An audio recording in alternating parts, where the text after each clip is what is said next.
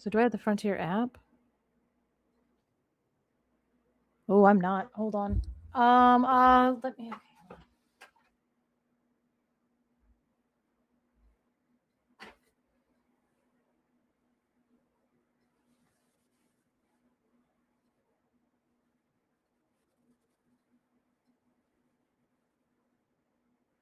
Ow!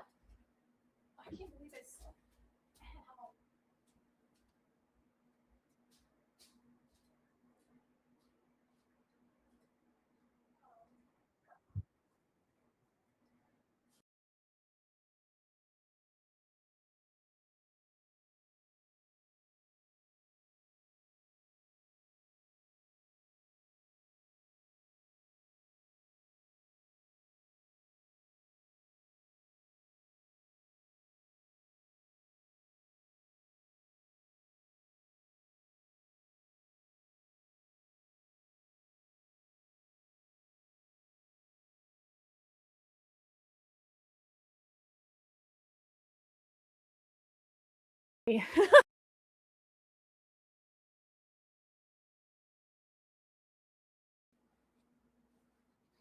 I'm okay, guys. I did not I guess Luke was doing some stuff and things, and I did not realize that I was unmuted, but I did trip over a box because, why not?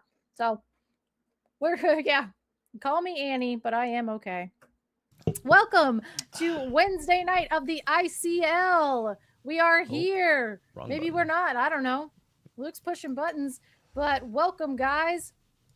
Yeah, there we are. There we are. Hey, we're good. Did you know that's my wife's name?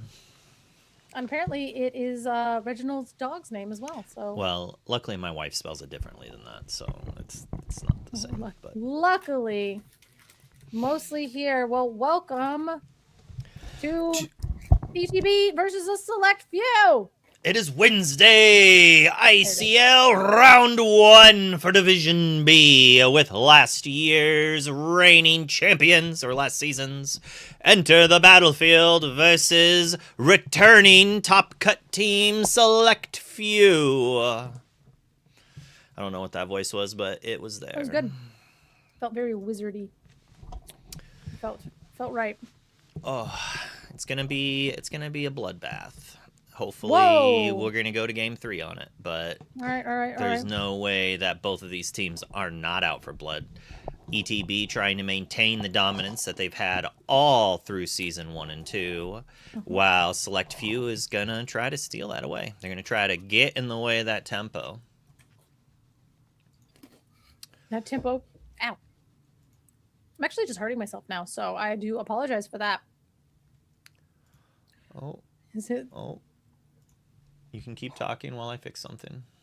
Oh, he's fixing something. And I am just trying to check in for my flight tomorrow. Did you figure out what time it was? It is not until 6 o'clock at night, so... Oh my goodness, that is late. It is late, but hey, fly in real... No, I don't have any checked bags. Oh, I'm not checked in. I did it. I did it! Congratulations! You get to fly now.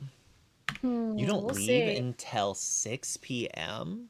Yeah, man, I had to get like a reasonably priced flight, which apparently getting to Baltimore is insane. So, we're doing our best. I leave at noon and get in at 4. Well, I leave at 6 and I get in at 11, so... I don't know what the plans are, but I'm really, really hoping that it is going to Gordo's shop, because that has been one of the, what's the word I'm looking for? It's not the only reason, but it's like one of the best things about going. There's tons of amazing reasons to go to Ink Ink, but like if you have not seen Gordo's shop, you just don't understand. You don't get it. It is like if you grew up as a nerdy kid at comic book stores and card stores, and you're like, oh, I wish I could do this, or this is how I would dream it up to be. It was like whoever had those dreams designed this layout. They're obviously a war gamer, though. They had almost every like old war figure painted, like from the micro like wargaming, like a lot. But they had a bunch of display cases out, and then board games everywhere. Oh man, it's a blast. Big fan of it. Yeah, I have not got to make it there yet, but I am excited. I'm excited. I mean, it'll be a little bit late by the time I get there, but hey, Yeah, you'll it's get fine. in by the time I think JD is Yep. going to claim he injured his leg and can't play basketball for money anymore. Oh yeah. What you guys are playing basketball? What is this? Me, I am watching them play basketball. Oh, him and Garrick. Oh my gosh. Garrick and Sky, and I'm sure there's going to be a few other people who get in on that too. But Ain't no way. But then again, I'll be on a plane, so I don't have to even worry about it. I don't have to admit how uncoordinated I am. just That try for is some three ICL pointers. time. Ooh, there's a lot of people in the waiting room. Like 30 or 40 Oh. people in there. Wow, everybody is excited about the ICL. Are you excited? Who do you got tonight? Chat. Who do we assume is going I to was win? going to say, are you actually going to make a prediction? Actually, tonight? no, I'm not. No. Reigning okay. champion or the challengers? Who will it be? I mean, statistically speaking, I should just say ETB, right? Because like the data just goes ahead and proves that they've won 100% of the time. So the question is, what do I call my followers? Followers. I don't have a cute little name for that. Why I know not? Katie tried to call them the Wonderkin for a long time. That's so funny. Aww. We Did not decided take that off. maybe the JDZs should be the Questlings, Like, but he's not here to defend himself, so I don't know. It's up to them. that was never something in the Twitch universe I really got into. Well, I will never that's be so like, fun. I'm a JDZ Questy. I don't A know. That's Questling. a Questling. Well, I'm not one, obviously. I said it wrong. Mm-hmm. Like, it sounds kind of cute, but obviously, you know. A little cringe. I think it's like, but yeah, a I think little he bit just of cringe wants, is like, good. It has to the be like OGs. sprinkled with the right amount of cringe to make it fun, right? Because like anything fun is a little cringe. Oh, I know. Well, yeah, earlier they were like, oh, can we be like the Colors Law crayons? Because like all of the colors in the color box. I was like, oh, that's kind of cute. And then like now I just see it as like the inklings for I don't know. Because like it was like a color thing. I don't know. But we've been talking about our favorite colors all day long. And it's been, I like the crayon things. I'm like, okay, you guys get to decide. That's you guys. You gotta like, I'll let you choose what you want to be called. I'm not gonna name you guys. It's kind of weird, but I did get to talk about everybody's favorite colors all day, and I kind of love that. So, wait, is it? All right, we're Is going it to segue. offensive? Are you Wait, more why is it offensive? red or green? Yeah, I was actually going to ask if you were in the military when you said that. I don't actually, understand that. Ninja Harley's making a joke about Marines eating crayons. It Oh, is I like a don't- known joke. Is it a known joke? Because I didn't know it. Yes, yes, it is. Oh, well, whatever. So I've already deleted that information from my brain. Wasn't important anyway. That's apparently like that's like a military thing that you gotta. You guys can duke that out however you feel like doing. But As what was someone the... who is not in the Marines, I will just take your word for that, TJ. I'm not gonna put my foot in the sand on making fun of military people. Like, Absolutely not. No, I have no right. it's like No. support, not tease. Well, I guess the colors is a little bit of tease, but as far as I'm aware, that is a playful, loving jest. If said by One that I like. I also say that I have not earned. have not earned the ability to be able to make jokes like that. Because yeah. Because well, I technically haven't either. You basically should probably serve to do that. But anyways, I digress. Red or green? for what? Pick one. It depends on the shade of red and it depends on the shade of green.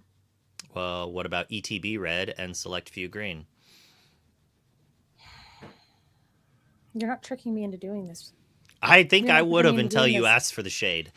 Yeah, because the shade is important. We have been talking about color all day, and that's fine. And Colbette, I was like, "What's your favorite color?" And she didn't say blue. She said cerulean. Oh, so you're not going it to matters. change the topic. You're not going to topic change It your way matters. out of this. And okay, actually, at one time, speaking of ETB, I think I asked Tabibi what his favorite color is, and you know what color his favorite color is? You know what What? this man said? Gold. All right, so gold or lime green, Kawasaki green or gold. I'm not doing this. I'm not doing this. I'm not I mean, doing you this. already said you were gonna go for Habibi, but I pushed or for ETB. I didn't say I was going for Habibi. I didn't say that. And don't you ever it's like you can't give him that. Absolutely not. So the question is like, if I vote for ETB, does that break the curse? Because I playfully, or maybe not, who knows? You'll never know. I predicted against ETB almost every single time. Oh gosh. Once the caster curse was like set in, I did it every time, and apparently was wrong, right? So it's like, if I'm rooting for them not to win because I want them to win, is that me rooting for them to win, or is it truly rooting against them? And if it is actually rooting for them to win, does that reverse the curse? We're metagaming the metagame of the metagame of curses. Is that what you? Yeah, of caster curses. Of caster's curses. You're trying to. Oh my gosh. Oh, my vote depends on the players. I mean, yeah, but like at the same time, I love all of the players. What has BB done to you? What isn't he like? I don't know. Does he have to? He made fun of me once, and now it's like a brutal. And petty. I said I'm spiteful. And I can't even remember what he said. You know what I mean? True spite at its best, right there. Oh yeah, forgive but never forget. Never. You mean don't forgive and instantly forget? Because you forgot why you got mad, but you never forgive. Wait, yes, okay, yeah, no, Luke figured it out. Okay, listen, my memory is not that great, so we can't ever, I forget, but like, I forget the details, but the spite stays true forever. Good.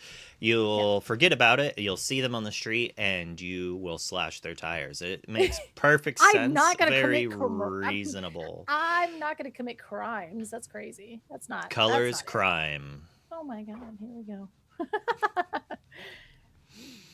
It could Puce. Okay, real Pookie Duke. Like, listen, Puce is a crazy. Like, Puce is not that bad. It was like a maroon color, but I learned what the color Puce, where it came from and what it is for, and it's a horrific thing, but variant of color. So we did mention it yesterday, and for those who did not listen to it, we did not listen, or well, when I talked about it, who weren't here watching. How about that? Is that is that better for you? Yeah.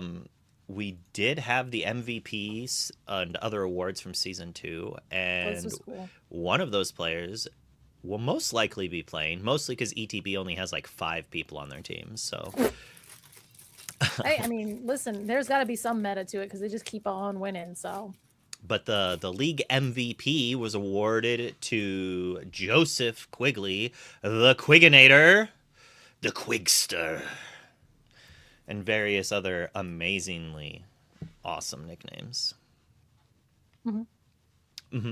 She says, what's your opinion on that color? Yeah, isn't it fun when someone notices you're not able to talk and then someone instantly asks them a question? Okay. I mean, I answered you. My opinion was, Oh, okay. Which means I agreed. And I'll quickly go through the other awards again as a recap. We had the Division Heroes, which was Richard Fumbles and Ghosty from SLTC and Restand, each respectively. And then the Untouchable MVPs, who had the best undefeated match record, was Restand's Dylan Crowley at 4-0. Team Slab Sharks with Dale Bolito at 4-0. I said his name right that time. The Incredibles, Randall Jeffries at 4-0. And Luxury Gaming's own team captain, Lux Ferrante. And then we also had the Old Reliable, also a Luxury Gaming player. We have Dan Zor holding the fort down, playing 8 every single round in Season 2. And then we had 2 standout rookies from this season. Randall Jeffries from the Incredibles and Dylan Crowley from Restand. Double awards on those 2 amazing players. I do believe most of these players are still playing in Season 3, but a couple of the teams did not have the time to come back. It is quite the commitment that some people might not realize to devote 2 day, or well, for the players it's a day every week, but I mean, like, most of us have jobs. Not everyone is as blessed as me, and has whatever. What are you doing?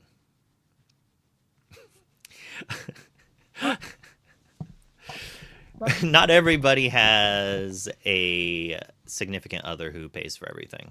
I'm quite happy about that. All the free time in the world. I say, as I'm just a stay-at-home parent, and like, 1 kid, easy peasy. 2 kids, no thank you.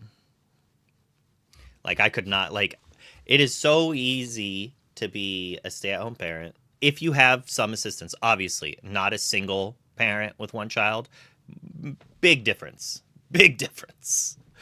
Because you're not the stay-at-home parent, right? You're the working parent that time as well, and that takes a lot of effort. But You're both.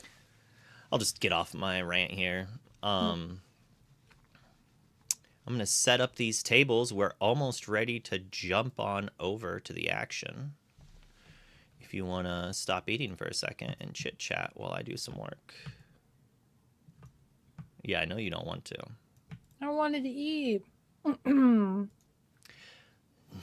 No soup for you.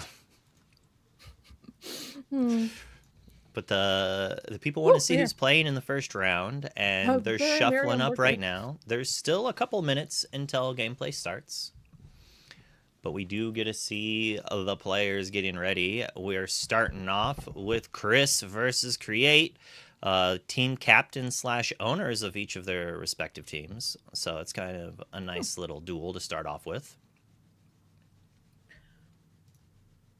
Bets off of Create's colors? Yeah. Well, the bet's over. We did it. That is, yeah, I think, I don't even have to look, but I'm just going to assume, like everyone else, that he's on Blue Steel. But who knows? Like, he is friends with quite a few other Blue Steel players. Maybe he's letting someone else do it. Hey, Luke, we have a new to the ICL. Zoogies asks if, how does the brackets work? So for this season, we have kind of changed it a little bit each season. Season 1, new, so we did Swiss. In Season 2, we did round robin, but ranking based on game wins over match wins. And this season, we are doing round robin, but matches over game wins. And there's 2 divisions. There's one division that plays on Tuesdays, Division A, and Division B plays on Wednesdays. There are 12 teams in each division. And he adjusts his camera after I adjust it.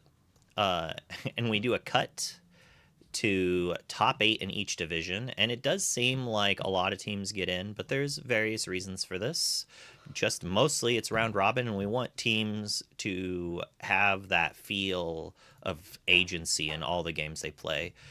So it increases and it makes your matches throughout the league more important to try to get in. And then for the teams that are already at the top, it is play draw dependent on the top cut. And playing first and having play draw on the first game of the best of 3 is pretty important. But for those who are not aware, the way we do it in the ICL, for at least we are only rolling a dice to see who plays game 1. After that, the team that lost the first match gets to choose play draw for the next match. That way you don't have some scenario where a team is just like, yeah, we lost the die roll all 3 rounds. It tries to equal it a little bit.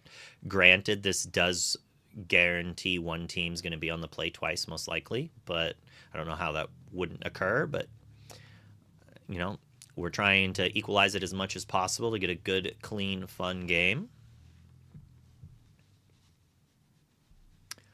I don't know the actual song.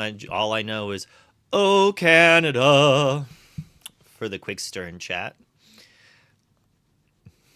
Basically as much as our own anthem we know. I don't know about you. I'm the type of singer who doesn't like know the words of anything, but once it's starting to sing, I can sing along with it, and my brain will like know what the next word is. But if you ask me what it is, I will have no idea how to respond. I have no idea. Yeah. Like, well, what's that song with the lyrics, blah, blah, blah. But as soon as it starts, I'm like, you're going to have to like sing it for me. Sing it for me. Oh, okay. Yeah. And then I can. Yeah.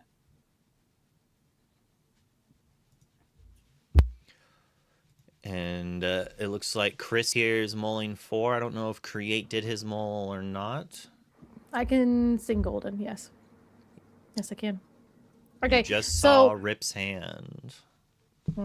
so the fun fact about it's not even a fun fact. Basically, one time, Garrick and JDZ were talking about what was the song that came out for like the year that you were born. Like, what was the song that was on the charts the year that you were born? And they were like, "Well, what's the song that was topping the charts when you were born, Color?" And I was like, "Oh, Golden." And Garrick goes like, "Oh, who sings that?" And I was like, "K-pop Demon Hunters." He was like, "I hate you. I hate you." He's like, "What?" You don't. I liked that song the first time or two I listened to it, but it did not I love it. tickle the tism pleasures enough to You listen to it got you have hundreds to of watch the times. movie. You have to watch the See, maybe movie. that's it. That's probably why I heard the song Because first. you're like, yes, because it's like, I don't know. Like my daughter started watching that movie and I was like, oh God. And then like about 5 minutes into it, I was like locked in, like completely locked in. I'm like, okay. And especially be like when I was younger, yeah, that movie would have had a chokehold on me. So yeah, here we are. So if you haven't seen it, go watch it. Go watch it. K-pop Demon Hunters is actually good. It's really good. I tricked Zennius into watching it. I said that we were going to be watching Freerun, and so then I just put on K-pop Demon Hunter, and he's like, "What is this?" And I was like, "Oh, it's fine." It was not. It was not fine, but he didn't hate it. He didn't like it, but he didn't hate it. He's like, "I see the appeal." I'm like, "Yeah, yeah, that's right." I don't think someone did, so I'm just gonna pay out to the left play. Who won game 3? Oh, actually, oh my, no one's getting paid out, or it was already done and I accidentally did it. Manage prediction. Oh, I'm so silly.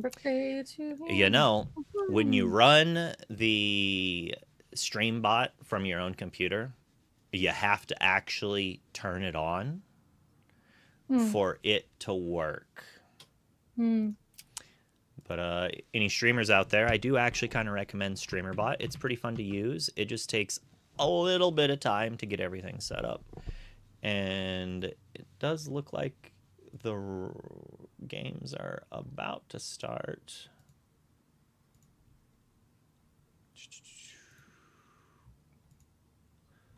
Shortly. What do you think Chris is playing? Cards. You're fired. He's gonna. Oh.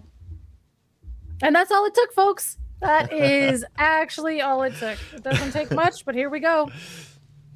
I'm predicting. I think I've gotten fired from Steel. the ICL like twice today, actually. Yellow blue versus blue steel. You think? That'd be cool. He's playing Lorcana. Yeah. Cobb. Don't encourage her. What? I'm a genius. I'm an actual comedic genius. Color is troll. That's so true. That's so true. That's better than most of the things I've been called. Honestly, I'll take that. I was like trying to do my resume for like, because I did apply to a bunch of jobs recently, and I was doing my resume, and I was like, doing the thing that some people do that don't tell my new employer. But I was like, ChatGPT, can you help me? My new employer. Yeah, like, can you help me make this a little bit more professional? And then they like made a paragraph. I was like, okay, make it more like my vibe. And they were like, do you want to go with the Chaos Gremlin? I was like, is that my vibe, ChatGPT? Like, are you serious? Bruh, like, maybe not the Gremlin. Gremlin's a little insulting. I was like, Chaos Gremlin? No, I'm trying to get hired. Are you insane? So, I don't know. Ask if you use ChatGPT, ask it what your vibe is and see what it says, because I was upset.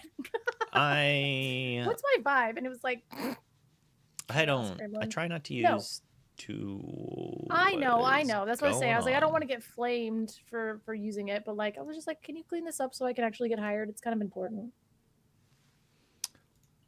What was that? Because I haven't tried to apply for a job for like, oh god, it's been so long. It's been so long. But I had a client tell me that she'll take a picture of her kid's room and be like, help me organize this. Bruh. Bruh.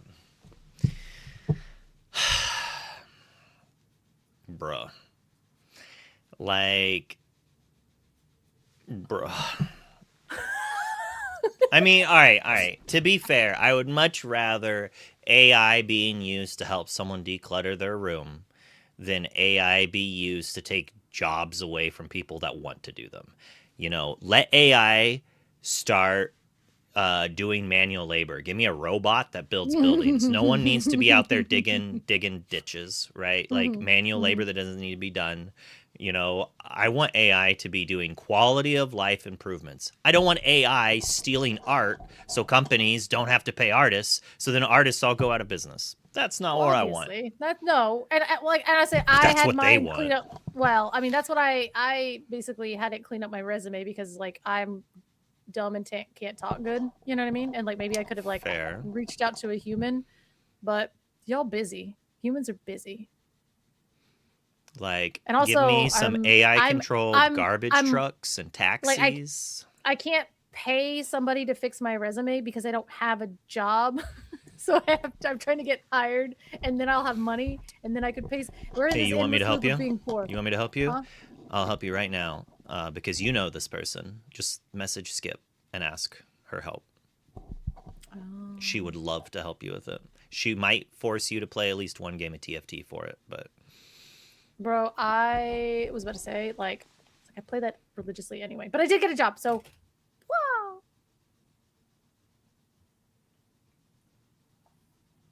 yeah.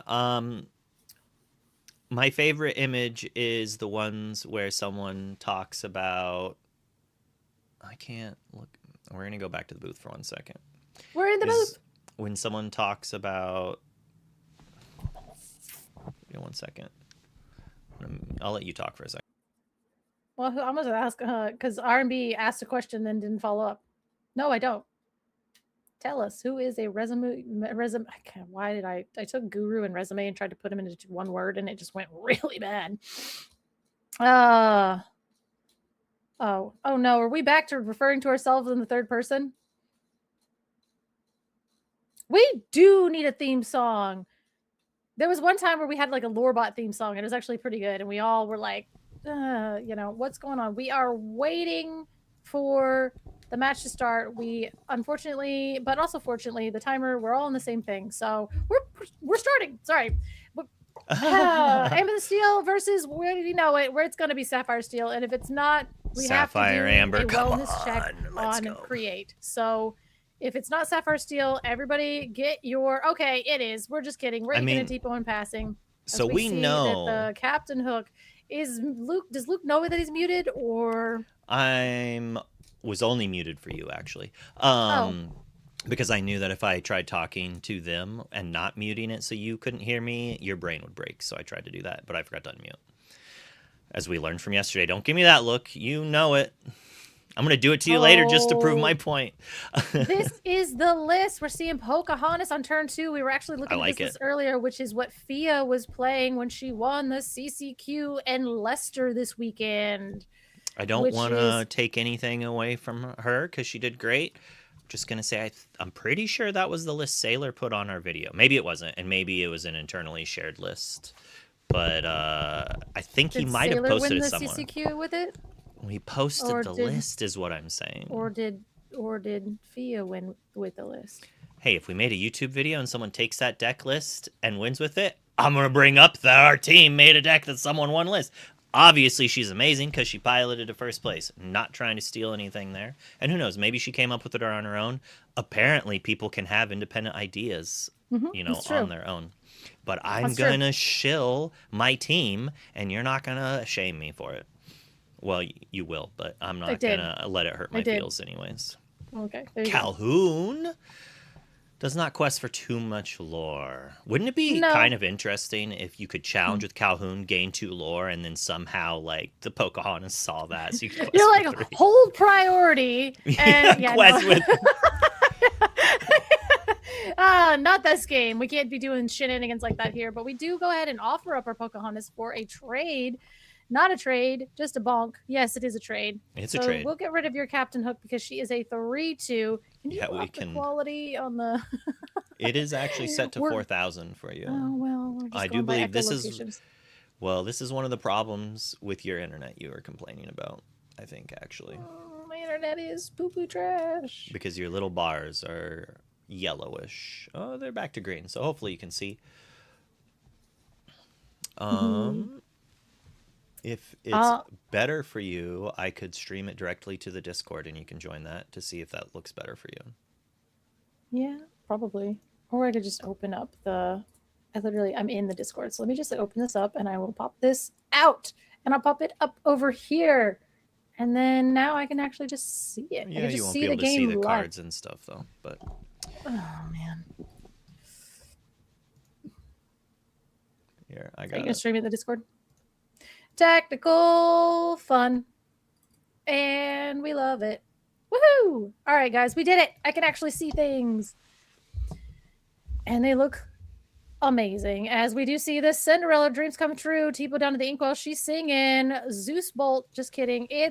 He hurled his thunderbolt onto that genie, which is the perfect answer to that.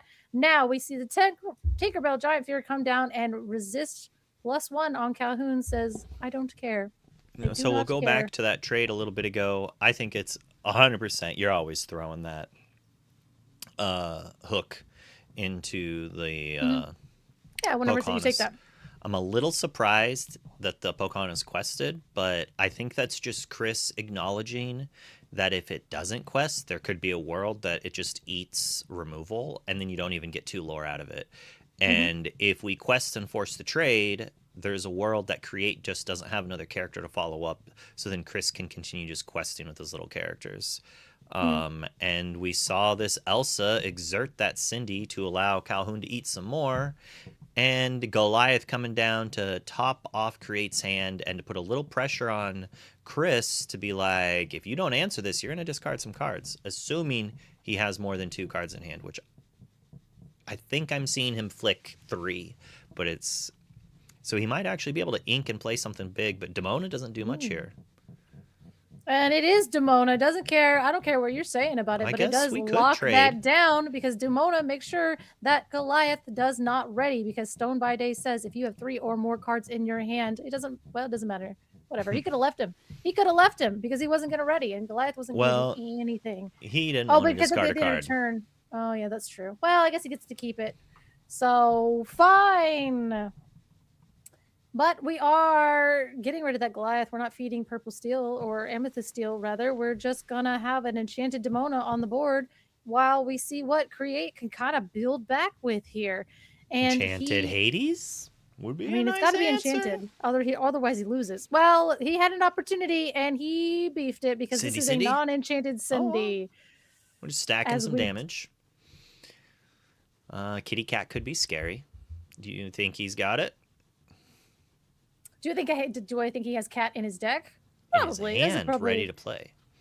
Who knows? We could not, but he just he didn't have it. He's just got a bunch of Captain Hooks, and he's gonna go wide with the dock. Actually, gas, because now we have 3 ink left over to play whatever it is, and it could be another dock because it always is. It's just kidding. It's a genie. Oh, geez. So magical resource. Create only have 1 card in hand, right? All right. So that kind of makes sense. It's an interesting turn. We could have inked a Hook, played Demona, drawn 2 cards. No, we're but scooping. We also give Create a couple cards. But he's seen it. He's seen that genie. His hand obviously had not the answer in it. So that Demona was good.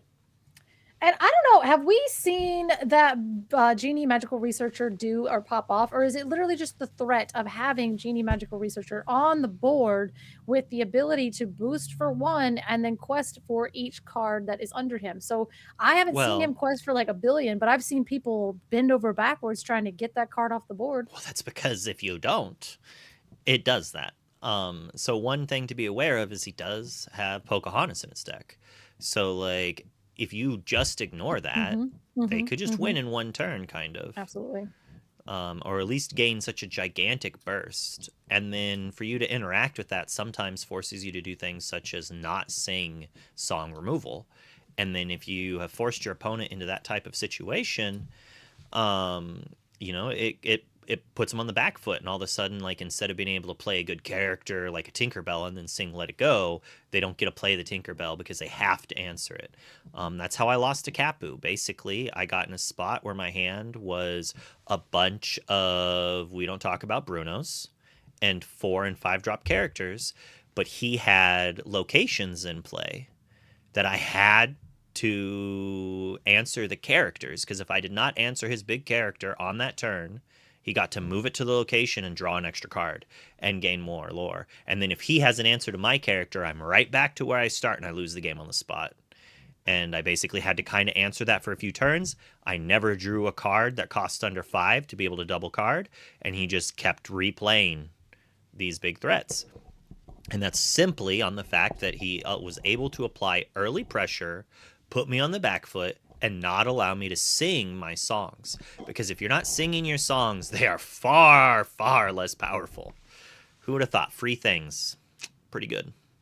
Free is good. That is my motto for set 11. Free is good. But again, yeah, like you were saying, that magical researcher just sitting there as a threat. And again, I think that goes back to when we had Flynn in our deck. And it's like, is Flynn even good? He just keeps getting popped by removal. I can never make my Flynn trigger. Yeah, he was a lightning rod, and just the mere existence of him meant that you had to change your entire game plan to make sure that you're playing around that strategy. And the Genie is kind of in that same vein, right? Oh, yeah. This Amethyst Steel list can definitely burst some lore, and from playing Emerald Sapphire last season, like, that's how I would, if I lost to Amethyst Steel, it normally had to do with a turn 2 Timothy Mouse and just giving so much pressure. They could go 1 drop, 2 drop that quest for 2, 3 drop, 4 drop, 5 drop, while also singing removal on my shift character, my shift targets. And if they're able to tempo into a Demona, then not even a Prince Philip will save me if I don't have the proper ramp to go with it as well. And it's just really backbreaking. Yep. But the ability to now play 4 Christopher Robins, so that Timothy on 2 is coming down on turn 1 or 2. Like, could you, like, it's so frustrating to lose on the play, Ooh, but like, we are inking the Jasmine and passing. Okay, like, sorry. this turn right here, Christopher Robin, game might just be over, because Create's shown that he probably does not have the hook because he didn't deploy it here. Unless he's slow rolling the hook and he has a sail and he doesn't care and he doesn't want it to get randomly cannoned or something. I wanted to see Christopher Robin into Pocahontas. That's what I wanted to see. As we ink a So strength, rude. another card you probably needed to play, but we do have the sail, so that's important. But everything else in our hand is uninkable. Thoughts? Anyone want to See, take we a had bet? the hook. We either Or we had the drew hook it. or we drew it. Manage Yeah, predictions. The left player won. We are looking at a hand that is probably... Maybe we're going all in on ramp for some reason. What do you guys got in Sapphire over there? Are we ramping to Spooky Site? Cindy into Tinkerbell. All right, so on the play, 1 Sail or Tipo into Cindy, into Tinkerbell, should win you most games against aggro decks if they don't have some answer for the Tinkerbell. I was gonna say, this is a steel deck. This is not an aggro. I mean, it's an aggro deck, right? It's aggressive, but it's not. But they don't. It's have not enough. like aggro. I mean, Tinkerbell was swiftly dealt with in the last game, but being on the draw, Tinkerbell wasn't played on turn 4 on the play. That's what I mean. Is on the play. Oh well. You need to get around the strengths, or else exerting and then something hitting it. So, I mean, to be fair, Aggro with teeth. I In love it. 2 turns, if he doesn't play it on this turn and waits till next turn, then Elsa could exert it and Hook and Calhoun take it down. But that's the earliest play outside. I mean, it is possible that Chris is just like, I'm a mad lad. 1-drop, 1-drop, dock, draw 2 cards, strength your character. I mean, that could happen. That could happen. It's not happening now. Cat This is one of the best down. openings we could get. Like, do we have the Tinkerbell to boot? Nope, we have a Goliath. Nope, that's Lex. Nope, that's Bronx. That's Pluto. What is that? It's Oh my a God. good boy. My brain could not Nope, I was not registering. That felt like one of those Rorschach Steel puzzles. champion. Yep, this card's pretty good in some situations, but Janie feels a little bit better. But Pluto does say during your turn, whenever one of your steel characters banishes another in a challenge, you gain 2 lore, which we love that. And then whatever, can we put this on Darkwing's Tower, Ryan? R&B, can we put this on Darkwing's Tower? Sorry. If only this Pluto was a Goliath. If they were swapped from game to game, that would have been so much better, probably. Like, because Chris wouldn't have played the Genie, most likely. I mean, he's got 4 cards in hand now because of this Genie. Also, I think Chris just missed ink. Maybe. No. It's hard to say. Create's ramped so much. I can't just glance. He's ramped twice. So he's down to 5. So I guess he did not miss ink. I'm silly. Ryan is pooping on your fun as Create goes for the good old Doc Draw 2. Doc draw 2, and then we can go ahead and use Cindy's trigger at the end of our turn to then ink it, but then we're going to sing Let It Go onto the Genie. And having about, I mean, this amount of card draw and this amount of removal is kind of really good. This is the problem is that Create had 3 cards in hand, and it's really unfortunate that it was Cindy, Doc, and Vincenzo, because he needed 1 ink to play the Vincenzo, and playing Vincenzo would have been insane. But he just didn't have it. So here's a pondery for you. Should you have just played Cinderella and inked the Doc off of the Cindy to get your ink, get a new fresh card? It's basically you're saying, instead of a 1-3 in play, I'm gonna draw those 2 cards and turn one of those cards into Vincenzo, because it's like you ink the Doc but you draw a card and you pretend the Vincenzo is a card you drew. So it's like the same cards, but you're guaranteed the Vincenzo. That might have been a way to get out of this, because that is a body that is difficult for Chris to answer and gets rid of this insanely frustrating Calhoun. Strength, just kidding, not strength, but yeah, Doc basically says if you have no cards in hand, it does, you are able to just draw 2 cards. So, you know what I mean? Yep, you just discard your hand. And if you have 0 cards in hand in Disney Arcana, you do what you can. If you have 0 cards, then you discard nothing and you just draw 2. So you get to refill your hand if he is your last character. As we see a bunch of stuff happening here. We got fire the cannons. We got some cleaning up. We got some trade. What are we judging here? We can't see. We didn't. Oh, we're a little bit behind. I was like, what are we upset about? As Namari comes down, and we are going to draw from her ability, which says that when you play her and at the beginning of your turn, you can draw and discard a card. So we will go ahead and draw and discard a Jasmine. Get that out of here. That's not helping us. But Namari's strength is also equal to the amount of cards in your discard. So she's approximately a 32-5, which is my estimation of how many cards are in there. Yes.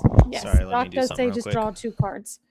And as we play our Elsa, 5th Spirit, and if we go ahead and challenge into the Doc, we double challenge the Doc because Doc is a 1-3. So it did take both of our 5th Spirits to take her down, taking 1 damage back. If we were to go ahead and change it into the Namari, of course, she is a 5 willpower, and we would just obliterate both Elsas and do nothing. So Strength of a Raging Fire into another Doc.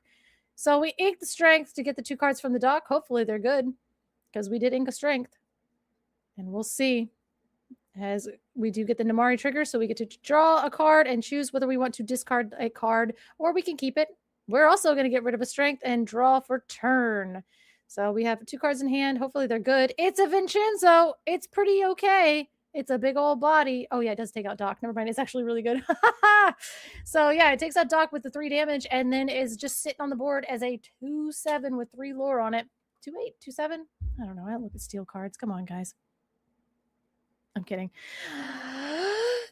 And we go back to Chris's turn with our 2 ouchied Elsa 5th spirits. They're just sitting there with the 1 damage on them. So if we do have a Cheshire Cat, maybe we can start moving it over. But you are going to have to get through 8 willpower worth of Vincenzo. Remember when I was like, maybe keeping a Vincenzo would be insane?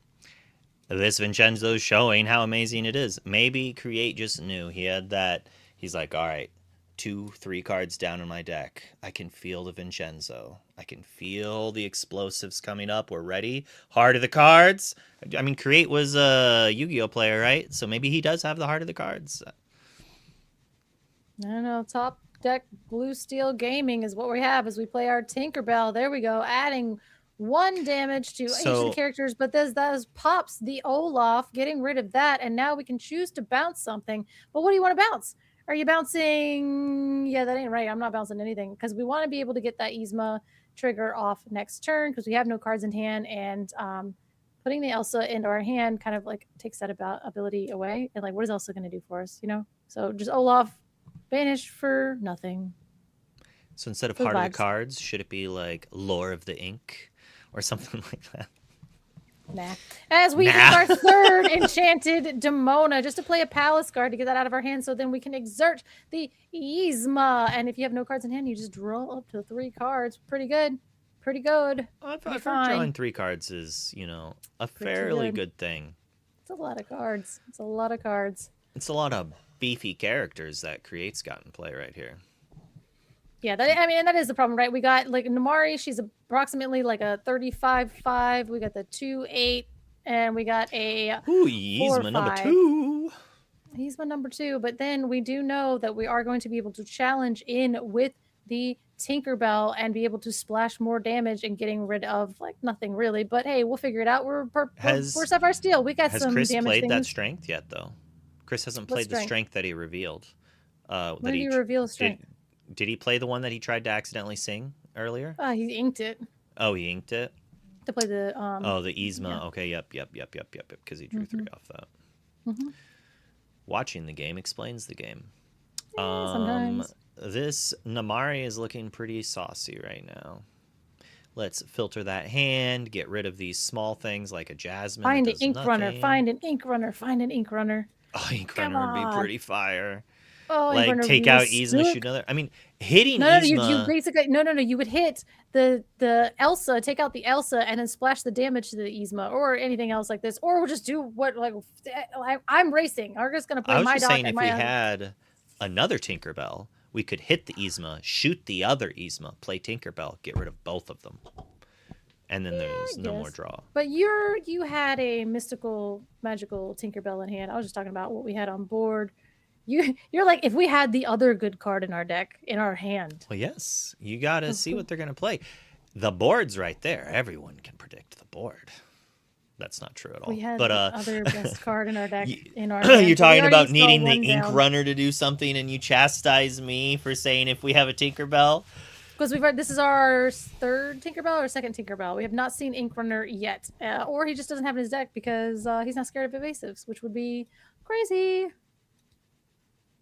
We have not seen an ink runner yet, but we are down to, I think, 50% down on our Tinkerbells, as we are going to send her in responsibly into singing. Just kidding. We're just going to sing it.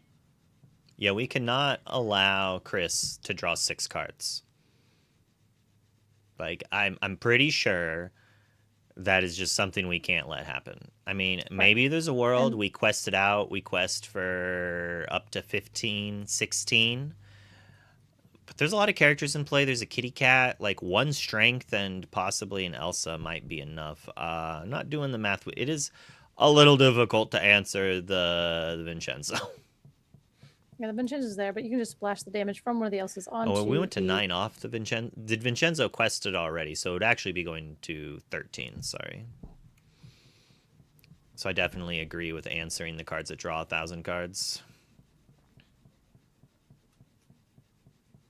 As we have our healed Elsa, we went ahead and boosted our inexplicable cat and to get that damage off of the Elsa and throw it into the Namari, finishing it off and into the discard as we have Angel Siren Song coming down. And we know that this card is kind of crazy if you got a lot of cards in hand, which would be good with the Yzmas that are gone. But she says whenever you can use and discard a card and then you could just do 2 damage. She is 4 angels in a deck filled with a rest and it's just 50 something fire the cannons. That's essentially what your deck is at this point. Doesn't and do much here though. What are you going to do with the angel on this board? I feel like you're going to lose characters to take out Vincenzo. Well, not lose, but stack a bunch of damage. Yep, so we're going to challenge it twice. Activate. Oh, well, I was thinking we'd activate cat, discard a card. We already activated. Oh, we already used cat. That's right. Okay, never mind. Watching the game explains the game. All right, as we do ready all of our beefy little characters over here, and we know that Jasmine, that girl, she does quest, and when she quests, you get to look at the top, I don't know, 300 cards of your deck and pick out an ally and put it into your hand, which then we do have Hades, Infernal Schemer, not an ally, but a very good card, going ahead and getting rid of that cat, which is going to be able to move damage shenanigans and pair really well with the angel. The Jasmine is also one of the prettiest enchanteds in the game. It might be my favorite. Actually, yep. And we're just going sideways here, questing it out because look at that. All of our characters have so much lore and your characters have noodle arms. So I need you to get rid of our 2, 4, 6, 7, 8, 9, 10 lore on the board. Hey, it'll be fine. Easy peasy. That's it. That's all we need to do. Easy peasy lemon squeezy. Yeah, hold up. We're counting. Why are we counting? Interesting. We're going up. And then we're going to have it in play. Hold on. He's like, hold. That's not enough. Hold on. The Vincenzo is exerted. Oh! The Vincenzo was exerted. We forgot about the most important thing. It's your opponent's card. It says chosen character. Oh my gosh. So, was there a character we could have challenged instead? Was there a character? What did we Hades? It's possible. I'll tell you one thing right now, though. Right now, for sure. He's not going to do that again. And I know I have been in that spot. I'll tell you what. It doesn't feel good. But it is a way to learn that lesson. It is a great way to learn the lesson. Like, imagine if it was at a DLC, it's not. You got to think of it that way. The ICL matters. Obviously, the players really want to win. It doesn't matter, but, come on now. I wanted to see it. It does hurt. We all learned a lesson. I laughed because it's crazy because I did forget. And I know, when I saw that card, I was like, oh, wouldn't that be crazy in Infinity if somehow your, opponent didn't win with their exerted Tamatoa, or if you exert their Tamatoa and then target it before they can use it, which would be hilarious. There we go. Danzor gets it. Pocahontas also team up on a Tamatoa Infinity. That is literally, I made that joke 1,000 times, but yes, that's what I want to see. And then going there, I was like, oh yeah, he can absolutely target the Pocahontas or the exerted character. God, that's so good. That's so good. We got some technical stuff going on. Yeah, I'm setting up our backup match right now. Backup match? Just like yesterday, we jump over and we're going to watch another match. All right, so yesterday the games were finished really quickly. We saw a very quick match right there. So what's going to happen is... Oh, that was a 2. Oh my gosh. Okay, my bad. I forgot that the first game happened. I forgot that was game 2. I literally thought that was game 1. I was like, wait, I don't know what happened. I want to see who's going to win. And I get to... That's crazy. I can find it. I get to show off my new things I did. I spent some effort this afternoon changing layouts so I could quickly press a button, and we have all the correct lore totals and everything. But I didn't change the... God, what table are you at? I don't want to have to like search for you every Table single time. 2. Holy. I didn't change this team logos though because I'm silly. Horizons Ruby Steel. Are you So gonna? we've got the Salty Ducks playing against the Lazy Boys, right? Yeah. It's gotta stream Brayden, so I it. thought it was the thing in a second. Stream it in the Oh, yeah, Discord. you need me to do this, but And we've got 3 Hades on that side. My goodness. 3 Hades is too many. 3 Docs is also too many too, you know? So what is happening over here? As we do. Andy suffers from restless leg syndrome, just like I do. As you can see from the table shaking. All right. I don't know which game was that. What game was that? Well, they're shuffling, so I'm assuming. Are we going It's to a game game. 3? We're on our way to game 3. Yeah, Andy, you gotta chill. You know, we're gonna.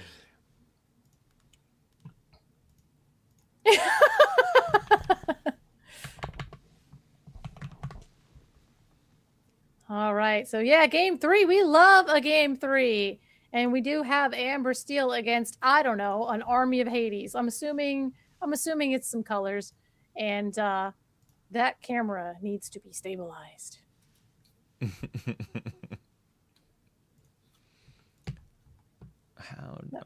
don't remember how to fix this. I think Let's go, Andy. We got some Andy fans in the chat saying, let's go. Nope, that was the wrong direction. And we are now Amber Steel There against every Hades in Andy's deck. Andy's here. Panic. Yeah, it's like Andy's here. And then, yeah, we get to do those jokes. All set. Wilds unknown. We're doing it. Andy's here, and we're all going to drop to the floor, and it's going to be great. I can't wait for Toy Story shenanigans. So I'm not going to go into too much detail about it, but if you like some kind of weird things that are maybe gross, it's maybe gross is the right thing. Meat Crown, I think, has a pretty funny Toy Story skit thing. And that's all I'm going to go into it because it's not necessarily family friendly. So do not watch that. Don't watch any of the meat whatever. What is? I'm going to have to look it up. Don't ever watch that with your kids in the room. Meat Canyon, I guess. Canyon? I always thought it was crowns, but it appears to be canon. Or crayon. Yeah, oh, there's... Maybe there's a... Okay, I think it's Canyon. I don't know. Google it. You can figure it out. It's funny. We'll see what's happening here and who's gonna get it. What if there's a purple board wipe? Andy's here. Exert all opposing characters they do not ready at the start of the next turn. That card would be actually busted, and of course it would be Amethyst. Of course it would be Amethyst. Ryan, chill.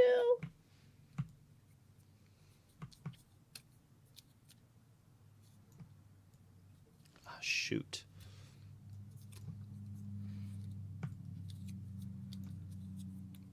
All right, let's go. We have somebody on the play. I don't know who it is, but as soon as we figure it out, it's going to be apparent and we'll know. And it is probably Andy. Unless Brayden inked and passed. All right, it's Blurple. Hooray! Those are cards on the table. I don't know what those cards are. If it's not a one, okay, there we go. Oh, Brayden's upside down, but it's fine. I tried to... Did he? Oh, it was Brayden. He went ink pass and he's playing. Oh no, Amber Steel inking and passing on turn 1. Now we've got a Troubadour on the board, but missing a 1-drop in Amber Steel is literally, I don't care what meta it is. It's not what you want. You don't want it. It's not cool. He's at least on the play, though. It makes it much more palatable. I suppose so. When As Tipo goes into the inkwell and we sail it out because probably playing anything else into a troubadour, which will be able to sing some songs, we don't really want to do that. So leaving the Tipo in the inkwell, playing the sail to draw a card, and inking an Elsa. It's a pretty good card to ink. Bad card to ink. Elsa Depending on fifth who you ink, fifth ink. I mean, yeah, that's not great, but it might be fine because you might have the rest of your Elsas in your hand. You didn't And like that's that probably joke? good. I finally made a joke about its variant name, and you didn't even like it. I almost know none of the variant names, but I knew that she's the fifth spirit. I'm pretty sure that's the rushy one. Let's figure it out. Stay Let's find tuned out after the together, ICL chat. where we throw Luke a parade for remembering Yes! a code at Amuti, which is one of my favorite new cards. It says, sing this, you get to draw a card, which is crazy, and then you can pay 2 less for your next character, which now lets us play our aerial ethereal voice on turn 3 and booster. That's by the way, character. Woo! This is like big boy mid range, right? We saw Kood try to Love cheat it. out, successfully cheat out this aerial, but then we see Namari go into the inkwell. We saw Braden consider inking the Rhino, so he's got some medium level beef to deal with these aggressive Amethyst Steel decks, supposedly, and hopefully still get underneath the control decks that might be in the format. It's hard to say if Emerald Sapphire and Amber Sapphire just get pushed out of the format. This would be the type of control deck that could happen, because these decks cannot beat those decks, right? My worry would be for Braden that maybe he can't beat Blurple. But we're going to find out right now. As we do have, he already beat him once. We are on game 3, and Genie, wish fulfilled, comes down, draw him a card. We're just going to go ahead and quest with this little jingling up. Just kidding. We are going to put 1 damage into it. And he's like, okay, well, I drew that, but, it's still a 1/3 with resist. So my octopus has done 2 damage to that. Please have Ohana in hand. Please, it's not a song. It is a song. Please have Ohana. It's not in a hand. sonna. Please hold. It is Ohana would be okay. so busted. Yeah, it would be very busted. Sky Donna? I said it wasn't family friendly. Yeah, bro. Someone else in chat said it was great though, so. But we did get to sing the Thunderbolt and then draw a card from the ability, and we are going to go ahead and ping you with the Angel Siren song. So Braden is making a pretty good showing for this Amber Steel strategy. I'm like upset, but I'm still stoked because it's not just a blurple mirror, you guys. We're seeing it live on the ICL. I can't remember. You don't have to pay 1 with Ariel, right? You just have to booster once and that's it. And yes, so she says that once during your turn, which is an actual nightmare, once during your turn, if you sing a song, you may draw a card if there is a card under her. So yes, she is technically like a 5-drop because you have to be able to have a card under her unless you cheat the boost out. But hey, the card's kind of good. I'm sorry, I'm just laughing at Sky Doll. I always say Sky Donna, but it's Sky Doll Noah? It's called Sky Doll Noah. So should I just be calling you Sky Doll? Or Sky? I'm just going to stick with Sky. I don't know. Ooh! This card has been so good. Like, Ariel was insane in set 1, but now instead of songs, she grabs docks. Didn't need the dock. Grabbed the reloaded discard to return another day. And Andy doesn't have anything to really answer that, as well as answering other cards. This game is looking really in Braden's favor in every aspect except for the lore department. I mean, when you have 4 characters and your opponent has 0 characters, you are still winning in the lore department. And Ariel does have 2 lore, which is kind of crazy. But Namari being a 3-cost 3/3 is actually way bigger than I thought it was going to be. Just being able to have that 3 challenging power in your deck at that 3 cost is pretty good. And we just go ahead and throw down a Genie. Hopefully be able to draw a card and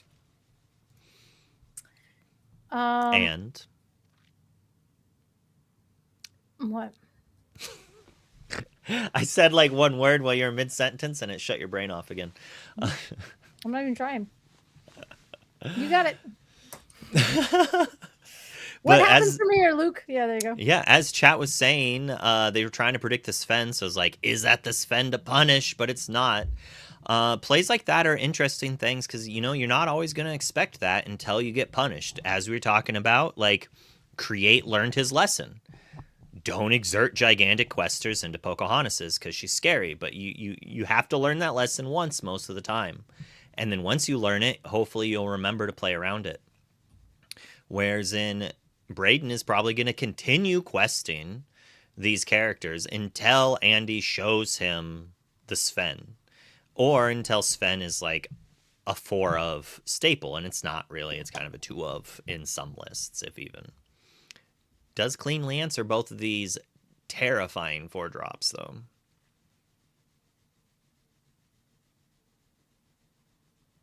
Which one of those?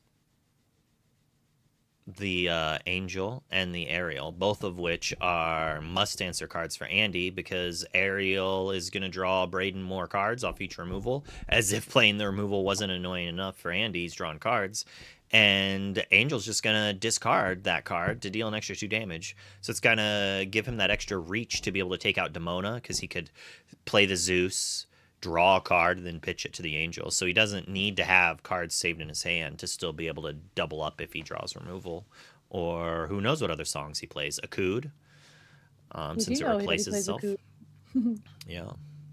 We've synced it. We got it. And that's how we got our ethereal voice out on turn 3, which was amazing. And it's everything I wanted to see out of an Amber Steel deck. And again, kind of like what you were saying, having those 2 angels on the board, the 2 docks to refill our hand. I mean, the Ariel, whenever we're singing songs, we need to be able to, like, it was just being able to draw a card. So kind of sitting here thinking about some stuff and some things. I'm trying to figure out maybe what we're trying to quest, if we're trying to, win the game, or if we want to maybe just keep singing songs and drawing cards. It's a pretty good thing, right? We're set up in a good spot.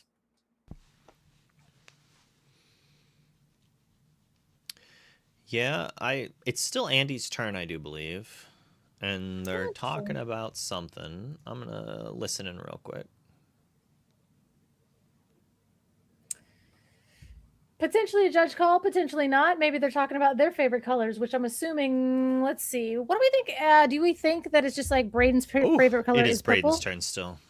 Yeah, I figured Braden was tanking a little bit, trying to figure out what we were trying to do here. But, we do see that Carefree Snowboarder into the discard. Man, I love that card so much, especially in this situation, because he's going to just go ahead and quest. And we have a Coot in your deck. I mean, the Carefree Snowboarder is so good. As we go ahead, and he wasn't supposed to reveal that card. That's why he's like, oh no. He accidentally revealed the flip card, which is like just a clerical issue. I'm sure they're just like trying to figure out what to do. It should just be like whatever. It's going to zinc. It's not going to his hand or anything. It is cut his card in half.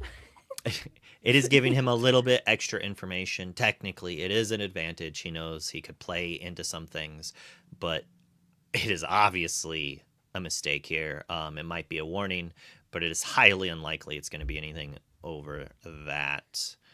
And the last turn, when we were like, what is he doing? And then the genie disappeared. He was tanking on what to do, and he decided to discard both of the cards from his hand to deal 4 damage to the genie. What, Ninja Hearted? Come on, I'm just kidding. All right, my 4th favorite color. Let's see. I like purple and blue are definitely, they are like alternating for the first. Pink and purple kind of like alternate second. So then I probably like some kind of like I don't know, like Maleficent green. I think probably ends up in the 4th column. Wait, is that the 5-drop Hades? What? What are you talking about? Okay, so no, we're shuffling. All right. So I think what the judge is doing. Oh, yes. You were gonna say. I'll let you do it. So basically, what they did is, because you saw the Akud, we'll go ahead and shuffle that into your deck, and then I don't know if you maybe because like we don't get to ink that card.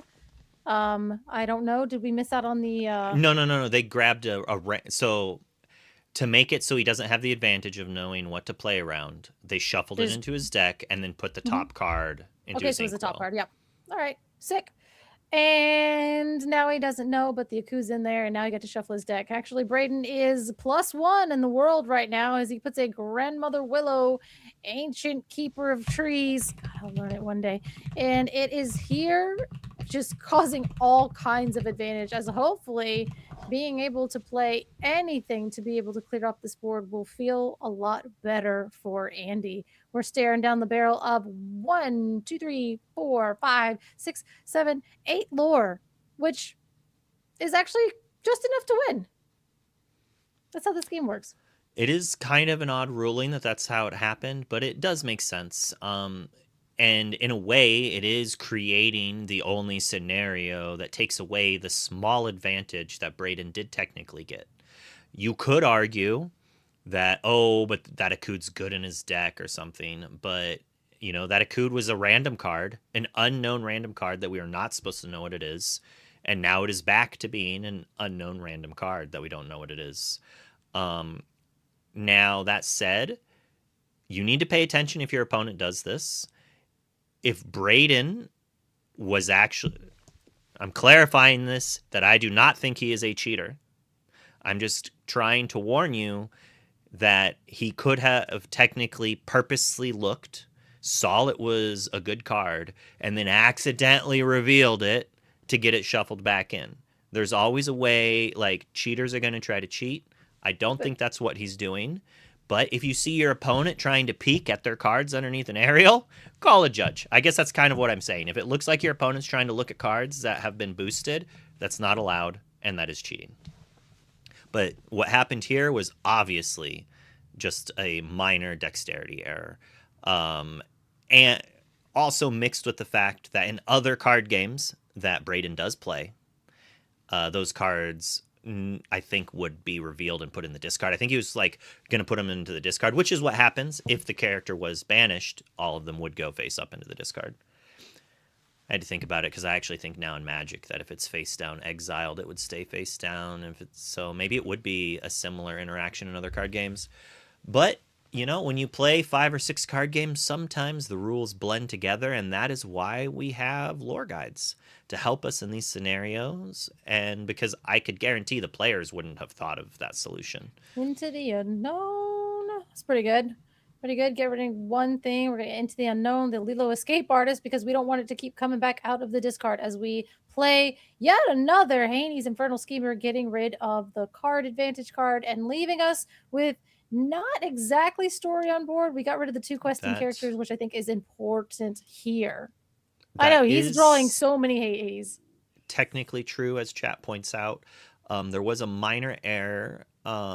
They should have asked, or maybe they did, if there was any known cards on the deck. And then the answer should have been yes, the nanny, but maybe we forgot. And then we should have taken the 3 bottom cards, set them aside, then shuffled in the Akud, and then taken a random card and then put those cards on top of the nanny. Since we did know those were on the bottom, we know that we're not drawing them, and that is information to keep. Nanny. I want to say Nani, but I just start talking and then I don't think about it, and I speak before I think, and I say nanny. I don't know why. I don't actually know what her name is in the movie. I just want to say Nani. That's just what I want to say. That's her name. Well, hopefully I'll say it correctly, but as the history has shown, it's going to take you correcting me about 5 or 6 more times. I don't even remember what I used to call Mother Knows Best. It was I might have called it like Listen to Your Mother or something like that. I know I used to call Let It Go, Let It Be. So we were singing Beatles songs. Shout out to the Beatles fans out there, yeah. There's only 5 on the board. 1, 2, 3, 4, 6. 5, 6. I do see 6 lore on the board, including the Rhino that made us a little sneaky way in there. But there was an exerted character that got Hades'd. Correct? So that would be where the 6th lore was. And as the judge said, he forgot that... See, my brain is like, Nani, nanny, Nani, nanny, Nani. Because it's not... She does not work at someone's house cleaning it up. So she's not a nanny. That's what I have to think in my head every time. This is what high functioning autistic ADHD looks like, folks.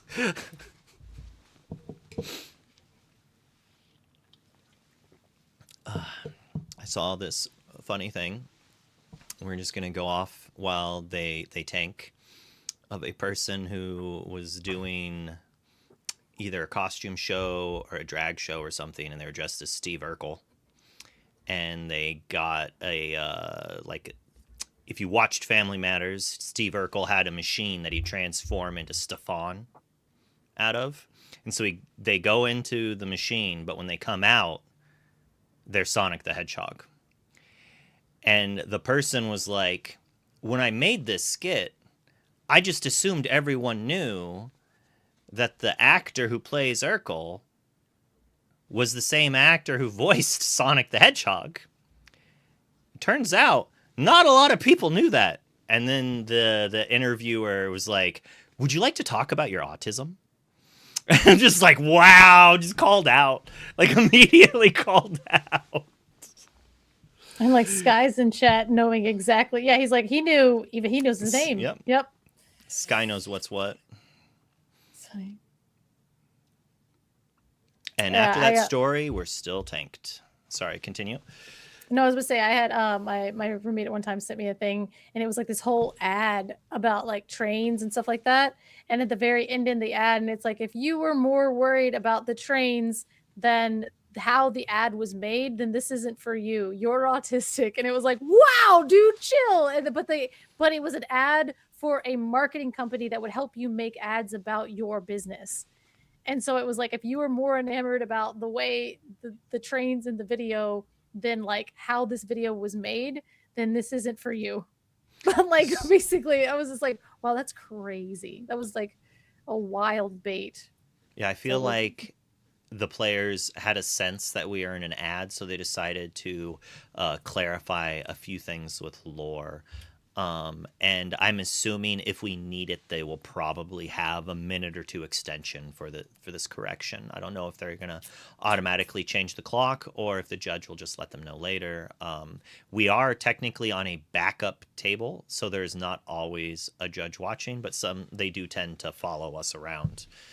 It's a fun game where I try to jump into a room without telling anyone and see who can follow. Color already had some difficulty finding it.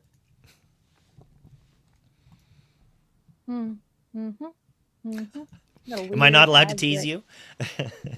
No, there's just like this weird, there's this weird ad where basically I don't know if anybody else is getting this ad, but basically it's like I don't know, man. It's a weird ad. I'm just like, what in the world? What in the world? I'm trying to find Luke. Oh, we didn't change. We're in the same channel as before. Oh, okay. I was like, I don't know. I thought we were trying to. That ad was crazy. I don't know if you guys are getting the same ads as me, but it's actually insane. So we're gonna go ahead and scoop it up, I guess, because Brayden wins. I'm assuming that's what happened here. We're gonna jump back into the booth. I'm gonna double check to see. That's got to be time in the round, right? Well, we had about 10 minutes in. Harley once again does not want other people to watch ads. Thank you very much. Miss me again with the gifted subs. Aren't you already subbed? Nah. Oh, I was gonna say, if you're subbed, you can't get hit. Be kind of funny if you could, and it's just like, in 2 months you get a gifted sub. Yeah, like they just kind of hang out for a little bit. But yeah, no, because I just had to watch that really upsetting ad about the girl. Like the ad is basically the girl is texting and she's like, she's texting. She's like, I think I'm going to fail this test. And they're like, oh, do you want something for it? And it was like a little emoji of a pill. And she's like, yeah, I'll try anything. And then she takes one pill and somehow ODs and the ambulance gets called. And then like they show up and then like it shows her changing her mind and saying, no, thanks. I don't want any drugs. I don't know, man. The ad's wild. I don't understand. I don't understand what they're advertising. And I don't know what she took, if she took one prescription pill and died. You know? What? That's what I'm trying to say. The ad is unhinged. I don't know what the ad is actually advertising. Because in Don't it, do drugs, okay? I mean, I guess, but like she took one pill and OD'd and had the ambulance called on her. Like, what happened? All right. It's a weird commercial, and I don't know what it's trying to sell me. 1, 2, 3, 4, 5. There might actually still be one match going. I'm gonna check it out. Nope, no. Joke's on you guys, it was just an aspirin. She just got like a weak liver and ended up having to go to the hospital. All right, there's this. It was it was an actual cyanide pills. That's what I'm saying. Like, it was just like, oh, it was like, I'll try anything. And then her friend gave her a bottle with one pill in it. And then she just took one pill and then like got dizzy, passed out. And then like, you know. The names are wrong, but I right. will get them changed shortly. I just figured we want to see this action while we can. So I'm going to put it up there. We got some more blurple. More blurple. Well, yeah, you should never. I mean, obviously the ad is like, don't do drugs, right? But power thirst, that's what it is. Okay. But like, I don't know.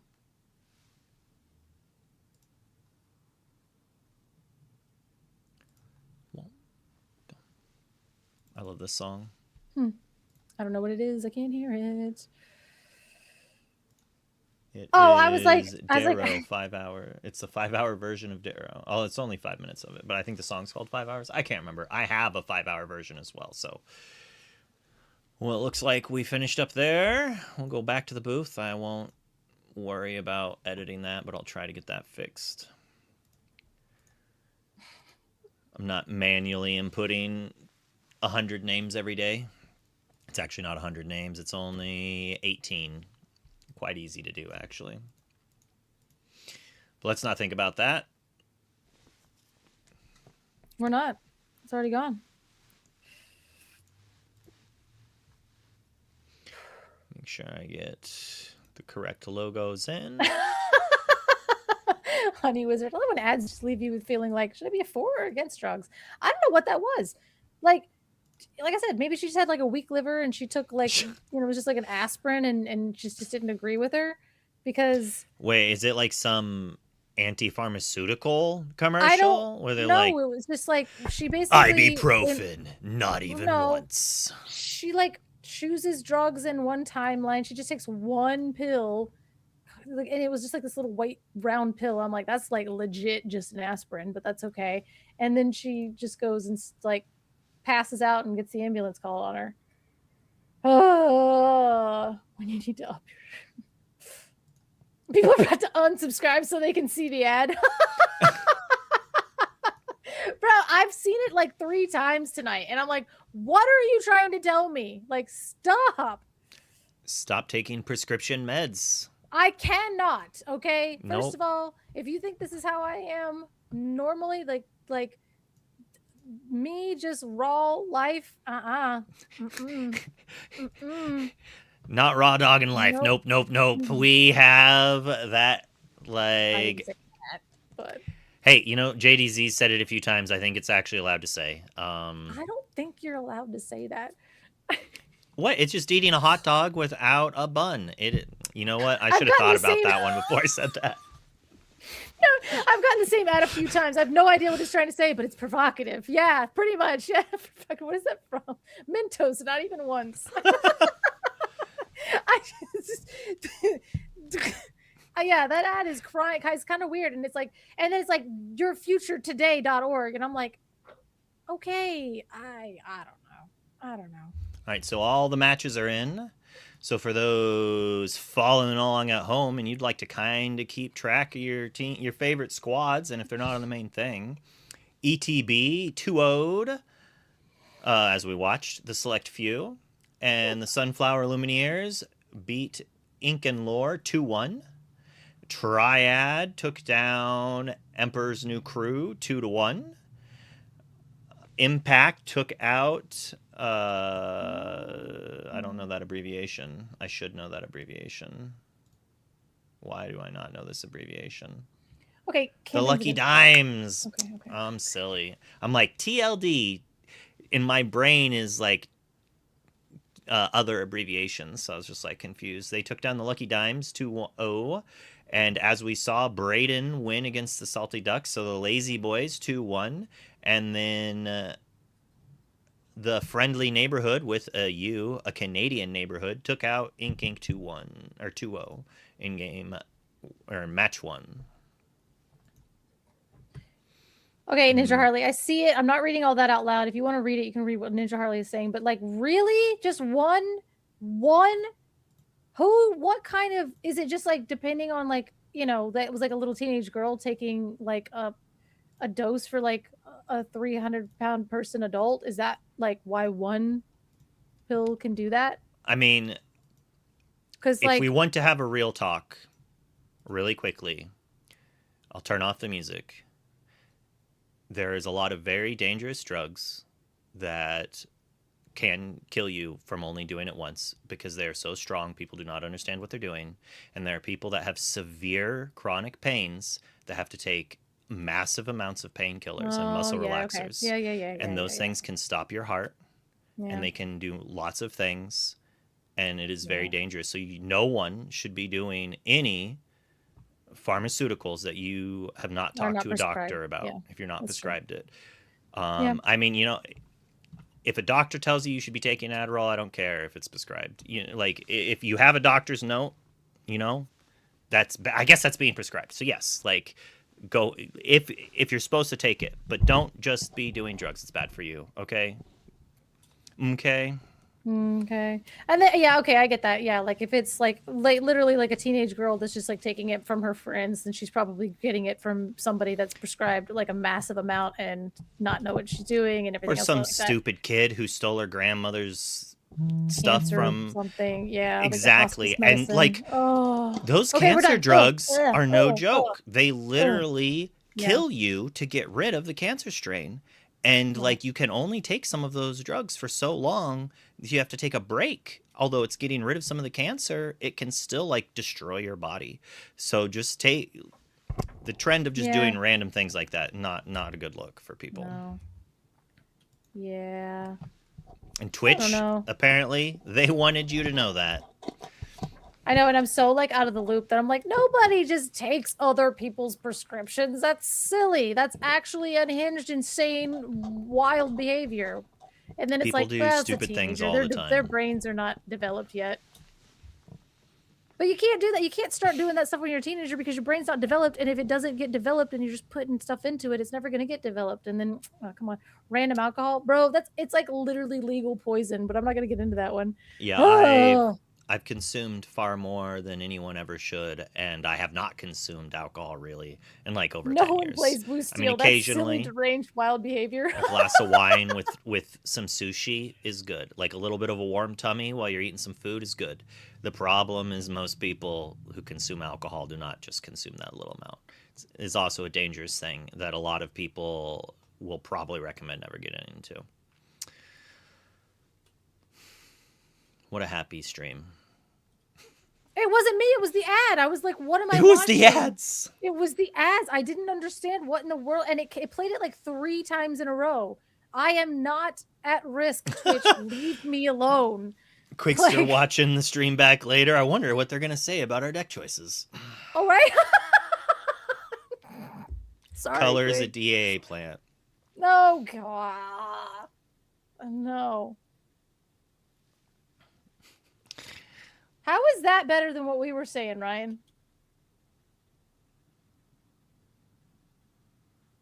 It probably is because he's in chat. It's not recorded. Oh, okay. It's not, but it did serve its purpose, kind of. As we wait for a couple more to get all pushed through. All I heard is don't play Blue Steel. All right, Moxie's here with the lesson to be learned. And thank you, Dad.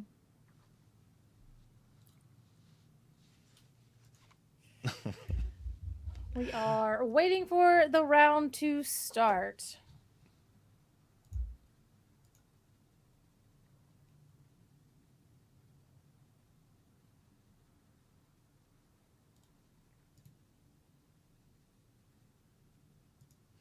What do we think Quigs is on? I'm assuming Quigster is on detectives. Even if I'm morally against it. I don't know why I'd be morally against detectives, but I don't know.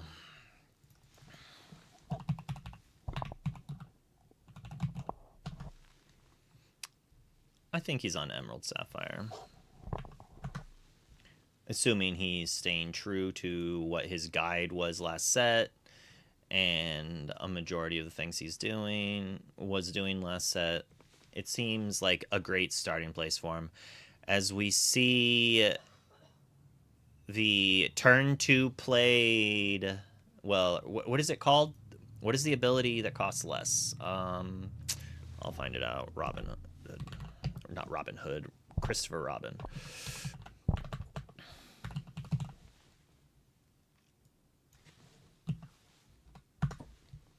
Oh my goodness.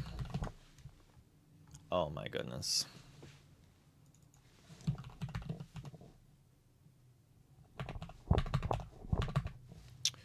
Chat's got it, underdog. Yeah. Gotta throw off those detectives from my set as we have Webby Vanderbeek coming in, and Queston not getting ink this turn, but I'm pretty sure we're going to next turn, as the Quigster has shown that he is on detectives. Webby is a junior mystery enthusiast, so I think maybe we could see some detectives on detectives. That'd be kind of cool. Van de Kwak. Not Van de Beek, my bad. It was do get a little quest in, and that we'll be able to go ahead and ink the top card, put it down into our inkwell face down, and exert it, and then we'll be able to ink for turn as we put the John Silver in there, and we play a Snow Fort.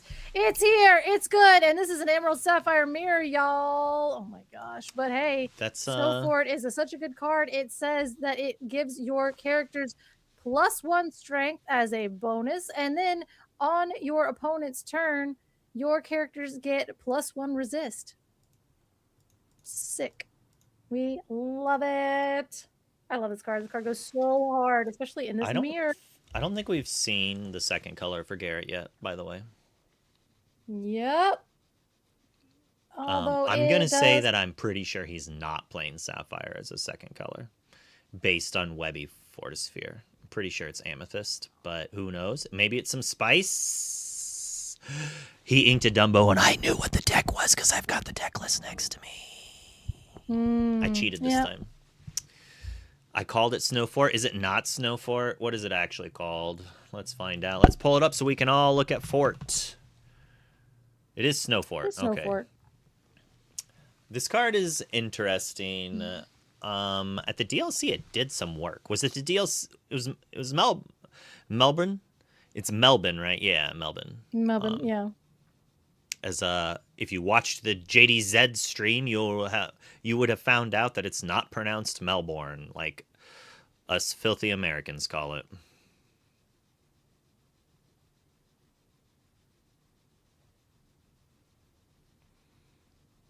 Oh, we're shifting ye old Basil and just questing away. It's kind of a scary thing for Garrett to see. He does have some ink. He kind of needs to empty his hand because this that is a big mama calm and something. I don't know, but she's got ward. That's got 2 ward on her. Absolutely coming down, being hilarious, and she is a 3/4 quest for 2 with ward, which is real good. Oops all ward. Thoughts on the oops all ward Amethyst Emerald deck. So chat asked earlier, do these lists go to Dreamborn? No, they do not go to Dreamborn anymore. Ink decks they're on ink decks. The players get to submit them this way. It's a much cleaner way. The problem with Dreamborn, if you really want to know, players can edit it. So this way they can't edit it, and if you come back in a month or two and you want to see it, it's different. But with Dreamborn, a lot of players kind of keep one deck profile for, say, their Amethyst Steel, and they just update it whenever they change it. So then that could update it, and you might not have the list you're looking for and make it difficult for looking back later on. But most of the list should be on ink decks. The players are not actually required to submit their deck lists to ink decks. That is strictly to show off. So there is a few players that like to hide their deck before, say, a DLC. I'm on the wrong lore bot for stream. Let's see if I am. And I didn't you know if just I was got on the rid of- wrong one or if I didn't refresh. Sorry. You Go for just it. got rid of your Webby, but just kidding. We played down another Webby mystery enthusiast, and still she has Ward. Big Mama has Ward, and she is a 3/4. So if you crack into it, you are going to not necessarily lose your Clarabelle, but hey, it's going to be hurting. It'll be hurting. Actually, you will lose your Clarabelle. That's how math works. That's how math works. The Dave in chat calling out Joseph for not being a Magic the Gathering caller or player.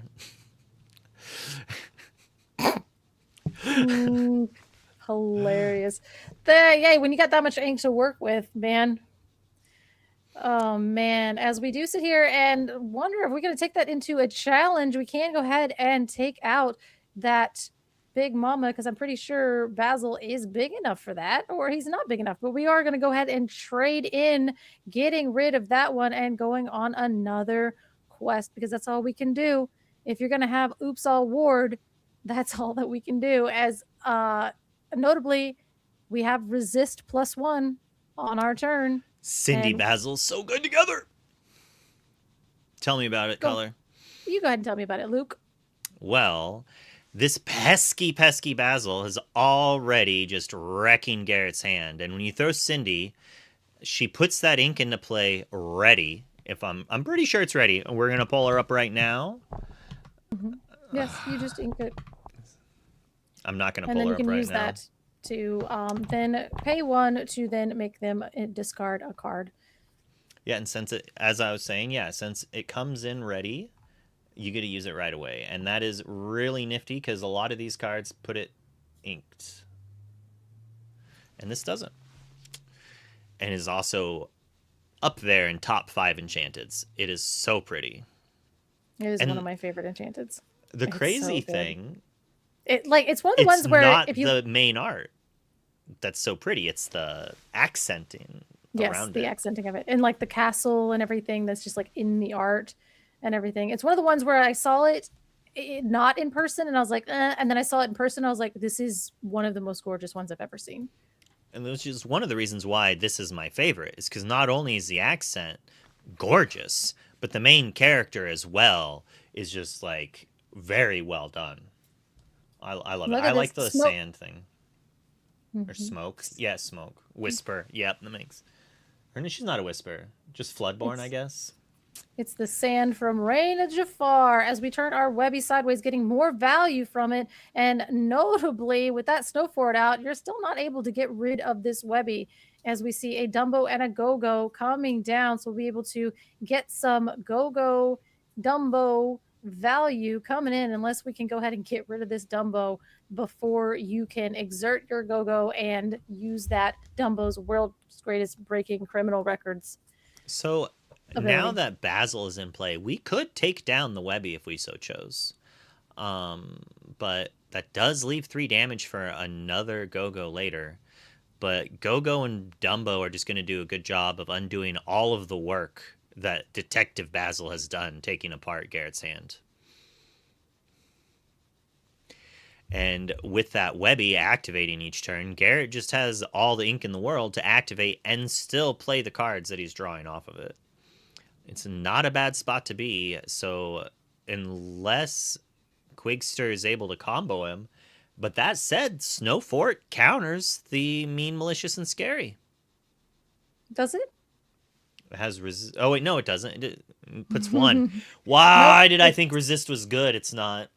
Well, it's good up until a point, but malicious, mean, and scary is actually bananas busted, and maybe shouldn't have been that busted, but it is, and it's in the same color pairing as Prince Philip. As you're welcome, the Dumbo, which is exactly what happens when your Dumbos don't have wards. So get your sardine cans here, kids. Let's put them in our decks and give our Dumbos ward.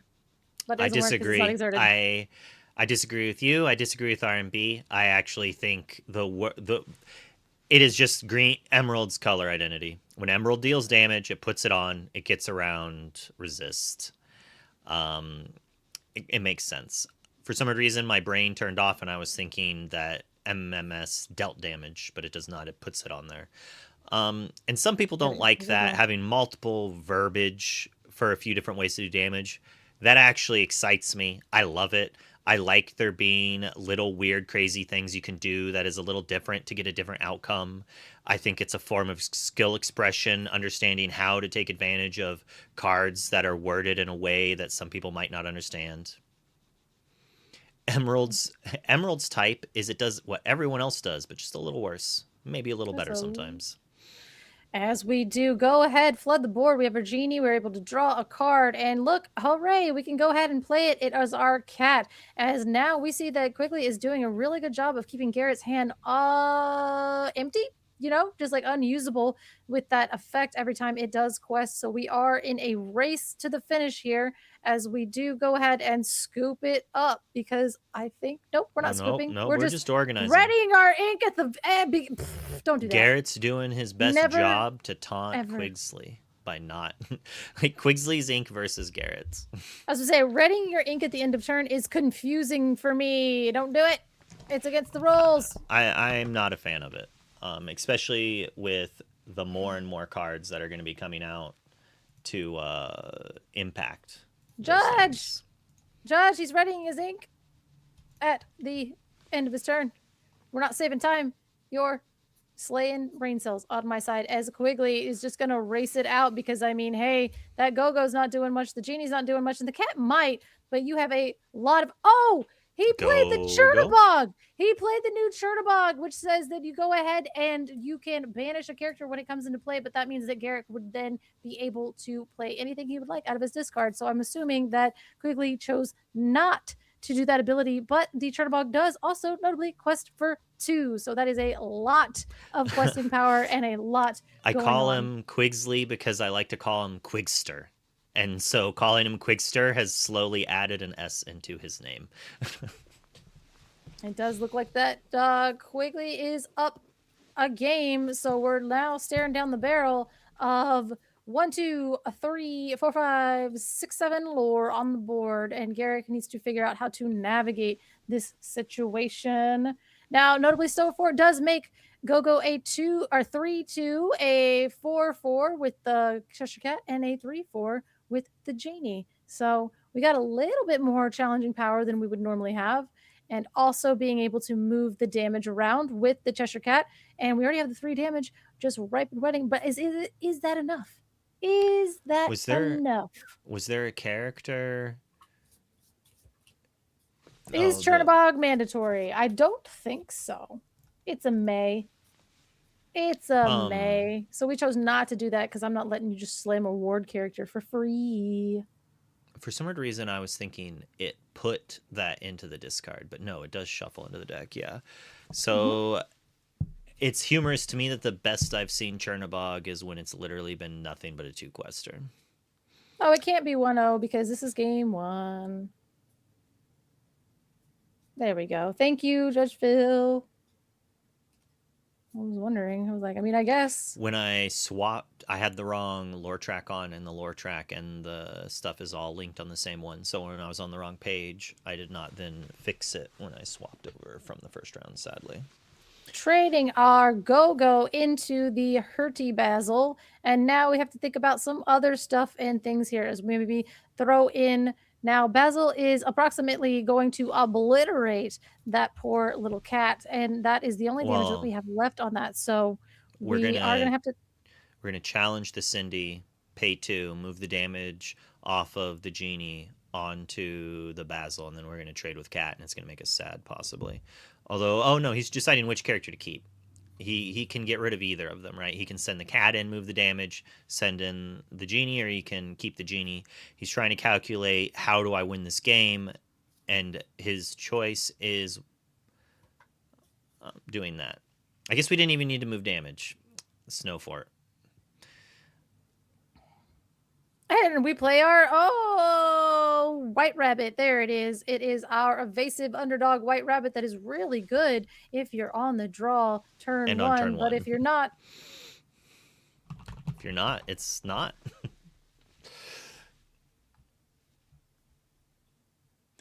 I do like these new promos. I don't know if you've had a chance to interact with these in person or not, but they are flat.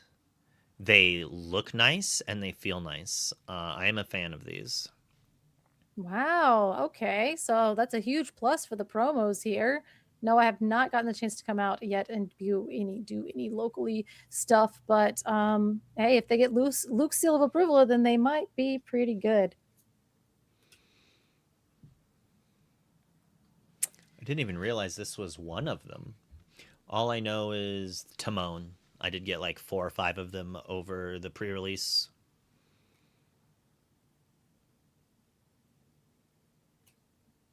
Didn't like him until you saw him in person. I mean, hey, I'll take you guys' word for it. I feel about the same where I'm like, nah, they're not really doing much for you. Hey, wait a minute. Are we pulling the lever to draw 2 cards? Let's go.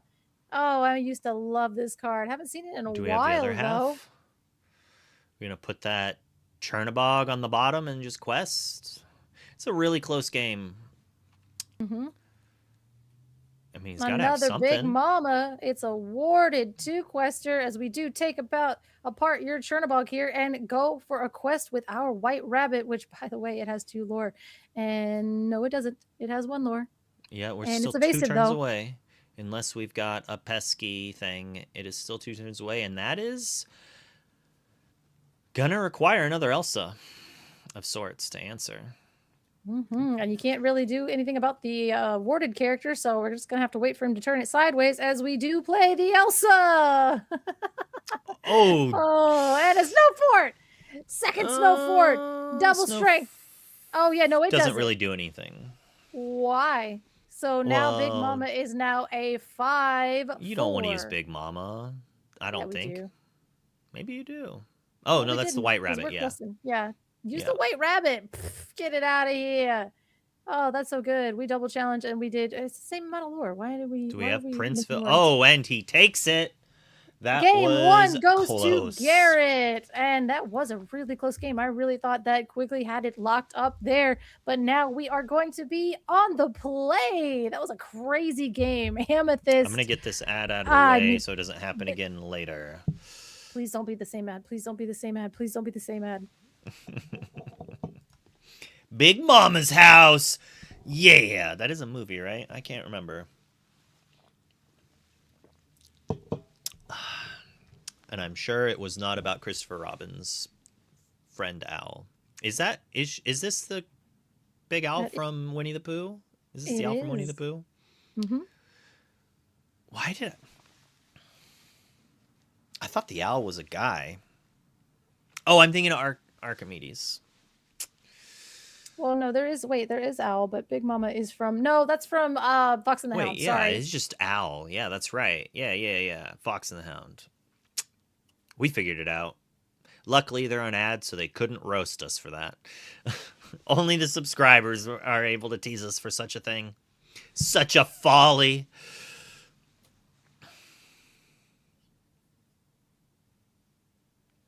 It's an acronym in the chat. Yeah, I'm lost. I don't know.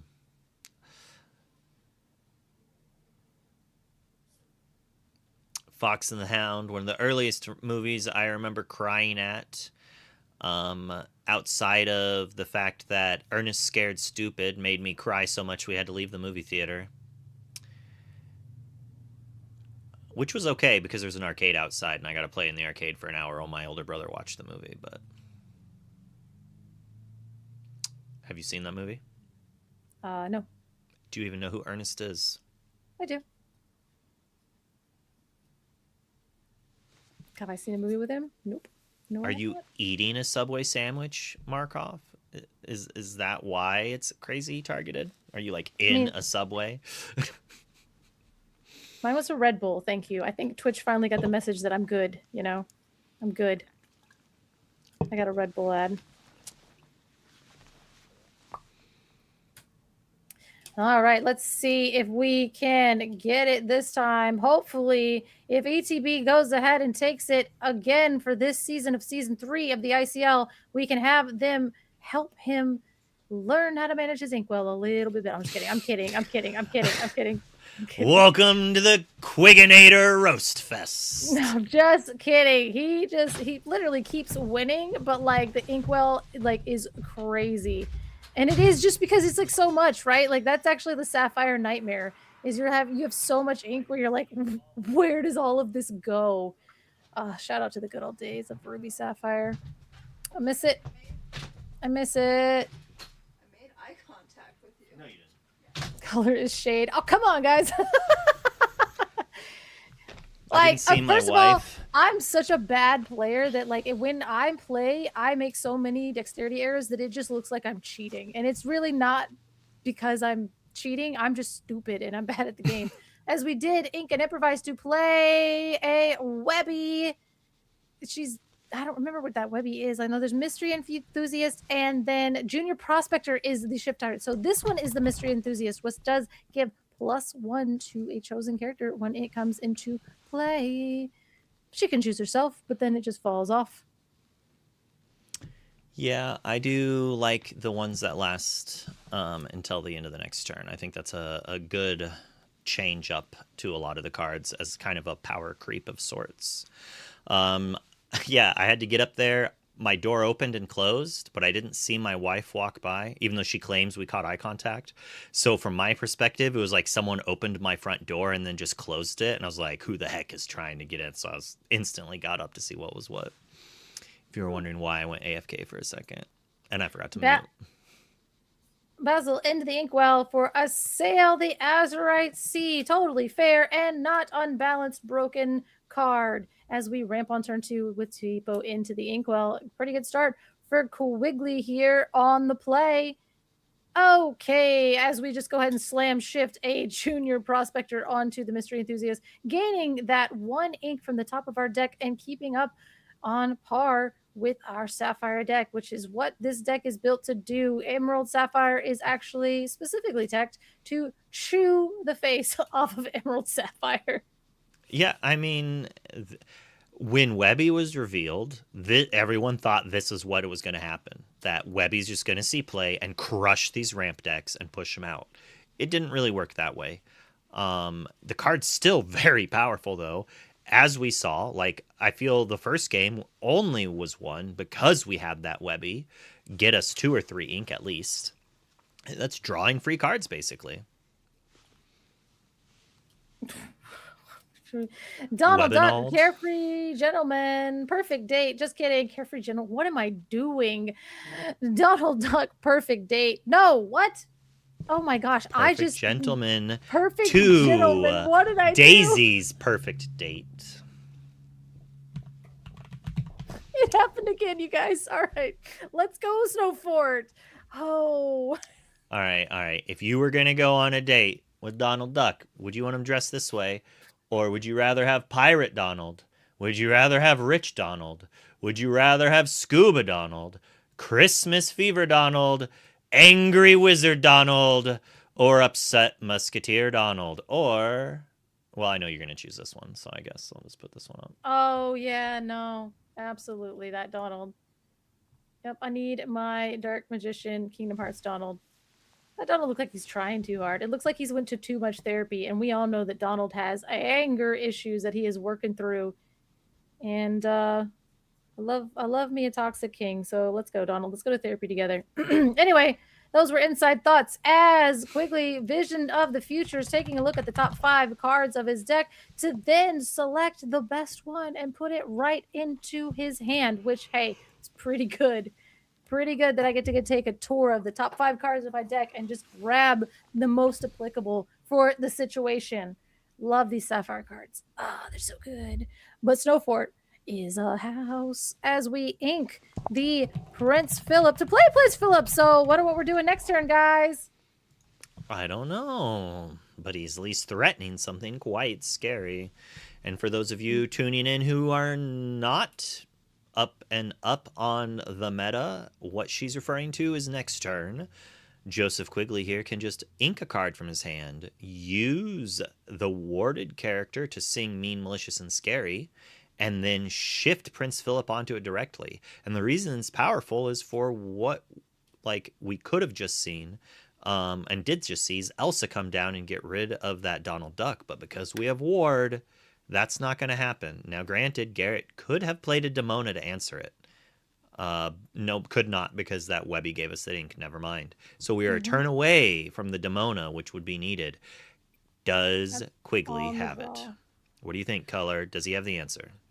Does he have the answer? But also, does it matter? I don't know. Do we really care about getting rid of the Webby? The Snowfort does make it a little bit rough, but we're just going to go ahead and play the Basil because we don't care. That Malicious, Mean, and Scary Prince Philip combo is not juicy enough for Quigley, so we are going to play the Basil. And what that's going to do is every time that Basil quest or ink, just kidding, I don't know, it's going to destroy Garrick's hand every time we ink. So I think that might be the play. We don't care about what's on the board right now. We're care about crushing souls. Go ahead.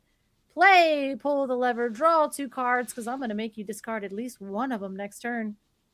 Yeah, we do have to insulate our hand a little bit, though, with that. It is unfortunate for Garrett that Joseph stopped ramping. So our Webby is not activating anymore. I don't care. That's kind of the thing, right? That is the double-edged sword. Like, oh, you're not getting any Webby activations. I don't care, bro. First of all, she quests for 2. Now she has resist 2. If you do slam the Malicious, Mean, and Scary Prince Philip combo, that's fine with me. But also, you stopped ramping. Your deck wants you to ramp, and I have successfully made you go, maybe I shouldn't do that anymore. So it makes your ability to play 2 to 3 cards in a turn less viable. So yeah, it's highly unlikely Joseph is not inking at least once this turn to at least get a discard, right? So Garrett has a few interesting plays. He's playing around the Mean, Malicious and the Prince Philip because he did not commit any more characters to play. He did not ink, which then, as you were saying, makes it that when Joseph does ink, Garrett kind of gets to draw a free card from just questing with the Webby. There's a world that the Webby could be taken out here, but it would require more than that right there. And it does look like Joseph is just going for the double discard. Ooh, there's the Mean, Malicious, so we had it, but we don't need it when we just have you no cards in hand and can just challenge or race you. That said, Garrett's at 9.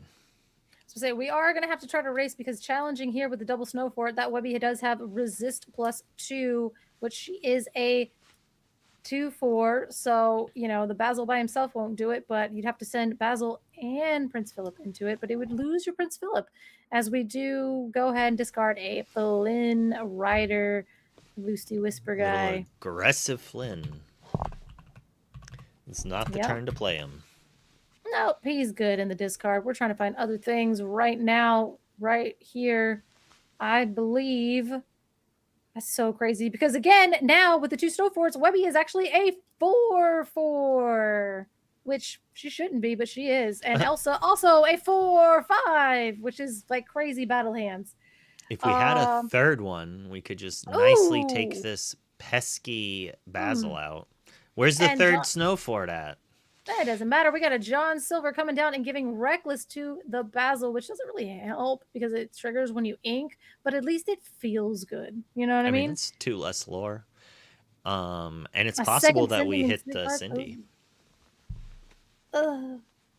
Yeah, we got to get that Cindy out of here. She's going to keep letting us ink if we hit some more and your hand is ripped in half. But I think that at this point, Garrett probably finally knows that. And he's like, all right, how do I play a little low resource game? How do I get around this? I don't even think he has any cards left in hand. It doesn't matter. It doesn't have any cards in hand. So we'll just now play this Basil. The mean combo, Basil and Dazzle. This is the combo now. So yeah, we go ahead and bounce a card back to your hand, and then we will ink for turn, making you discard said card. This is so rude. It happened to my Scrooge McDuck at the DLC, and I was like, you're a monster. An actual monster. Go ahead, ink Quigley. Make him get rid of it. Normally what I like to do is play the first Basil, the 7-drop, bounce their card, And then to play around it questing, they empty their hand, and then I play the second one, bounce something to their hand, and challenge. So both versions of Emerald Sapphire actually have ways to kind of do this fun little play he's doing. You don't need the Shift Basil, but it makes it a lot easier to do this. Counting out our ink.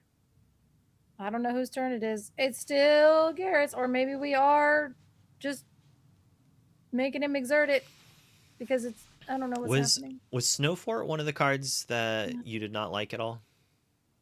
I'm sorry, Jade, was Snowfort was one of the cards that you were like, I hate this card when we were rating them? Oh no, I was like, this card is sneaky good, and it's actually, it's not, it's like, this card isn't like amazing, but this card is, every time I play against it, I'm like, this card, it's like, it was my joke. I was like, this card isn't even good. It's just annoying. Oh! Obviously, it's good. But... Oh! This is just casual 4 lore go-go.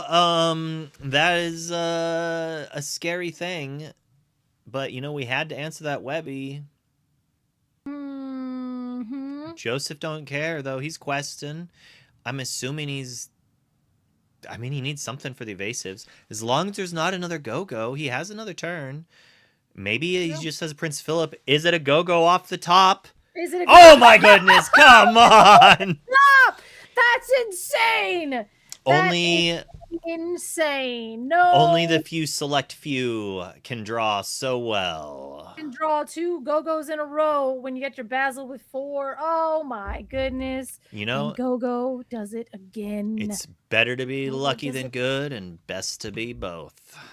Let's be both, says Select Few, as they take that 2-0 against that Quigginator, which was quite literally like our MVP of last season. So, Caster Curse confirmed. Luke, keep my name out of your I didn't mouth. actually say which team. I never said it because you refused to. No, I said that Quigley won MVP, and then because I said MVP, it cursed him? Okay. Keep my name out of your mouth, please. Okay, Mrs. I Smith. can't. Listen, I can't. Color is Smith. Color is I Will. can't. I cannot afford any ill will. All right? Do not perceive me with your curses. All right. As we are now 1-1, but you know what that means? You know what that means? That game 3 is going to take it all. Game 3 matters, you guys. So we got 1 for ETB. We got 1 for Select Few. And now we're going to game 3. And whoever takes this one is the king of Lorcana. Just kidding. That's not how it works here. But it is pretty good for whichever team does take game 3. Snow Fort.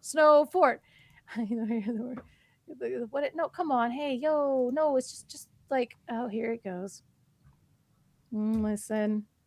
That is like, that's R&B propaganda right there.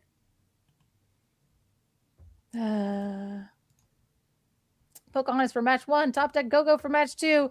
It is a Wild West set 11 meta. We love it.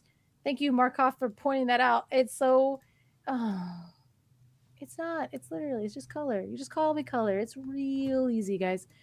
Reading the name explains the name, which does not actually, is not at all. But I will say that it is nice to see that here in the ICL, the set 11 cards are making the difference in these games, because that is what I want. I need set 11 cards to be relevant, because we are getting down to the wire. We are getting another rotation coming up later this year. So power level is going to creep until we cut it off and get our cards rotated. So I love to see set 11 cards make it in there and do exactly what we need to do, right? We're getting in there. Get in there. Wilds Unknown, I think that's the last thing we get right before we get rotated again. So, hey, look, a game. We can talk about this now. Ooh, that mat's cool. It's like a little Rapunzel situation. I know, right? Man, that was fast. Crazy. As we see a bunch of genies and a bunch of cats. Just one cat, honestly. Ooh, look, Amethyst, Amber on this side. We see some Dumbos, a Grandmother Willow, a Tigger. Shout out set 11 cards. Oh, and a Lantern. Carefree. Oh, it's Clara. Oh, perfect. Clara absolutely loves building spicy decks, so I would not expect anything less from them. As we do see our Carefree Snowboarder, which again, love that card into the discard. So we're seeing some spice, but it's not too spicy because turns out Amber's good. That's crazy, right? Thoughts? That's crazy. But is it good against Amethyst Steel here? It's kind of spicy. Oof, oof, oof. You gotta watch like this, guys. You'll get there. As we are on game 1, 2, 7? That we're not going to find out until after the game. Oh, it's I'm like assuming we're on special game thing 2, that but we'll I know. don't want to have to interrupt the players and ask them who won game 1. Hey, which one of y'all lost? I'm just kidding. Don't do that. That's not good. We're trying to keep our heads in the game. As we do see a plethora of Amethyst cards on the board. We got our Explicable Cat. We got our Boosted. Get the damage off of the Elsa Fifth Spirit. Throw it right onto Grandma the Willow. Get her out of here. You can't have Lantern and Grandma Willow. Yes, Grandmother you can. Willow. I mean, I not like here, it. not with the cat. You don't get to keep it, as we do see that we are questing up to 16, I'm assuming, on Rabid's side, and then the counters are probably a little bit off. Or we quested to, yeah. We quested to a scoop. All right, it doesn't look like the lore counters were, okay, so that was a 2-0 against, yep, Blurple doing Blurple things. Congratulations on the 2-0, Ink and Lore. The names are reversed to the lore things. That's why I was like, wait a second, why is it doing That's that? not a But 2-0, so I don't have the power to tell them which side to put their name in. I mean, I probably actually could do that. Next time I'll remember to input it beforehand so they don't get to choose. No choices for you. You go where you're told. So was that game 1, 2? Who won? Oh, I I thought need you were to know. saying the I don't know. Ink and I have Lore no one, idea. correct? I thought Claire was winning, but then people seemed to say that the inks were backwards. that was game 2. It is 1-1. All Okay. right. Oh, well, perfect. We'll go right back to it then. Oh, I need to go to this page, apparently, and fix it.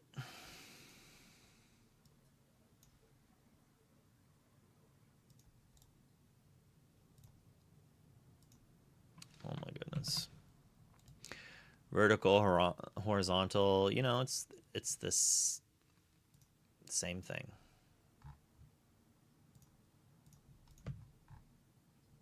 What was that look for? You didn't want just a black screen? I'm just waiting to see what happens. It's a gorgeous playmat for the Hunter Burton Memorial. Mhm. And the Ink and Lore playmats are also really good. That is their team playmat there. Ooh. If Thorsis had him done up, he is the team owner captain. Aw. A little bit of nice. A little bit of context for our Ink and Lore. Also, I like the font on there. It's kind of cool. Very adventure-y. It's like Ink and Lore. It's like very Peter Pan-esque. I like that. They are one of a dozen teams in the ICL that have Ink and Lore in their name. Just a little tease right there. There's like 3 teams. That's it. A commune of Lorcana players, they say. So I guess Thorsis is the team captain or manager. Mm.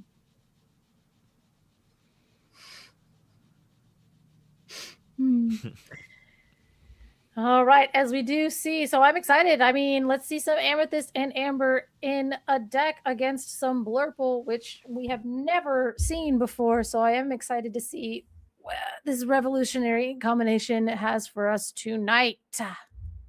I'm sorry I was in a rush. I found the first game that looked somewhat reasonable and able to be done. Threw it on there. Did not see the Blurple. Murder of crows, a murder of lumineers. My goodness. Did you know it's an unkindness of ravens, though, which I always kind of love that. So that's what Diablo is. He is unkind. As we ink a guidebook and pass which I know that there's a lot of really good one drops in Amber, and I wish we could have seen them, but maybe we will later as we ink a Nimona and play our underdog, Oof. Christopher Robin, 2 lore, 1/3. Pretty good card, as we have learned, and I think again the Ohana into the inkwell. Hey, it's inkable, and it means family, as we do get our Huey, probably, or is that Not. Dewey? No, that's We're the not not playing. reliability We're leader. not playing 8 ramp. We're But playing that's inkable. 12 ramp. That's the inkable one. I'm pretty sure it's the uninkable one that is No, the. that's the uninkable one that reduces cost. Yo, this is blurry as all to me. But anyway, so like I said, is our Huey reliable leader coming in and being able to exert and give you How is one this cost blurry reduction. to you? I don't know, man. And we are going to ink a guidebook for a guidebook over on Rabbit. Is it Rabid? Am I doing this? Are we standing like Hopefully that's a little easier for you to read. Huey. It's not. It's in hieroglyphics, but it's fine. I don't need to read that one. I know Huey. He and I are best friends. And we see Pocahontas chasing the wind come down, which is a perfect thing on the draw to go ahead and take like follow up for this Christopher Robin, because you're going to be able to quest the Christopher Robin and then quest the Pocahontas to then gain the lore of the Christopher Robin. And Huey, this reliable leader, does pop in for 2, but it will trade with Pocahontas because she is a 3/2, because that's a bananas card. Okay. What? You don't want your 2-cost quest for 3 to be attached to a 3/2 body? The 1/1s weren't seeing play. They made Nala, and they're like, oh, if we make an interesting like stipulation 3-quester for 2 ink, we can do different stats than 0/1 or 1/1.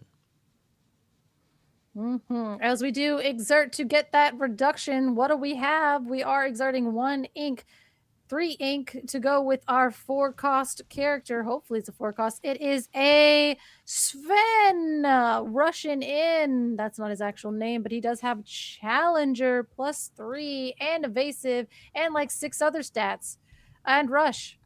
So it was actually only 3 stats, but it's still a pretty good card. It is also uninkable, notably, just like our Huey here. So these cards are good, but also, guess what? Lantern is uninkable. Grandmother Willow is uninkable. So we are getting into a deck building choice where, thankfully, all of these cards do reduce the cost of each other. But at the same time, boy, they are uninkable. As we go ahead and ink our decently inkable. Oh gosh, are we going to discard our Ghostly Serpent to gain our 2 lore? We're going to burn it out, or we do. Ooh, another Okay. Pocahontas. So we do opt to gain the 2 lore as we go ahead and discard the Pocahontas, which I'm not gonna lie. All right. I might have wanted to play Hook and Pocahontas on that turn. Ooh, that's a truly aggro play, and I kind of like it, as we're going to see Chasing the Wind chase some lore. Potentially. Actually, she's going to trade. We're going to get rid of the Huey because I'm too scared of what you got in your deck. I don't care. You can't have any more cost reduction. I've seen how many uninkables you've had. I was going to say, we did miss the other games mostly, so we don't really know how much agency is on Rabid. It might be that this is going to be a slugfest, and he's preparing for that. Even though maybe he ran away with game 2 to put us in this game 3, that maybe when Clara wins, that it's a slugfest, right? And we need to stop that aggressive ramping to slow them down. Yeah, and we do have the Sven on the board, and he challenges for approximately 300, and that is canon. That's correct. Don't actually correct me because I know what I'm talking about. But we are having the ability with that Huey on the board. We did see the Carefree Snowboarder in hand, so we would be able to go ahead and exert the Huey and play a 5-cost character at this point, which would be kind of bananas. So again, probably saying that I'm not going to get by through this game with Pocahontas shenanigans, so just use her 3/2 body to get rid of that ramp, as now we have to pay a 4-cost character, and it was going to be Elsa, so we just play another Sven and quest. Yep, that was a heads up. Not letting Clara play a 5-drop on this turn is exactly what needed to happen. Yeah, it's interesting, and it also kind of, as chat was even saying, like, you quest with Christopher Robin if you have Angel, you don't if you have Strength. A strength in hand would also explain why we went with the Cobra play instead of a Pocahontas and another hook.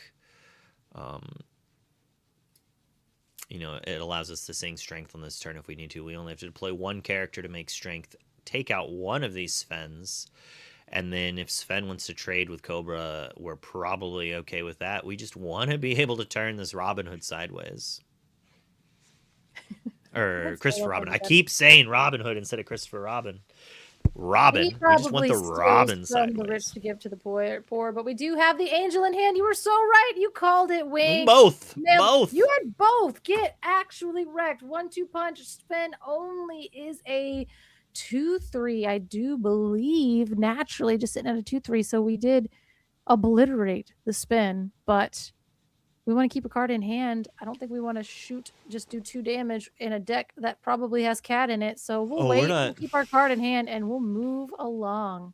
We're not doing that damage yet. The thinking was, do we turn Christopher Robin sideways, gain 2 lore to goad the Sven into trading and then discarding on our turn with Angel? But not doing it is twofold. One, it's accidentally showing that the card in our hand might be good, so we don't want to use it because we want the card in our hand, but that's also showing our opponent that we've got a good card in hand by not doing the quest there. Basically saying that Rabbit's like, I want to play the card in my hand and I don't know what the top of my deck is and I don't want to just guaranteed have to discard it. Or we could just play a Dumbo and do that. Good. But I will say you did have the Cobra turn sideways, so if you wanted to get rid of the Sven, just making them slam into the Cobra to get rid of your Singer was probably a pretty good option. Or you're just going to watch them play a Dumbo and get the evasive trigger off of the Tigger, and you will be able to pay 1, gain 1, and draw 1. Because Tigger is an uninkable monster, but That's he a is... Sven. Oh, God. Tigger's not evasive. They all look the same. They're all surrounded by snow this set. Come on, guys. You got to give me a break. Come on. You got to give me a break. No. Here it comes with the chat. We've got character surrounded by snow, Angel. Character surrounded by snow, Christopher Robin. Character surrounded by sand, Cobra Kai. Character surrounded by snow, Sven. Character surrounded by snow, Tigger. Character surrounded by sky, Dumbo. How dare you? How dare you misrepresent mine? One is a reindeer and one is Tigger. First of all, his name is Sven. His name is Sven. The other one is another one, and then there's like another one too. So there's Sven, there's Tigger, there's like Mutt or something. I don't know what the Stagmutt, other reindeer are called. Really? Just What? Mutt, isn't it? Huh? I don't remember what it's called. It's like a 4/4. I don't know what the reindeer's names are. Sven? Apparently, there is a Stagmutt card. Stagmutt. What is that? It's a dinosaur. It's an emerald Darkwing Duck. As we go ahead and exert to play the lantern and get a reduced cost on our Dumbo, it's back, and now we can pay 1 to gain 1 and draw 1 from the spin again. We're refilling our hand, and I love that. Completely ink efficient, exactly how much we needed to do to get through all of those shenanigans as we did use our ink very efficiently. Just love it. Let's see. Rabbit needs something. I mean, like, Amethyst Amber is a version of Blurple, basically. They are very similar decks. They have all the same powerful Amethyst cards, and they're basically splashing Sapphire for ramp and 1 or 2 removal. So we're splashing Amber for ramp, and then cards like Horseman Strike, and maybe Greatest Criminal Mind. So we still have that removal, we still have that ramp. It's just a slightly different version of both things. And traditionally, that's been a good matchup against Amethyst Steel. So I could see it being not fantastic for Rabbit here. That's true. It's basically Blurple, but better. But it's kind of like you don't have as many reps on it, so it's kind of harder to pilot, harder to pick up, I guess. But we do see the Dumbo gonna use the ability to draw more cards. We need to get rid of that Dumbo, but it's okay because I love watching my opponent draw cards while they also gain lore. Well, you have no cards in hand or just struggle. Like, yeah. What card? So did Rabbit draw Demona last turn? That's got to be right. And then they inked it because no, it's their only hard. card in hand. Yeah. But they only have 5 ink. Yep, as I was saying, he inked it because it was worst case scenario, as we watch Clara flood the board with the Iago, giant spectral parrot, and Eilonwy, Princess of Lear. I'm out of ad snoozes, so I can't stop this one from happening. He can't stop it. Can't stop, Everyone won't stop. As we go ahead and ready on Rabbit's turn. Rabbit's time. It is his time. It's your time. Show us what you got. I mean, that's why he's got a clock. Hopefully it is a Goliath. Maybe we can start refilling our hand. This is your face. You're just like, I don't even know what he's saying. My brain didn't process what you were saying. White Rabbit's watch. What is he? A pocket watch, really? Why? Yeah, you wanted to play pocket watch? No, I was just saying he's on time. He's got a clock. Oh, I thought you said you wanted. I was like, well, that would be illegal because I don't think we reprinted White Rabbit's pocket watch. No, we did, didn't we? Oh my goodness. Demona, second Demona down to the inkwell. We're not playing that, but we're gonna play a Doc because Doc gives me cards and not you cards, and that's actually better. If only those two cards were swapped around for Rabbit. Oh well, all right. Doc into Doc's pretty good. We might still have a game. Let it out. Get after it. 6-6 ink. That's a lot of evasives we can't interact with. We have an extra card for Angel to deal with this Eilonwy, which doesn't matter too much when there is a Sven and an Iago. Big boys on Clara's side, which are really great at holding damage for either cat shenanigans or my favorite card, Ohana, means family. Because I don't know how many, like drawing 5 cards in a magical Christmas land scenario is fun no matter what. Even if you lose, but you drew 6 cards, I don't even care. I healed 6, drew 6. Woo! Heal 6, drew 6. Pretty good. Ohana means family. Oh, Ohana means you lose 0 to 20 lore because you have 6 cards in hand, but it's fine. I love it.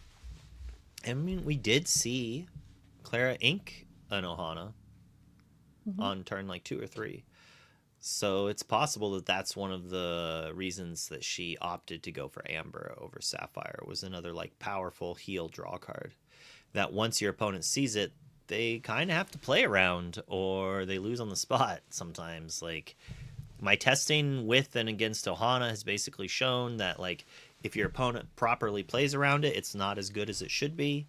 But if they don't play around it, it's just like Rapunzel traps, it's scurry. It just happens to be that when they play around it, you could still just play Rapunzel as a 1/5 quest for 2, and you can't do that anymore. So the card does kind of get stuck in your hand, but at least it's inkable. I mean, we've got this Iago with 3 damage on it. Pay 3, draw 3 seems not bad. We're just going to be breaking some records instead.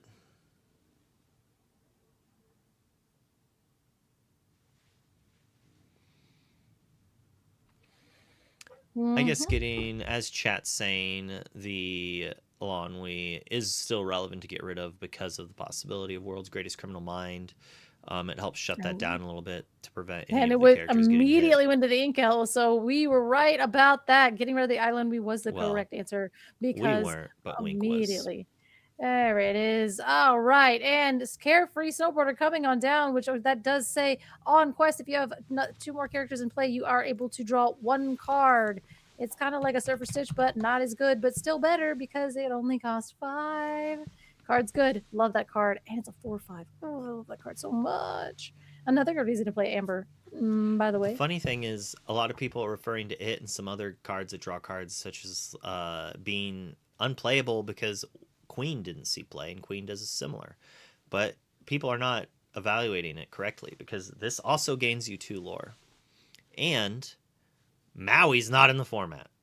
Maui's not in the format. This card's still good. It's good. 4/5 is good. Again. And having 5 like willpower does hold damage really well. Gigi Best in Snow coming on in, our Lexington replacement, because guess what? She cannot get Elsa'd and tapped down with the Stone by Day ability because she does have Alert. just like Lexington does, but she does not have Stone by Day because she's not a gargoyle. But she does say when this character has no damage, she is a 4/4, but as soon as she takes damage, she becomes a 2/4. So that is your downside. That is your downside. It's like a Lawrence, but only quests for 1, but gets half as weak as Lawrence, basically. It's if you just cut up a Lawrence and you cut up a Lexington and you smashed them together and they said, hey, that's an illegal card. You're not allowed to do that. This is Disney Lorcana. As we ready our characters on Wait. Clara's side. I can make serial killer cards where I cut out abilities off of other cards and put them on my cards. I can do that. I did not know Lorcana was a bring your own deck, make your own I card literally game. said it's illegal and you would get disqualified. Help me out, Judge Phil. I did say that. I don't know. I didn't hear that. All I heard was build your own Lorcana cards. Sometimes you hear what you want to hear. All right. As we are going to go ahead and quest, get a card. Actually, you have a lot of cards. Do you really want to? Yes. So we are going to go ahead and quest. We are going to go ahead and draw a card because you always want to do that. Draw first, guys. Never draw last. As we exert our lantern, pay 1 for a Grandmother Willow, which will also give us a reduction on cost, which will... Oh, my God. It's all coming together. It's all coming together. Rock star. Oh, absolutely. And because of this, the Royal Guard is all pumped into oblivion. So let's make sure that we stack our triggers properly as we go ahead and draw some more cards. Ohana means family. Ohana means family. Ohana means family. That's okay. That draws a card. That draws a card. It draws a card, and it's good. We have no evasives that we're going to pop, but it does make our Royal Guard a little stronger. Ink a Royal Guard to then play the Ohana means family. We don't need any more strength. It's silly, but I need it. Oh, come on. Just draw 3 cards. Bring up Horseman Strikes. It says, you might actually have to target your own evasive character. Is there not a character? Yeah. On the other side? Mm-hmm. There's not. You do have to challenge your... You have to do... it's not a May ability. Because if you do, then you draw a card. Is there a judge in here right now? Okay, thank you. It says May. Oh, but then you don't get to draw a card, right? Or it just says... No, it just says you may banish chosen character.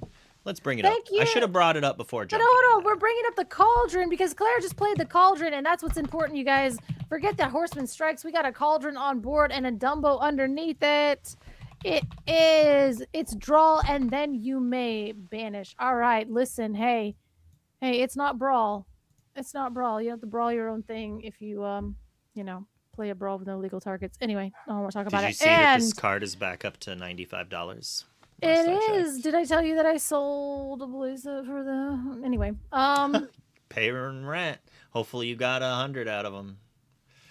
Yeah, I bought them at like less than 30 and then I sold them for... Anyway, it's fine. Yes, much more. I needed it. And this card is meta relevant as we go ahead and do some trades here and there. We're going to go bop in. If we don't draw an Ohana Means Family at some point, I'm going to freak out because we will be able to draw 4 cards. Is it good? Is it going to win us the game? Oh, yeah, we are actually got 2 minutes left as we have 14-9. We've got approximately 300 lore. You know what's funny? I literally just sold a Black Cauldron for $99. Like I didn't even realize. I'm just like looking at the store and I'm like, mine's not up there. What did I list it at? I'll take it. I'll take it. That pays for the whole set. Thank you, Lorcana Finance. Yeah, it was you. I bought that just for you, and I sold it for me. I was like, mine's not. Yeah, I told you. I mean, I was like, I no longer own Enchanted Cauldrons. Okay. So times are hard. If I was a better person, then I probably still own Enchanted Cauldrons. But you know what?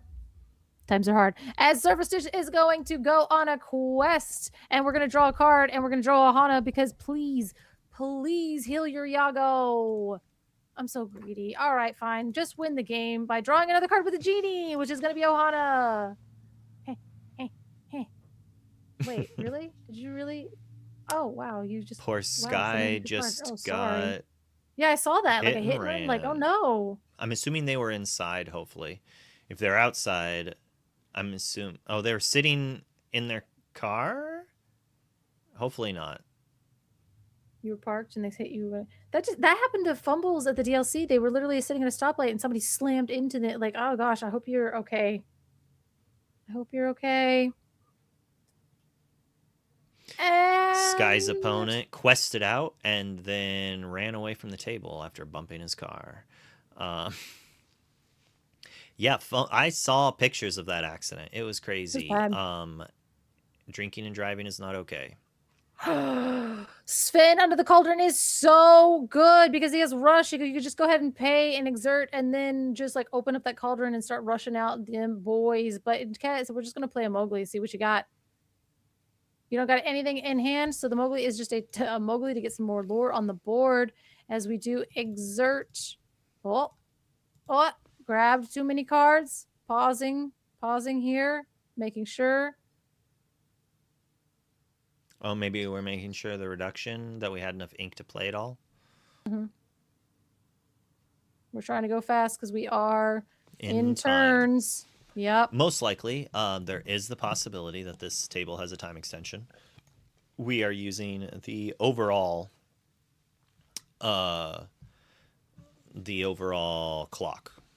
All the tables use the same one, but if the individual table has an extension, it would not be on the clock I am showing. Rabid's phone says 50 seconds left, so I'm assuming they did get some sort of extension then. Or it didn't start it at the time.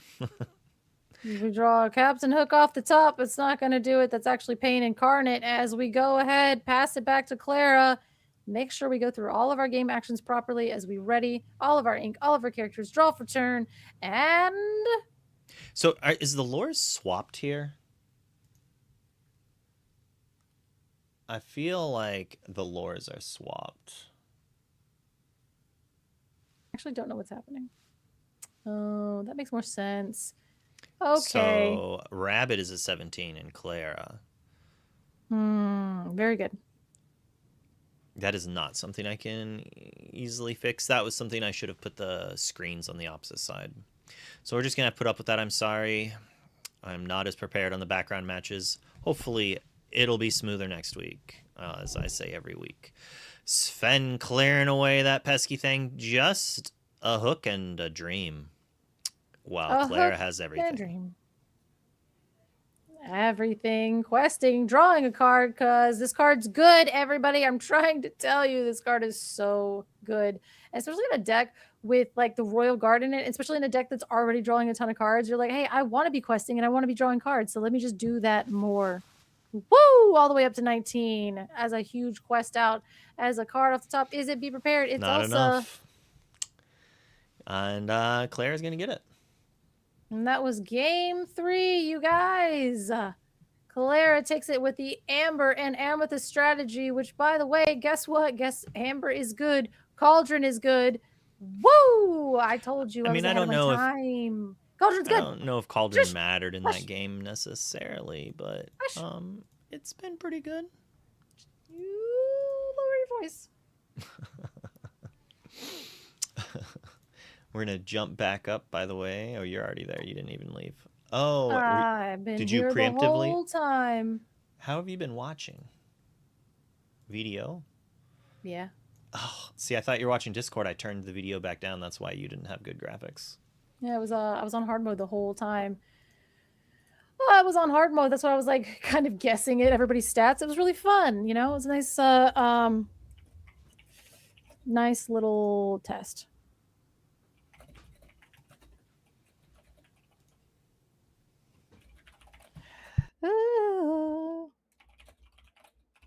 Wow.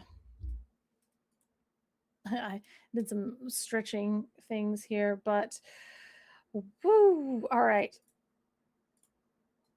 And here we go. We are now ETB. This is round 3. We got to see our little side match, which, I mean, I do love that. The fact that we are able to just bring you nonstop Disney Lorcana, just action. We don't have to sit here and talk about our feelings. We just get to swoosh, go to the next game, talk about some cars that we didn't get to see more Blurple than really anybody has any business having to watch. But it's okay because we're here, we're together.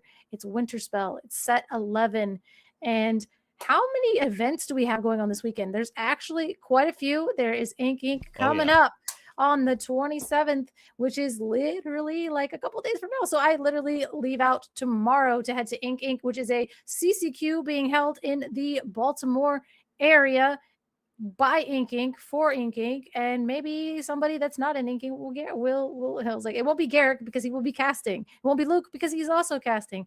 JDZ, Katie, Brent, and I will also be there. Sky's gonna and win it, be or quite Sailor. square. Sky's Sailor's also Sailor's gonna be there. yeah. Sailor's Sailor's coming? flying down, and Oh, Sky I'm so excited! He made top 16 or top 8. I think top 8 at the last one. Sky's already qualified for like 1,000. Sky's qualified in like 6 different ways. I don't care about that. Yeah, so I'm you excited want to see him to do well, Sailor. right? You want him to so do well so it passes down. Does it pass down? Is that how that works? I'm pretty sure. I mean, I hope so. But I know who I want to win. So, but I'm excited to see Sailor. That's exciting. There's gonna be. Listen, Sky, ye back to the rifts with ye, man. back to the rifts. I have never heard of that game before in my life. Is that TFT? Sailor is my favorite Maelstrom player. Get wrecked, Luke. he did say no hate to the others, but at what the if same he's time, secretly my favorite Maelstrom player too? okay, listen. He is my second favorite Maelstrom player. I will see that. But sometimes, yeah, no. I mean, like, Sailor is like, but yeah, still, nope. Second favorite. Ah! I dropped a thing. But he is my favorite Maelstrom player's favorite player. I will tell you that, and I don't even have to ask him. I just know that for a fact. he's your favorite Maelstrom player's favorite Maelstrom player. Yes, exactly. Yeah, and I was like, I don't even have to ask. I can check with them later, but I'm pretty sure I will be correct on that. Let me text him right now. Be like, hey, is Sailor your favorite Maelstrom player?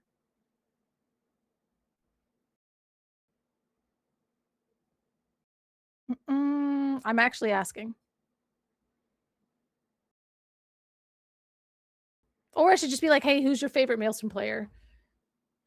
Just be like, and I just get an automatic Sailor. So we're going to game 3. We got ETB select few locked up 1-1. We're going to see who gets this. ETB, our reigning SLT CGA. What did I just say? ICL. There's so many acronyms. I've been here for 87 years, and you guys just keep making up acronyms for me to remember, okay? This is what you get. What do we got? What kind of a wow, I'm really sorry. I hope you like, are you okay? Did you say that you were okay? You talking to me or your child? I'm sorry. No, I'm talking about no, I'm talking to Sky over here because he got hit. Okay, he is okay. I figured you were okay because you were already talking about Riftbound again. So I just wanted to make sure. Just a nice little hit and run during the ICL. Also, get off of your phone. You're in your car in the driver's seat. What are you doing? He was parked eating food. Okay. Parked in a parking lot. Okay. Someone was trying to park next to them and just dinged the bumper, noticed he was in the car, and sped away like a mean person. Were you eating Subway? Was that the dinner that you're having? That was Markov, I think, but that'd be funny. Okay. I was like, everybody tell me what you're having for dinner because I am starving. Just straight no. You can't see it because you don't watch both chats, but Sailor's in YouTube chat right now saying, hey, I just arrived to people throwing flowers. What have I done in life to have such wonderful friends? Oh, I didn't realize he was here. Oh, hey, Sailor. I also had some fried rice at lunch. It was tuna yummy. On wheat. Subway tuna. That is actually a choice. Was it good? That's crazy. Where are they getting that tuna from? Are you in the Midwest eating tuna sandwiches from Subway? I only say that because I always feel weird when people are like, I ordered the seafood. I'm like, we are landlocked. We are so ultra uber landlocked, and you ordered the seafood option. Crazy. All right, so I do believe you are stepping out for Correct. real life things, and Correct. our third caster with me is taking a little bit of time, so I'm just gonna solo this while you head out to do life really quickly. Well, I And can hang out for a little bit. Who's our super secret caster? well, Who is I it? don't want to say just in case they don't make it. Oh, all right. All right. Well, we'll Where pop are over they? because they're getting going here. Well, if I tell you where they are, you're gonna know exactly who it is. I want to know who they are. Tell me. Gonna swap this over really quickly because for some reason Discord, I really don't know why it does it, because it's literally the same screen, It the does do it. same direction, Mhm. but it just flipped it for no reason at all. As we have, thank goodness, our third purple of the night, as ETBD's Riley Taylor is going and throwing it down with the super actually innovative deck. Is Leonard or Leonard? Where we want to put the emphasis on that one, chat.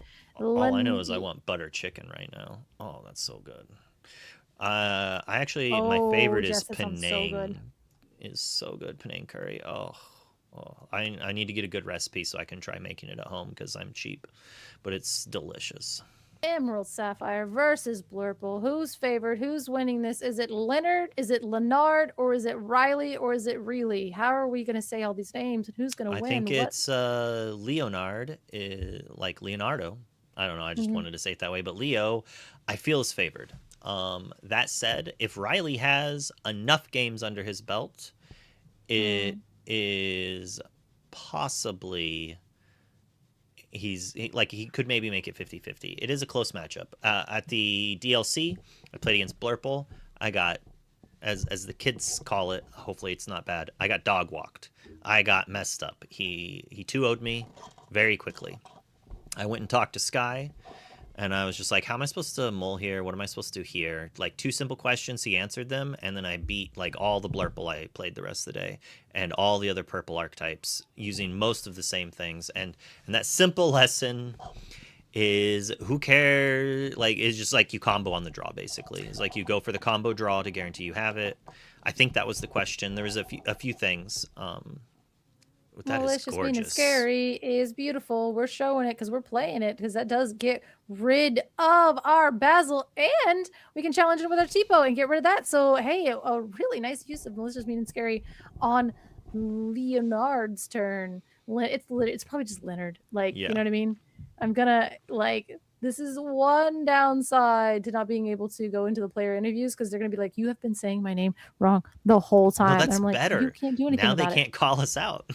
You can't do anything about it. No, I like you to have, I don't want to talk behind your back. I want you to be able to defend yourself, Leonard. Nah. As Dumbo, ninth wonder of the universe, comes on down, joining his genie compatriot to be able to potentially refill our hand, but also going down on one lore.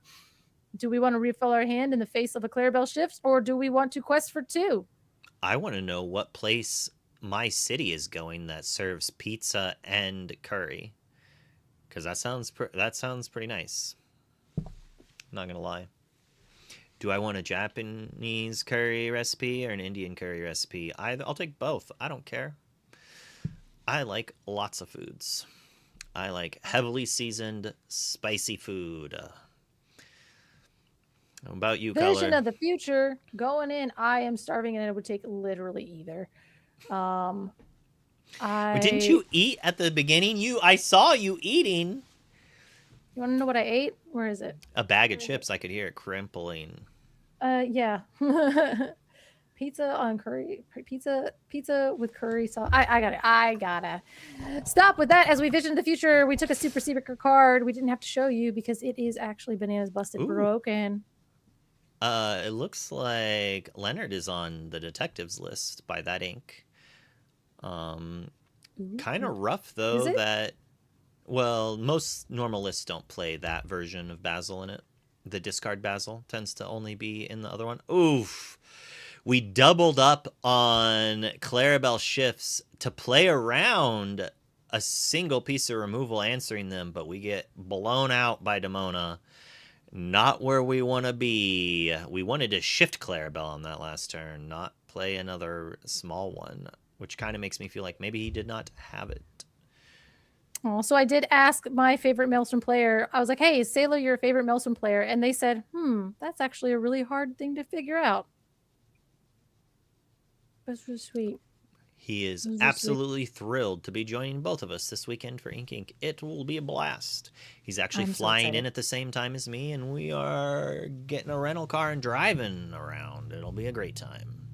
Maybe he It'll be plays basketball. Do fun. you play basketball, Sailor? Are you Oh a God, b-balla? Do you wish you were a little bit taller? he's actually quite tall. I don't know I what. know, right? You know, maybe he's a greedy tall person. Huh? Like he wants to Oh, be because even he would want to taller. be. Oh my God, I was like, what? You're losing me. You're losing me. And I am also distracted because of real life. So I am going to have to dip out of here. Thank you, everybody. And We will see you later. Thanks a lot. that's true. You'll see Bye-bye. me ink ink. I'll see you, Sailor. Bye. Bye-bye. Bye-bye. Get out of here. And then there was just me to sit here and to tell you the tales of how the genie and the demona wiped away poor Leonard's characters, while Riley overcommits with some books, saying, "You've played 2 of those small Clarabelles. You are not touching my items, but I am going to empty my hand, play around a Clarabelle, which I assume you have from the double shifts, and you finally can hard play it for its full amount." It does, like, it's a heads-up play from Riley. We're not overcommitting characters into the possibility of Hades or comboing in a turn or two. We have the suspicion that a Clarabelle's coming, so we kind of empty our hand. Like, Leonard just playing a single Clarabelle, drawing 1 card, and then adding it to his inkwell is not what he needs to do to win this game. Riley is doing an excellent job of showing the things that need to be done to win this matchup. And as I was saying before, this matchup is like really close, but it is definitely very skill dependent. So if you have hundreds of games with your deck, which at this point in time, I think most Blurple players have played it a lot for multiple seasons, that they're going to know what to do to play around your stuff. And if you have not tested against it enough, you might just stumble and get ran over. And we're going to throw an ad out of the way because we're out of the snoozes and we don't want it to come up during the action. And this matchup can take a while, but 10 minutes for a Blurple versus Emerald Sapphire is not bad timing. Like that is nice and quick.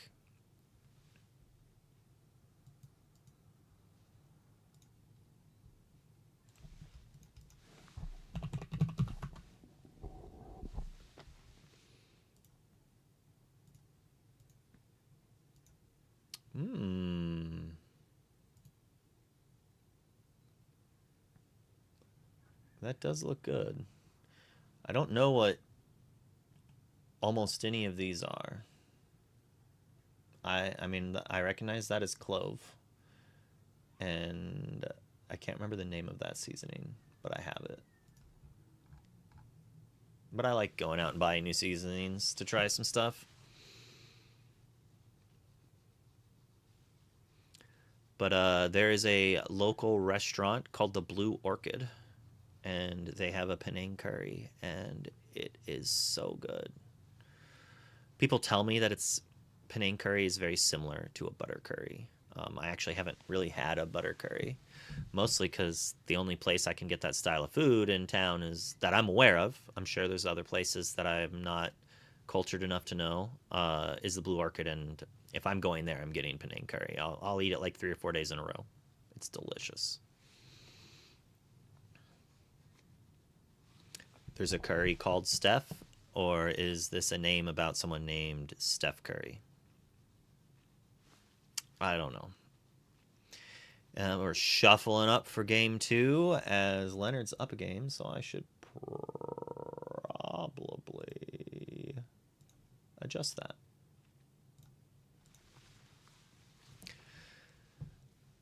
No black cauldrons here. We've just got everyone's favorite cards. Actually, on detectives, we might not have Cinderella in this list. Luckily, I have the power to find out.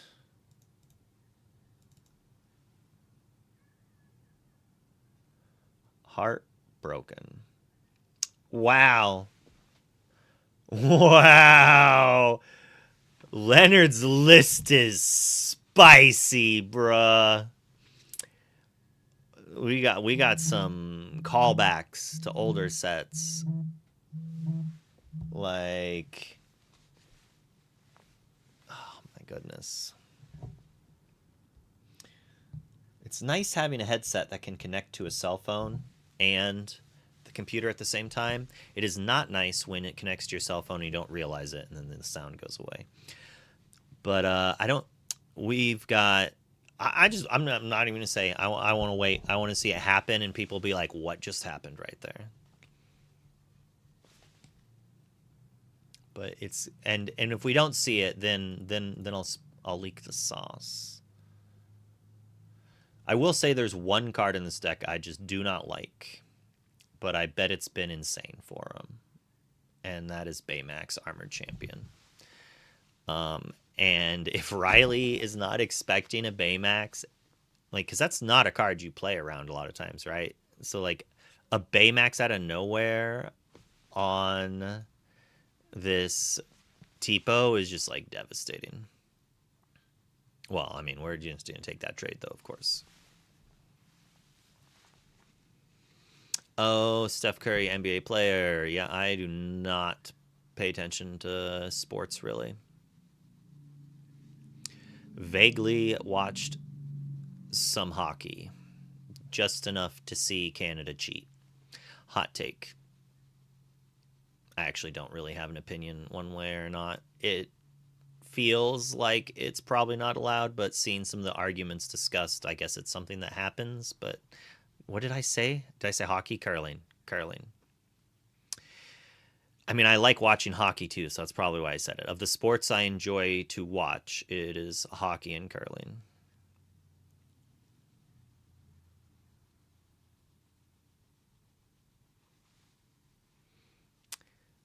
I'll let chat decide if it's cheating or not.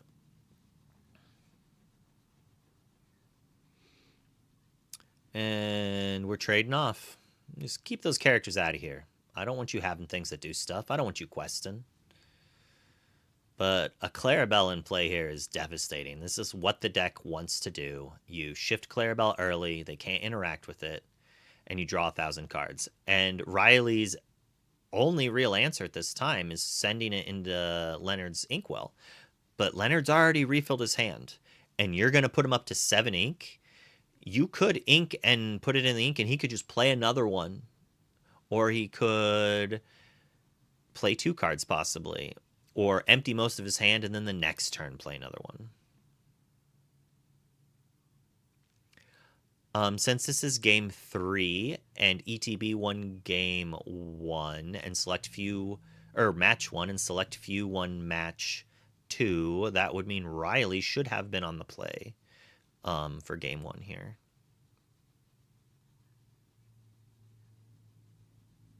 Meaning Leonard came back to get that. Unless I got it backwards, I'm pretty sure Leonard won game 1.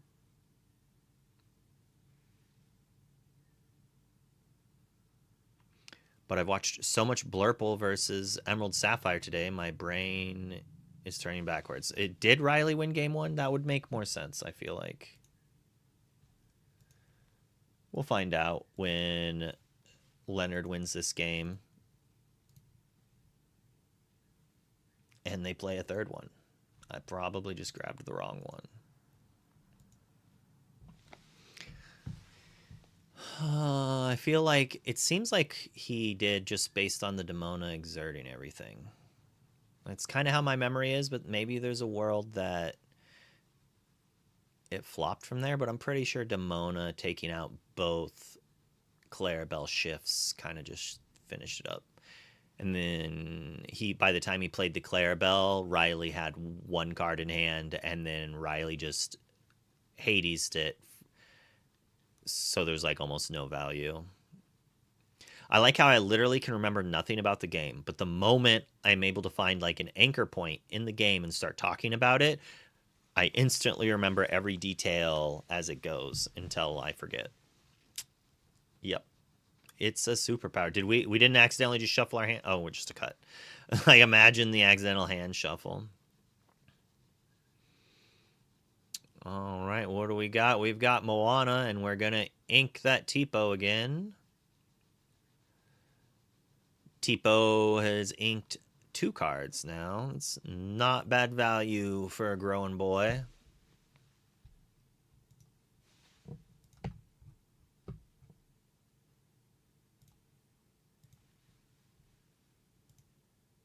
Whoops.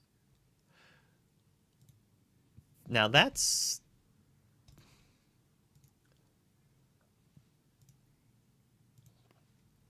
Okay, that makes sense. I was just like, how were you able to see that name pop up? But I figured it out.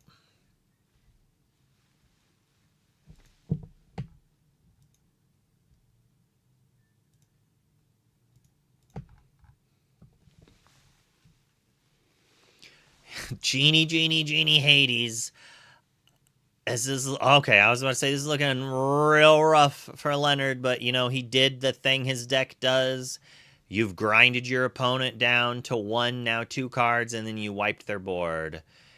And I'm not gonna lie, Hades is a joke against this deck because of Clarabelle. But you know, he was able to ink and play that other card, so it's not too devastating of a thing to occur. But as we are gonna see here in a second. Wait, that's the wrong side. What's going on here? And boom, there you go. I don't know what's going on here. Hello, ICL. Hello, Luke. I'm coming in hot. Coming in hot right off of putting a child to bed. Yeah, sometimes easy, sometimes hard. Tonight was a 7 out of 10 in terms of difficulty. Oh my goodness. It's been a long time since I've had those, but the holding a child in a rocking chair going back and forth as the child like projectile screams at your face from a foot away for an hour and a half. You know, I'm cool with only having one child who's no longer a toddler. Well, you know, Luke, I'm coming in hot, but you know what I have to say? I'm really excited you pulled me into this and asked me to come because Leonard is a local of mine. Leonard is a friend and a local down here in Austin, Texas. He's messaged me last night. He's like, I hope you're doing the ICL. I'm like, I'm probably not doing the ICL. And he was like, because I'm playing. And I was like, you're playing. And so fantastic player and has played in most of the DLCs. And I'm really excited to get to watch him here. So, well, it's good to be able ICL to cast debut. Friends games. Nice. Yeah, ICL debut. Yeah, while Select Few is a returning squad, it is worth noting that most of the players from Season 1 Select Few are on other teams now. Like Alvin, who had a fantastic record, actually, in Season 1, and very well could have been the anchor that brought them into the top cut. He's actually the anchor for a new team. He's on Emperor's New Crew, who is also in the ICL. Which is a really, really fun name. Yeah. The ICL team names are absolutely amazing. And yeah. Speaking of amazing, look at that Clarabelle. So what am I watching here, Luke? I see Blurple take game 1. Yes. And now is Leonard battling back? Doing quite well. He opened up on a turn 4 shift, Clarabelle shift. Riley shot back with ramp of his own and put that Clarabelle in his inkwell. But that did give Leonard, you know, a bunch more ink to do things. Riley committed to the board with some multiple genies doing lots of stuff, but Leonard used all of this ink he was developing over a few turns. So the Clarabelle got put in his inkwell, and then he played Moana, inked more cards from his discard. Moana was answered, and then we just 12 inked, played Prince Philip combo, wipe his board.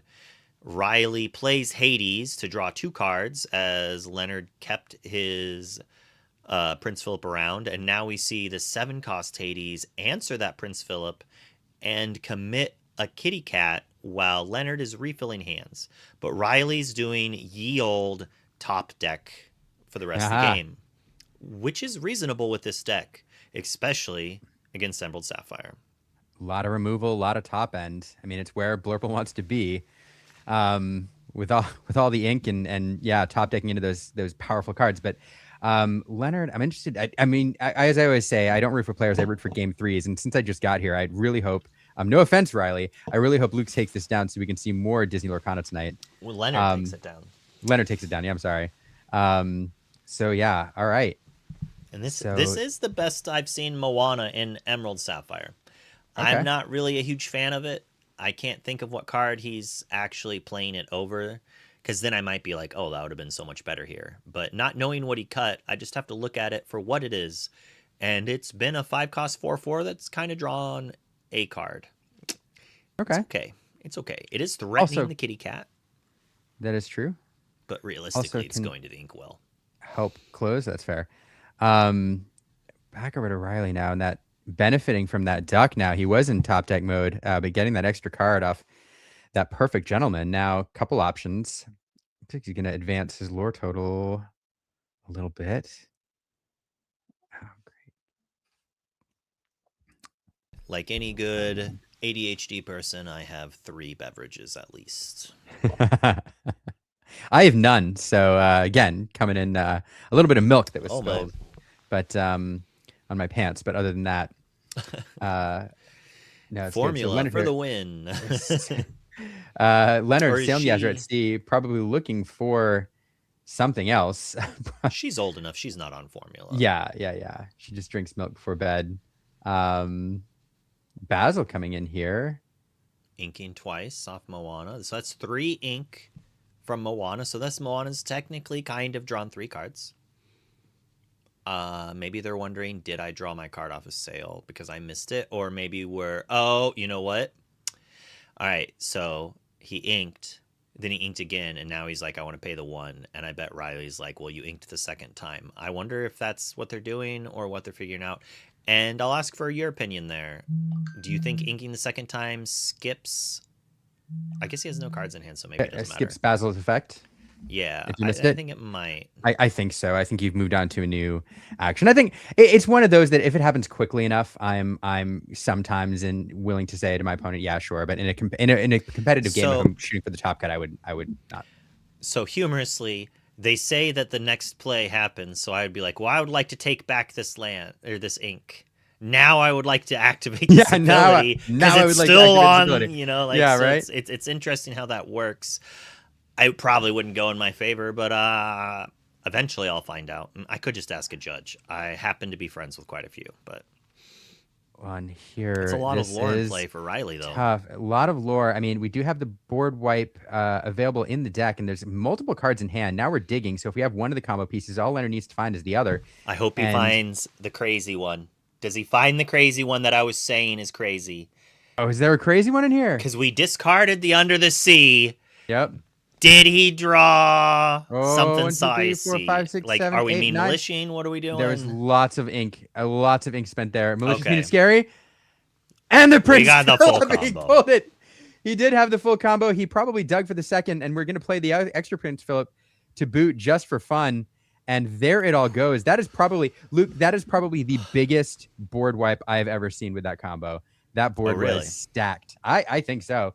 And in terms of willpower, I mean, maybe Dogs has gone a little bit wider on it, but Riley, don't you know you're supposed to draw Demona right there or something? Yep. And Riley's just like, whatever. Let's go to game 3. Yeah, let's go to game 3. Let's go. My goodness, and look at that Riley flexing the ETB champion mat there, season 1. There'll be multiple ICL champions over the course of the ICL, but there'll only ever be one winner of the very first season, one inaugural champion. So kudos to ETB for that. And I love that playmat. So who's going to win game 3? Get your predictions in now if you want. Riley on the play with Blurple against Leonard on the draw. And see, this is the kind of thing we talked about where I had to talk to Sky and be like, what am I supposed to be doing? And he's like, well, did you do this? And I was like, well, no, I had like the Clarabelle shift in hand. He's like, doesn't matter. Get rid of it. You need to have the combo to answer their board, and you need to do it before they demona you, or you will lose the game. most of the time. That's mostly for Amethyst Steel, but it has its place against Blurple. And like that's the fun thing, is to try to guess which opening you have to go to. Has EBT ever dropped a match? Yes, quite a few. That sounds so rude when I say it that way. Yes, they lose all the time, all the time. No, it's yeah. So in this scenario, to me, if I'm watching Emerald Sapphire playing Blurple, I tend to think going for the very, very fast Clarable Shift is the way to go. Is that, and so you're saying that oftentimes going for the quick board clear, or at least ensuring that you have it available and sacrificing the Clarable Shift is the way to go? So I love Habibi, but as we are saying that Joseph Quigley is probably the MVP of season 1 as well. Overall, through the whole season, counting Top Cut, I'm pretty sure counting Top Cut, Quigley was 6-0 in matches. Habibi was 4-3. So they have at least lost 1 or 2 matches. But the Quigginator, if you're his teammate, he'll let you drop the match because he's holding it down. He's clutch. He's going to take it down. And, sometimes Chris or Riley or Habibi's going to have to pick up that third one. But you can rely on the Quigster to get at least one of the 3 you need. So interesting. So Riley here opening the Octopus Soldier. It's interesting. Playing the turn 1 is risky sometimes in Blurple because of how it restricts your inking decisions early on, unless you're playing aggro. So, but you do get a little bit of insurance if you're not using the Tipo and using the Sail instead. So, but Riley opening strong with 1, turn 2. Leonard. Are you sure you have a tie, Pandemonium? I have you at 6-0-0 for season 1, and for season 2, I have you at 6-1-0. But it's possible, or maybe the entire match was a draw. That would make sense. Riley here hitting the Genie on 4. Pretty good, seems... but at the same time, it's actually not good at all. If Leonard has the shift line, it is a threat. Like, it is a threat to gain lore, but it keeps your hand really high. And what Blurple needs to be doing is deploying threats, but also getting his hand low, like Riley did in game 1, where he got a couple books in play. It gets him kind of out of the way, and it lowers your hand. So when if Riley empties his hand and Leonard is just like shift Clarabelle, draw 1, that's not going to win the game. That's literally how he lost in game 1, is he just didn't have anything to do with it. Riley had the Demona to get rid of the things. But here, right here, there is nothing Riley can do if Leonard has it. Yep. Unless, nope, I can't think of anything. Like, because the new Uninkable, that chooses, right? It's not your opponent chooses, it's you choose a character to exert. The new Snow, the Winter Spell villain from Darkwing Duck. I would have to double check. I haven't seen it played yet. I think that's right though. So interestingly, you talk about the trying to play a what some players call like a low resource game, pushing your hand down as far as possible, and that does explain the Royal Guard on turn 1, because there's no reason to play it, and very little reason to play it in this matchup except for trying to keep your hand low, knowing that you've got no way to prevent that Clarabelle shift. Yeah, it is common. I do believe we were chatting about it yesterday, where someone was saying that you don't want to play your turn 1 thing on the play because it messes up your ability to ink. I think you were talking about that last night. It throws off your tempo. Maybe that was on your show afterwards. I did fall asleep listening to you last night. Oh, I'm not sure if that's a compliment or not. Both. I was very tired. Yeah. As I said, I only slept for 2.5 hours yesterday. Do we have it? We have it. Boom. Oh, and I mean, not as big as the last one, but still that does hurt. And now Riley going to have to rebuild a little bit. Plenty of cards in hand.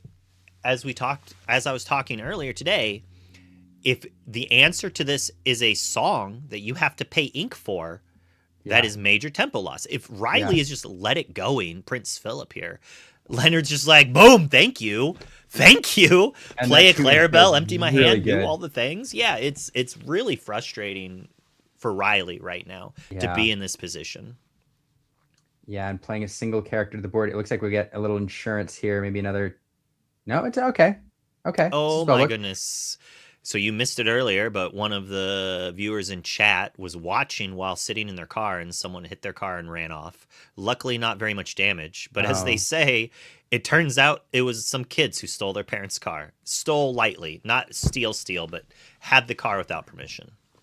Oh man, Call it I'm as sorry you to hear will. that. I'm sorry to hear that, but I'm glad there's He's okay though. That's little what's damage. important.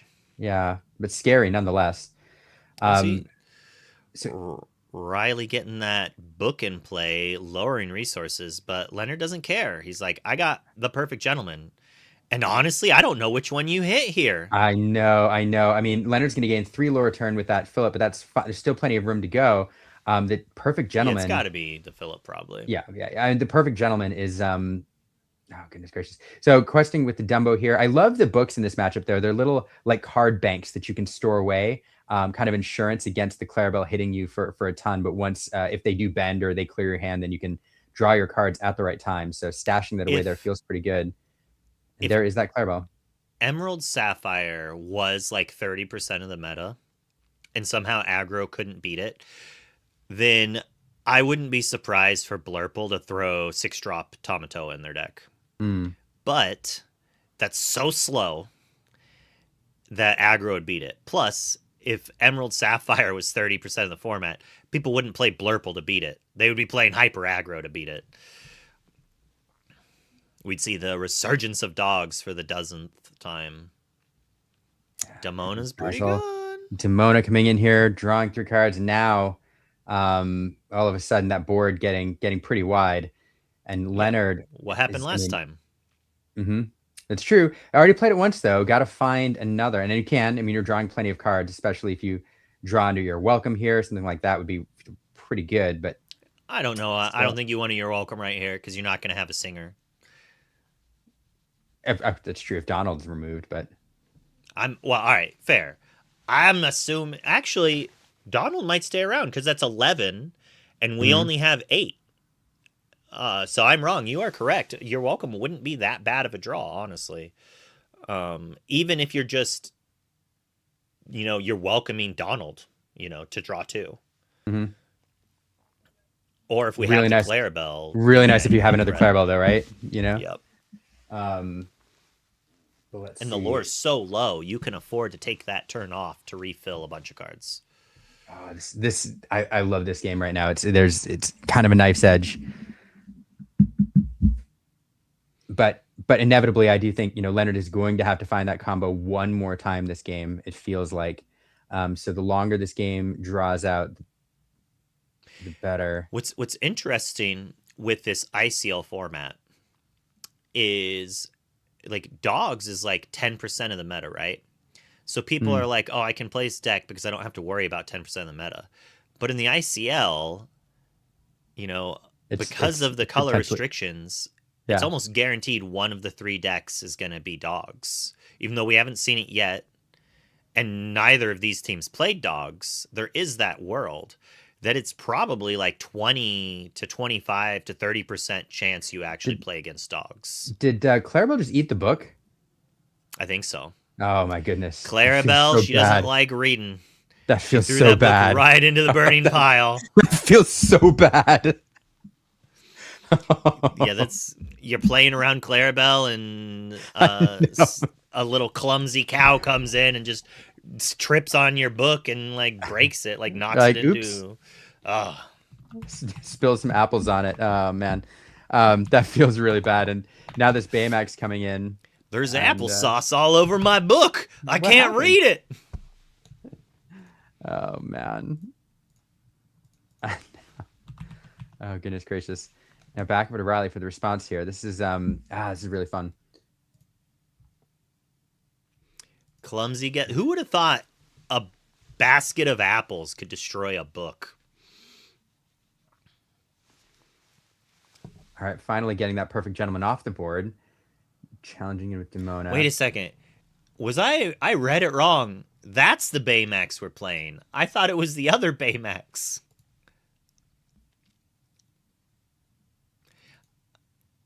Armored Companion is the one we're playing.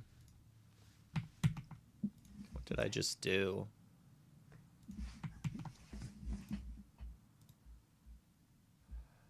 Just like broke some stuff somehow.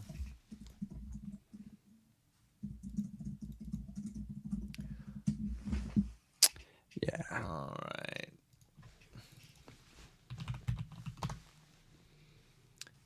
The soundtrack's like really popping off right now. Speaking of popping off, Riley here has been given plenty of space to rebuild, decent hand size, and now. So Riley's way to stay in this game is a perfect balance of Demonas. If you don't have to ink your Demona and you're able to play a Demona, play card, leave a Demona in hand, or a book in play and then draw into the Demona when you need it, that can keep the velocity to stay in the game. But if you're forced to ink multiple Demonas or get multiple stuck in your hand so you can't max draw or at least draw 2 cards off each Demona, then Leonard's going to be able to slowly take over the game. But at this point, like, Blurple's kind of playing control with some characters. Leonard doesn't care too much. Ooh, let it go. You know, all the ink. I wonder if we've got 14. Please. Oh, now here. Please do it. Here, Hades again. Pretty good. So, and it's all a matter. It feels like in the old days when, oh goodness, plenty of ink being sent to the inkwell there. It feels like the old days when, you know, you had to play around the Be Prepared, and it was a game of like drawing it out on your terms, just like playing enough characters that you were drawing it out, and then you could rebuild the board, but not so much that it overexposes you. And this feels pretty good from Blurple here. So interestingly enough, I might have gone after Demona. And my reasoning is last season, you had to hit Cat because everyone was playing Elephant. Mm-hmm. I don't think anyone's playing Elephant anymore. There certainly aren't many. I mean, I don't know for sure, but we're in that spot again, though. We're in that spot again, regardless. Have to find that board clear again. I don't think there's many other. I mean, you can slow down this game one more time with a bit of spot removal, but 1,000 cards. 1,000 cards, 1,000 ink. I mean, oh my goodness, that's a lot of ink. It's under the C. Now that'll help. It's 2 to the bottom, and you're slowing things down a little bit. And I wonder, you know, it's almost like, is Leonard playing coy and just like really, really stretching this out? But what else can you do here? He doesn't have the ink to do what I wanted him to do. Oh, goodness gracious. Well, that saves one more turn here. Let's see. Riley Quest up to 18. So what's funny, though, is Riley has 1 card in hand. 2 cards in hand. So Leonard can, you're welcome, the squid. Like, we could shift Clarabelle, sing You're Welcome on the squid, and then Demona doesn't ready. That could give us that'd be a really fun line. That'd be a really fun line. Leonard counting ink, though. And so, you know that. Oh, go ahead. I'm sorry. The thing that I wanted Leonard to do this whole game. Oh, we did it the other way around. We must not have added the shift. Leonard is playing heads held high. And not many people are playing that anymore. Yeah, he was 2 ink off that last turn, and now an ink off this turn from being able to heads held high and do Under the Sea. And as we've seen, he's had multiple Under the Seas this game. But he's down to 1 card in hand, and Riley now has 5 cards.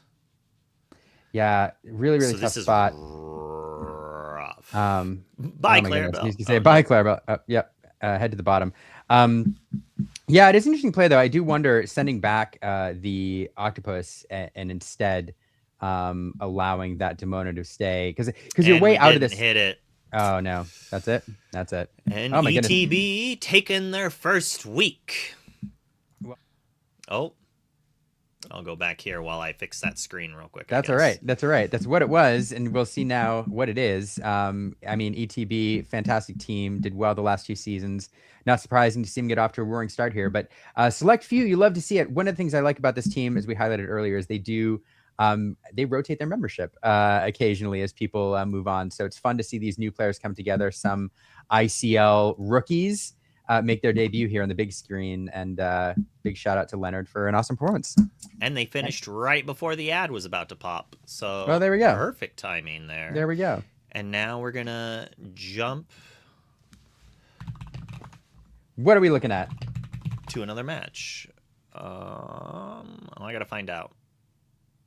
We already jumped to Ink and Lore once, and well, there's not very many matches left.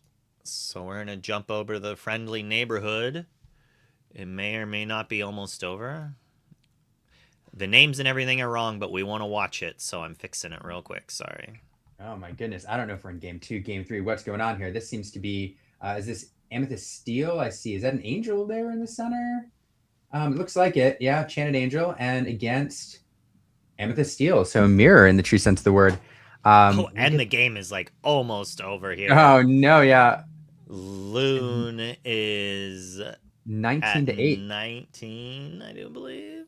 Or 19 to 8. Unless the 19 on... lures are swapped. Yeah, it is interesting here because it isn't surprising you got Pocahontas there going nuts on the other side, and even though you got a pretty wide board over there. All right, it is swapped actually. Oh, Matt Hash, I do believe, is at 19, I think. Or there's blue. Which one's blue? Oh, yeah. I think Matt won that game. But it's a lesson learned. I need to make sure to do some. But check out that screen. You can see my signature on that screen. Very cool. I am on the bottom right. Very cool. Well, bottom left. Wonderful. It is a winter wonderland on that, Matt. Don't worry. I'm sure your signature will be on the next one. Yeah. It's okay. Hearing you complaining and outbidding on it makes me smile because I'm like, yeah, that's how I feel about the DLCs, bruh. It's a lot of work. No, it's a fantastic casting team, and you all are amazing, and I'm excited to watch. So, not complaining at all. See, the roles are supposed to be reversed, Liam. You're supposed to go and win the event. Oh yeah. You book that flight right now. I'll build you a deck. I can't. I would, but it's interesting. I was commentating the game last weekend. I've got family. Then next weekend. So this weekend is Ink. I'm going to watch that. The following weekend I'm at Charlie's, and the weekend after that I believe I'm remote commentating PPG. So it's just one thing after another, and this was like the one weekend off. So it's good. It's me to get to watch. I'm going to get to enjoy. Maybe film some of my own content, which I haven't done in a while. But yeah, so it'll be super fun. But I'll enjoy watching quite a bit, and those playmats are amazing. So I'm sure everybody's tracking, but if you're not, Ink is going to be this weekend with a fantastic commentary team and some incredible player pools. So you're going to get to see top tier Lorcana, and it is a CCQ. So we're going to get to know who our next North American Continentals qualifier is this weekend. Yeah, and make sure you tune in. We are going into game 3. We're going to game 3. So Amethyst Steel, True Mirror. I believe I'm really excited to watch this. Amethyst Steel. I mean, it worked in a few new tools this set, not a ton, but those can make it interesting. I'm not gonna lie, Luke. I did see Angel out there on that side of the board. Angel, I haven't seen Angel. It's kind of underperformed for me based on what I've seen. Really? Yeah. And so I really want to see it go off, but I haven't seen it make a huge impact in any of the games that I've watched yet. So I hope to see it do so here. But it is one of the cards I know people are pretty excited about. Other people are working in Sven, Tigger as well. So yeah. So I'm like looking for the Ink logo, but it's named Ink logo all pushed together, and my brain reads it as Ink. I can't say the word, but you know what I'm trying to say. Because I'm trying to pronounce it the way it's spelled here, but it's not actually spelled the right way. Just let it go. Yeah. Ignoble. Yeah. So I will say though, in this mirror, I do think that really important opening of 1, 2, 3 into the turn 4 storm is still incredibly important. So I know both players will be looking for that. Strength. What did I say? Storm? Yeah. That- The thing yeah, that strength. we all wish we had. Yeah, right. Except for the aggro players who. Except for the aggro players, right? I mean, I heard you talk some trash on Emerald Steel last night, friend. Emeralds. I did. I totally did. That's what it. Ugh. You're like, I hate it. I lost to it. I can't deal with it. I'm just. I saying, hate it like, so much. For love it. like 4 sets in a row. Every time I sat down to play in a set champs round 1, every time was Emerald Steel, and it varied. Every single set like slightly. I did get run over by Bucky once. The other time it was Beast Relentless, and then once Bucky was gone, it was Prince John and. Blech. I hate it. I mean, I'm not gonna lie. Prince John is not fun to play against. No. I'm mostly upset that I just can't play the color combination very well right now. That there's not something for it to do. I know. Because It's so surprising close. because the colors themselves are very good when paired with other colors. It's just interesting that the two of them together just don't quite click. But I know Emerald Steel will always have a warm place in your heart. I know it will. I mean, I got this. Oh, you can see Yeah. the Cogsworth sticker I put on my trophy for Sky. Why? Oh, that's funny. Why? It's his, Why the like, cogs? It's his it's an emote or something from his Twitch Oh, channel. okay. Is that a Robin Hood? It's Oof. a Robin Hood on either Robin side. Hood. Yeah, Robin's Hood, I believe, is the plural. So we do Or have Christopher Robbins. Christopher Robin. His name We do is have- a plural. Yeah, that's right. So we do have the underdog ability coming into play there. We get it on turn 1, and then getting on play 2 on normal curve on the other side. So we are getting to the benefit of that underdog here as Matt Hash is questing for 2 on turn 2. That's a card that I've seen used quite a bit, especially paired with Pocahontas. I've seen Christopher Robin and Pocahontas combos go nuts this set so far. So back over to Matt. I'm sorry, go ahead. No, I was just gonna say that Amethyst Steel has kind of changed its identity a little bit. Not a lot. It still has, as you said, 1, 2, 3 strength, but it is more aggressive Yes. than it was before. Yep. And that helps it get under the Emerald control deck or the Sapphire control decks. I don't know if it helps it beat Blurple necessarily, but it is just aggressive and mean. So I've seen an Amethyst Steel deck successfully outrace dogs this meta already with Pocahontas, with Christopher Robin. I'm not saying that that's the ideal line, but it can go fast. It can do like it. that. And here the again- reason it races, right, is because of cards like Angel or other characters that when they come into play, the dogs player cannot quest. Mhm. And then while they're not questing, you're like, I'll turn everything sideways. Sure, you can send half your characters into this, but you're going to lose them. And then I have a Calhoun. Yep. And this really aggressive start. Now, it is interesting. So we didn't play the Singer this turn. I'm wondering if we didn't have it or if it was a choice to pursue this really aggressive line.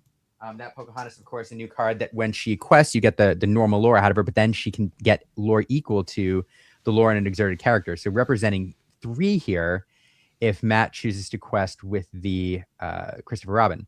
And I think that's that's definitely one of the calculus here. That cat kind of shuts down a bit of aggression there. Probably wondering if he should try to get the lore off the Palace Guard, maybe. I don't know. But interesting Sisu here. in chat was saying that he had a rough night with his daughter tonight as well, so he understands. I All appreciate the you, parents in Sisu. chat notice. So Color had to leave to deal with life stuff and kid, most likely. You had that, John. Apparently the moon's at a spot. I'm Yes. probably gonna get off this call and my wife's gonna be like, "Yeah, he's grounded" or something like that. Yep. He disassembled his crib and Luckily, he's not in one of those, but yeah. I love him, but he's a lot like me, for better or worse. I think it sounds like for the better. My mom used to threaten me with that, which is probably not a good thing to say. But True. when I was a child, she's just like, "I hope you have a kid just like you, so you know what it feels like." Like, And- okay, mom, I will, and then I'll be a good parent, and my child will like me. All right, too much. No, it's okay. The lore seems to be flipped here. I was curious about that. But on the left Is side, it? Matt's Okay. lore. So yeah, that honestly, that was what I was wondering if Matt was debating, trying to get the lore off of that palace guard, and inviting, a double challenge here, which is, I think, the right move. We're But gonna see not how putting that Christopher tricky Robin I can be. risk. Ooh, so there is So we Angel. And copy let's this. see. We paste a After- reference. After me talking over and over again about how like I haven't seen Angel be super impactful, we're gonna see it be pretty impactful here. That Pocahontas, a really tempting target, I think, for some discard. But the downside to me of Angel here, Luke, is that obviously it puts hand pressure on, and Amethyst Steel is a deck that can, in the early game, if it does what it wants to do and play on curve, you run the risk of burning yourself out unless you can hit that mid game card draw, like the Genies, the Dumbos, or the Dock is kind of the emergency lever. So I'm interested to see how even just losing one card will impact his ability to stay in the game. We are going to get a strength here as well, so it's another card out of hand, and but slowing things down. And it's interesting to me. So you took the hook, which keeps the Christopher Robin safe, and Lunarath trying to turn the corner here and become the beatdown. Interesting. So I'm really curious as to what Lunarath's hand size is now, inking every turn. I don't think he played a turn one play though, so that helps. Back over to Matt here. I really loved that aggressive line. I really loved that Pocahontas, but Angel kind of closing that down. Being a perfectionist makes some of this really difficult to do. That's okay. I'm just gonna keep you keep perfectioning. I'm gonna keep rambling. Most people probably can't even see what I'm doing or care. I can. But You look. Whatever you're doing, you look super intense. I'm trying to make the lore tracks in the middle line up perfectly. I did. They look pretty good now. All Don't right, do that that. was Whatever behind that the was. scenes. You gotta Whatever find that was. out. I embed scenes, and that scene is like the lore and whatever. And there's like 7 of those, so I can jump table to table, and I can just click this button here and click this here, and then it's like boom, we've got the other table's lore. That's fantastic. You are a true professional and better at interneting than I am. I'm just good at using YouTube and Google. Realistically, that's my power.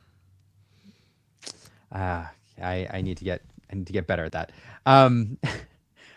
One thing I will say in this matchup, oftentimes in this mirror, it comes down to who finds either the first or the most strength of a raging fire. Yes. We've already seen Lunarath find one, paired with that Angel, able to do a decent amount of control. Over on Matt's side, able to establish the cat now, but I don't think. Now, correct me if I'm wrong, Luke. I don't think he inked that turn. Oh my goodness. Sitting on 3 last turn. And because we saw the Pocahontas on turn 3 with that 1 ink left up, and now the cat here using And all a of his ink, second so- strength. Oh my goodness, yeah. I mean, Lunarath seems to have Everything. all the cards he needs in this mirror, especially. And Matt, And it's a foil mean- angel too. oh my goodness, Winning at multiple aspects. yeah. So let's see. If we don't see an ink here, I'm gonna be okay. Maybe drawing into the Benja. I'm assuming we have Svens and Genies and Pocahontases. Like I can't maybe Zeus Bolt. Maybe. Or what is it called now? And he hurled his Thunderbolt or something He like hurled his Thunderbolt. that. So now we get the Genie. It leads me to believe. I mean, he completely missed ink on turn 3. So yeah, that Genie probably stuck with a number of Yeah, other it's- uninkables. It's possible that he has a strength in hand. And he was willing to skip ink to keep the strength, play the singer, and probably still in this spot. He's Lunarath is able to get some lore here. We're still questing. Yeah, I mean, Matt does not even really have good challengers because we have to sing with Genie and we have 2 damage to put out. Yeah, I it's a mean, rough spot. Losing, I mean, both strength, getting double strength, it was really rough, especially losing that cat. That cat, I think, Matt was really hoping it would control that Christopher Robin. And yeah, just rough now. And Yeah, we're Lunarath not even leaving questing a because lot up. That's how important Angel is. That's how important Cat is. And Hook does nothing. Hook just gets challenged by Genie. If we don't see, oh well. There's the hand. So there is a strengthened hand, and there is an angel. We can see your hand. Oh, Judge is on top of it. Oh yeah. I like go in to tell him that we can see his hand. I like unmute and I'm about to say it, and the judge was like, Hey, I bro. got this. I got I'm this. the worst. Luke, I'm the worst at that when I play. I don't do much online play, but when I do, I show my hand every turn. So the reasoning for this is if we look at the cameras, Matt's camera is directly up and down above his play space. So if he ever moves his hand forward without angling the cards down, he will show his hand. But if you Loonrath's, there's that strength he was holding on to, and an angel. I don't know if he probably drew the angel, but these are the cards you need to get back in this game right here. You're saying angel's not good, but it is holding down the fort here. I mean, it did work. Just that one discard to clear that Pocahontas and Matt's side of the board has already been impactful. Here, no. So what do you target? You have, I think, one card in hand. Probably just the Hook, but yeah. The main issue is, like Genie's gonna hit the Genie, and then they've got Angel and Cat to finish it off. So we're either paying 2 and boosting, or we're doing something. So we're hitting the Cat. All right, makes sense. We can't let that happen. Now we're forcing. So I wonder, do you put discard. 2? Do you hope there's no other Cat, and do you put 2 on the Genie to force a trade on the challenge? I don't think so. To protect your Genie. So I would just wait a turn. Okay. Because it's the same thing and it plays around Cat. That's fair. Unless you think you have to discard twice. And if that's the case, I would have taken out the Hook. But Hook isn't that scary right now. The only thing Hook is scary about is if Loon played a Elsa. But an Elsa would make it that Angel's going down no matter what. Like, because then the Elsa and Christopher Robin could team up if need be, or Elsa and Genie. But most likely, Genie's going to hit Genie, and we're going to discard a card to shoot it down, and then we're going to see a discard on the way back, and it's going to leave Loonrath still with the Genie, and Matt with none. We're questing, we're not even... Oh, we're doing it. Yep. Matt sees the writing on the wall. Yep, and there goes Christopher Robin heading to the discard pile. And, oh, man. Yeah. But this is a reason that we should have gotten rid of Hook, because... we want to discard a card to take out Genie, but we also want to challenge as Christopher Robin, and that leaves our Angel in a rough spot. That then, like, it's possible the Hook just comes down and trades it on its own.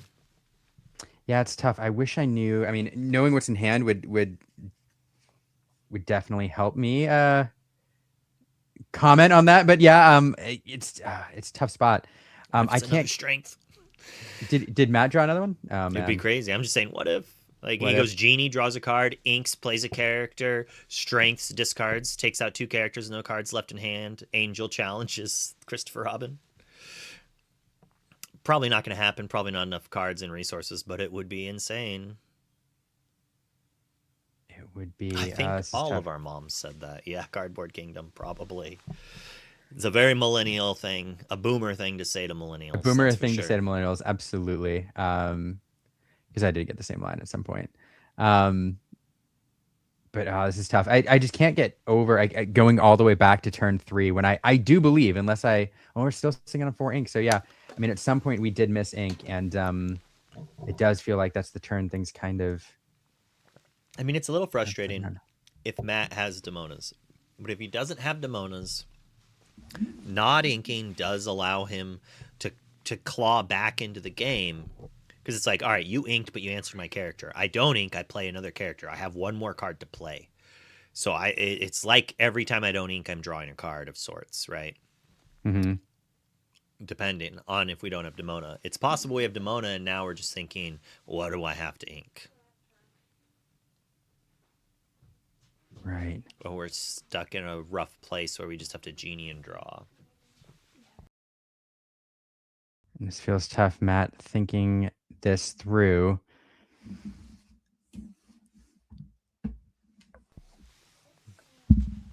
Man, what a...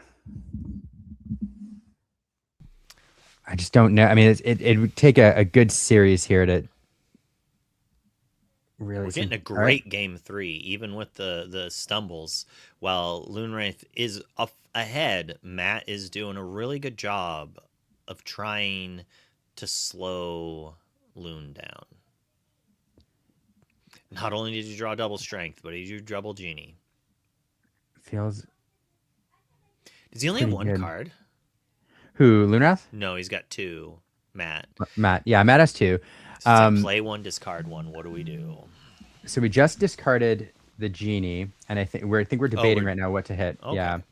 So That the genie makes went sense. down. So probably, I mean, the genie feels like the ripest target here. I think, yeah. Got to get that off the board. Angel going to go and challenge the Christopher Robin, probably. No, we're going to sing the strength. Okay.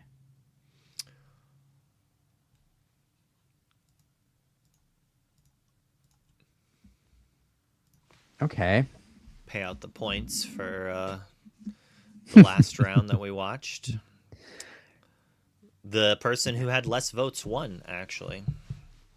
And now, Angel singing the strength. We play empty the hand, play into the dock. Now we are going to ink for turn. It's that genie, and with 3 ink, a cat. No, another strength. Oh my That's how you goodness! come back. And That's then how 1, you 2, come 3, back. 4. Oh my goodness! Oh my goodness! So we talked earlier how the person who draws either the first strength or the most strengths is usually the winner. We saw 2 from Loonrath early on, but I think that's 3 from Matt now, unless I'm That's mistaken. 2 strengths on this turn. 2 strengths on this we turn and 1 tanked earlier. for a while. So my goodness.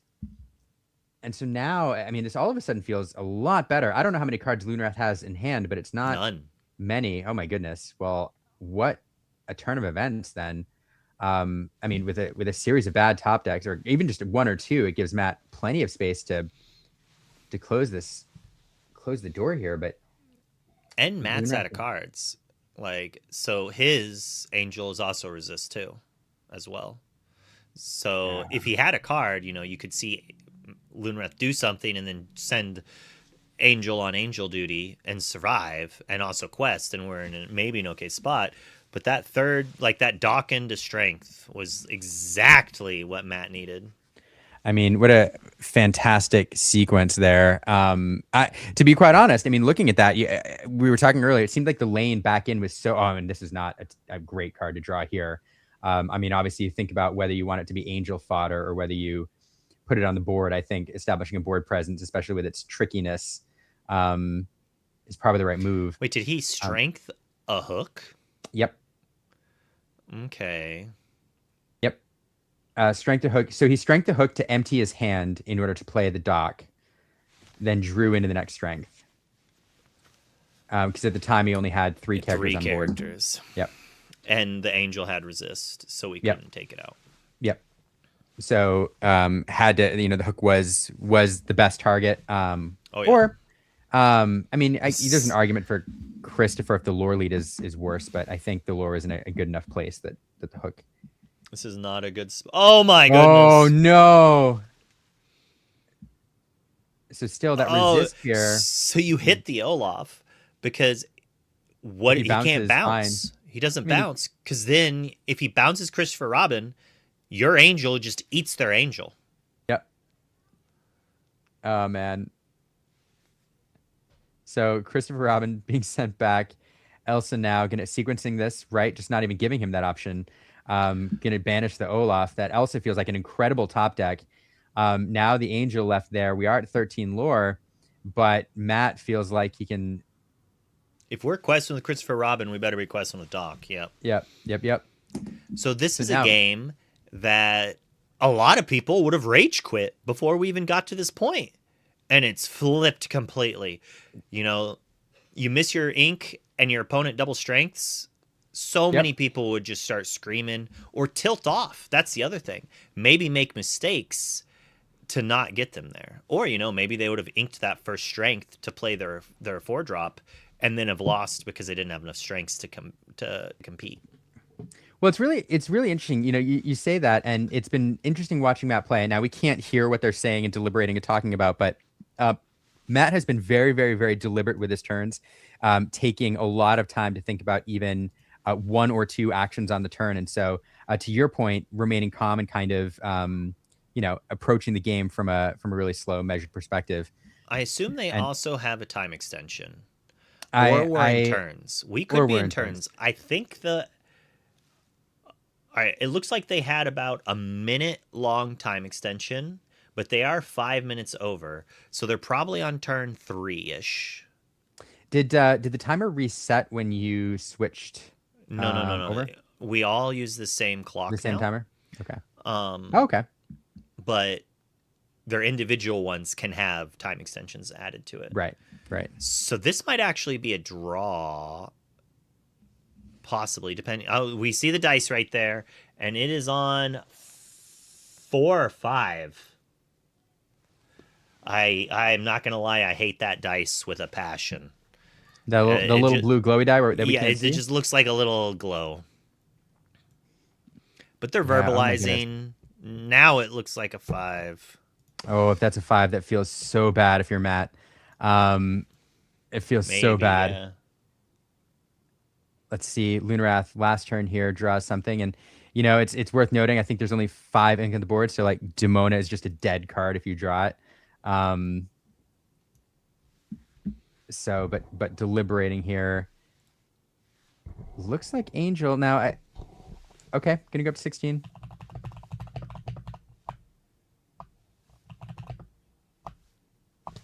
Oh my, yeah. Oh no, it looks like okay. So whether it is back over to Matt. So That 1, 2, 3. that was it. 6. It is a draw. That was really close, but we went to time. Oh man, and it is. If you are Matt now, of course, knowing that Matt has, I think, perfectly 6 on board. Lunarath, if it isn't going to turns here, or if it isn't going to be a draw, Lunarath's going to challenge in and extend that clock by 1. But still, Matt had managed to turn the corner, and we're at the. So this is the part of the game where both players are kind of like chatting about who would have won this game right now. Yep. Because he's like, if this was a real game. Oh, if this is a real game, Matt wins hands down. They're talking about the plays they would have done differently without time. Where he's like, well, I would have challenged instead of questing. Yeah. And he's like, but even still, looking at Lunarath's top decks, he top decks. I forget what the top one was. I think it was another Olaf. It was terrible. But then the second one down was a Demona, which is a dead card. So there's no play that turn. And after that was a hook, and he doesn't get to anything impactful for another like 3 turns. So Lunarath was about to hit a series of really bad draws for the scenario, and that would have been that. So what a game, Luke. I felt numerous times like Matt was completely out of it. And this is why we love TCGs, right? Because even though the lane is very, very small, like you and I sitting there that turn where Matt was thinking about it, Lunarath had like 6 characters on board. Matt had like 2. We're thinking through like, what's the way back in? And if we had to script it out, we would have scripted out exactly what happened. We would have said, you need multiple cards. You need to top deck a dock. You need a strength. You probably need another strength. And that's exactly what happened. And then we end up with this, with Matt able to turn the corner and probably close out the game if it goes longer. But yeah, what a fun game. Intense. Are you down to hang out for a little bit, or should we raid away? Did you want to chit chat? I can chit chat for a few minutes. Not right. not terribly long. Then I'm gonna let you chit chat while I go say goodnight to my son, and I'll be right back. Oh, okay. Chit chat with the Twitch chat. I should probably take a look at what you all are doing there. Because I am not looking at Twitch chat at the moment. But that was the quickest goodbye ever, or good night ever. Well, yeah, I just had to run in, give him a hug and kiss. Oh. He's playing with a Bitsy, which I don't know what that is. How do you not know what that is? All right, it is a Tamagotchi for the new kids. It's basically a fan that spins and has LED lights on it. So it lights up as the character as like a different type. So instead of needing an LCD screen, you have that. And he's got like a Disney one, a regular one, and then he's got a hamster ball one that it's like in a ball and the spins on the inside. So like you roll it and the character moves and stuff. They're okay. They're not too expensive. It's a fine toy, I think. It's a fine toy. I had a Tamagotchi when I was a kid, as many people did, but mine was a Rancor, and I really liked it because it was fun. It was the normal thing, except if you sent the doctor in to check on it when it was healthy and it didn't need a doctor, it would eat the doctor. So hatred outlives the hateful. Liam. I was a big fan of that. All right, I'm getting Twitch chat up here, just so I don't know, I could say hi to the people. Hi, people. I feel like you didn't get that joke because you would have laughed at that in a punny way. Hate outlives the hateful is the flavor text off of the magic card, Rancor. You know, Luke, which you I knew should that, have known didn't you? that. You Well, knew so that. I had a very short-lived competitive scene when I was younger, but when I competed, it was in the Junior Super Series and in like a regionals in Maine and a couple of things during the Ursus block. And my deck was a Stompy deck. It was a mono green that Stompy deck. Jaguar with Echo. Yes, Pouncing Jaguar. Yeah. Yep. Pouncing Jaguar was in there. Rancor, like that was my jam, and that's what I played. So I should have known that because my goodness, Might of Oaks. I think I ran like 1 or 2. It's kind of a fun finisher. Oh, what is that? You were playing the thing that your character got +1/+1 for each forest you control. The enchantment for 3 as well. Did you play that? As well? Yeah. I think that Yalmai armor or something like that was in there. Well, there's also the tree, the 4/4 tree with Echo with that for 3 with Echo. For 3, yeah. 4/4 trample. Great art. Like I only remember like that character because that was like the Cradle, coolest tree folk I've seen in a hot minute. Cradle Sentry or Guardian or something like that. Cradle Guardian. Yeah. All the Magic players in the chat are like, oh yeah, and everybody else is like, what are they talking about? All the Yu-Gi-Oh players are like, can we talk about something else, please? Like how I can win the game in one goats, turn. It makes 4 little 0/1 like things, and somehow that's good. I mean, it makes sense. Like Magic had what is that 5-cost white thing that makes 3 Kithkins? I think there was a version of that made goats too. Yeah. You just don't understand Lorcana players how busted tokens can be. Yeah, we don't want like the first time, and I know Lorcana players joke about this, but the first time we see like a card that says create a chip token, or create a teacup token, where like it's over. Like the first time we see the word token in Lorcana. But you're telling me that like a Chip or a Dale or some like one of the rescue rangers that comes in play, you make a token of one of the other rescue rangers. So like the issue is that we don't have tokens and we don't have very many search effects. We do have some, but not many. I don't like them either. But that's I don't like tutors. I would rather have token generators than tutors. But if we don't have token generators, I think we need tutors to create like what I mean is you need a character. Like say there's just like a 4-cost 3/3 that says when it comes into play, look at the top 5 cards of your deck, put a character that costs less than this into play. So it's like it makes a character, or something that's like put a character that costs 2 or less into play, and it's like a 5-cost 4/4 that then could put a Calhoun from the top of your deck. Not too overpowered, the same as making a token, but we don't have to clutter the board with tokens. So you can still take concepts such as tutors and such as tokens and still use them. We have the Madrigal that is just straight up a tutor. It's a vampire tutor of sorts, it puts it on top. But then you could have things where you have what is that card's name? It costs 8. It's uninkable. It's a sing together song. It's dig together, but Lorcana. Dig through time. Dig a little deeper. Dig a little deeper. Cards like that. Which use the word dig in it. Sometimes you feel like they're just like they know, When you make a functional reprint of a card from another game and then you add it in, like imagine if a whole new world was like a wheel through the world or like turn a turn of the world or I don't know how to word it, but like if it just had Wheel of Fortune or something, or a World of Fortune, or a whole new fortune, and it's Aladdin in the Cave of Wonders with gold everywhere, and it does the same thing. Random, but you can actually spell the word wheel in a whole new world because it's WHOLENEW ORLD. You just highlight the right ones and wheel What are is the right leftover in letters? What do on you the spell world. with them? Oh, I don't know. I don't know. I don't know. Figure it out. A But fortune? Because that would be insane. Obviously, it's not, but that would just be Right. insane. super super super So Easter egg. something I've been thinking about doing Mhm. for fun is you can kind of mix cards from every card game together and play a game.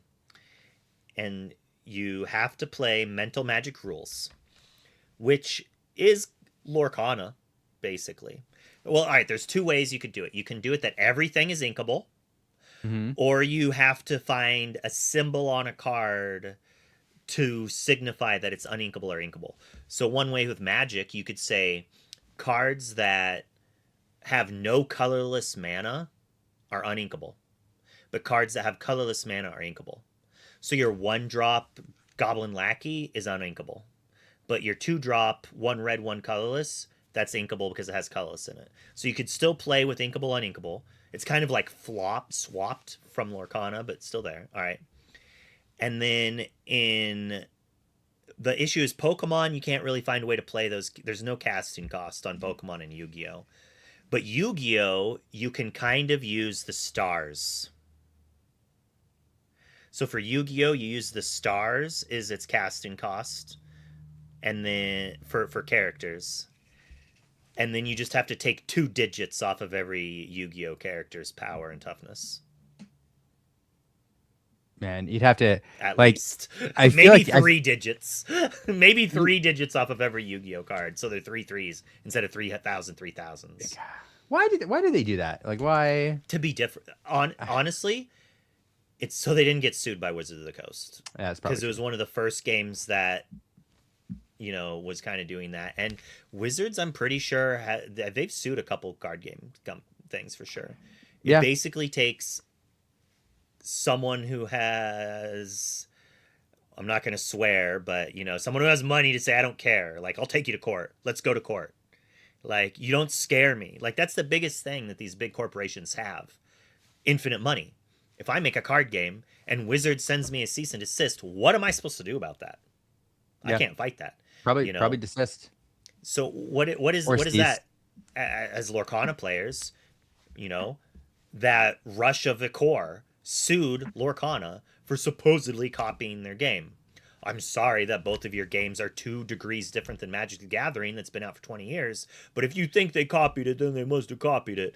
I'm not on the legal jargon, but all the games are very similar, but you have to change enough. So Yu-Gi-Oh just was like, put 3 numbers on it, get rid of mana, sue this, But Yu-Gi-Oh did actually get sued by Magic the Gathering, I think, at one point. Because it said like Magic on the card, so they changed the cards from like Magic to something else, I think. I could just be completely wrong. I'm sure if I am, chat is going to roast me on it right now. But I feel like they used to say that. Maybe they don't. And maybe I'm thinking of the game that the guy who made Minecraft made. I don't know. There's so many card games out there. Yeah. Oh, they changed Magic to spell, which is funny because in Magic they're all called spells. So it's just like everything's a spell, even artifacts, which shouldn't be a spell, because they're just artifacts. No. Well, okay, so I said you're casting a spell to summon the artifact. That's the thing. Everything you do is a spell to make something, except for the lands. So all of my Magic world building and lore and how it works comes from the original Magic novel, which I've read about 500 times, called Arena. And the one in I Arena, haven't actually read. It's so good. It's so bad, but it's so good. All of them are so bad, and that's what it makes them endearing. Really, it does. I know, but I really loved Arena, and I read it a whole bunch of times. And in it, the characters actually have like the artifacts. So like they'll be in the arena, like the tangent, but in the arena, it's literally, you have these mages who can do this thing, who can summon stuff, and there's very few they're not all planeswalkers, because you actually have to rise to a certain level. They didn't even know what they were doing with Planeswalker. Planeswalker at this time was like super archmage, most powerful being in the universe. Yes, that was way more important than it is now. They had a huge event where they nerfed them all to turn them into. Anyways, you're Right. saying. No. Yeah. So in this world, like all of the people, like there are people who are trying to accumulate all this power to become a planeswalker, but they have this city, and in the city there's 4 different houses, and every year there's a big tournament, where like I don't know, Goblet of Fire type thing, where Yeah, I was all gonna of say, the did they each houses. send 1 or 2? Yeah. Yes. Well, they have teams, and the teams go and they compete against the other houses. Urza, did you put your name in the Goblet of Fire?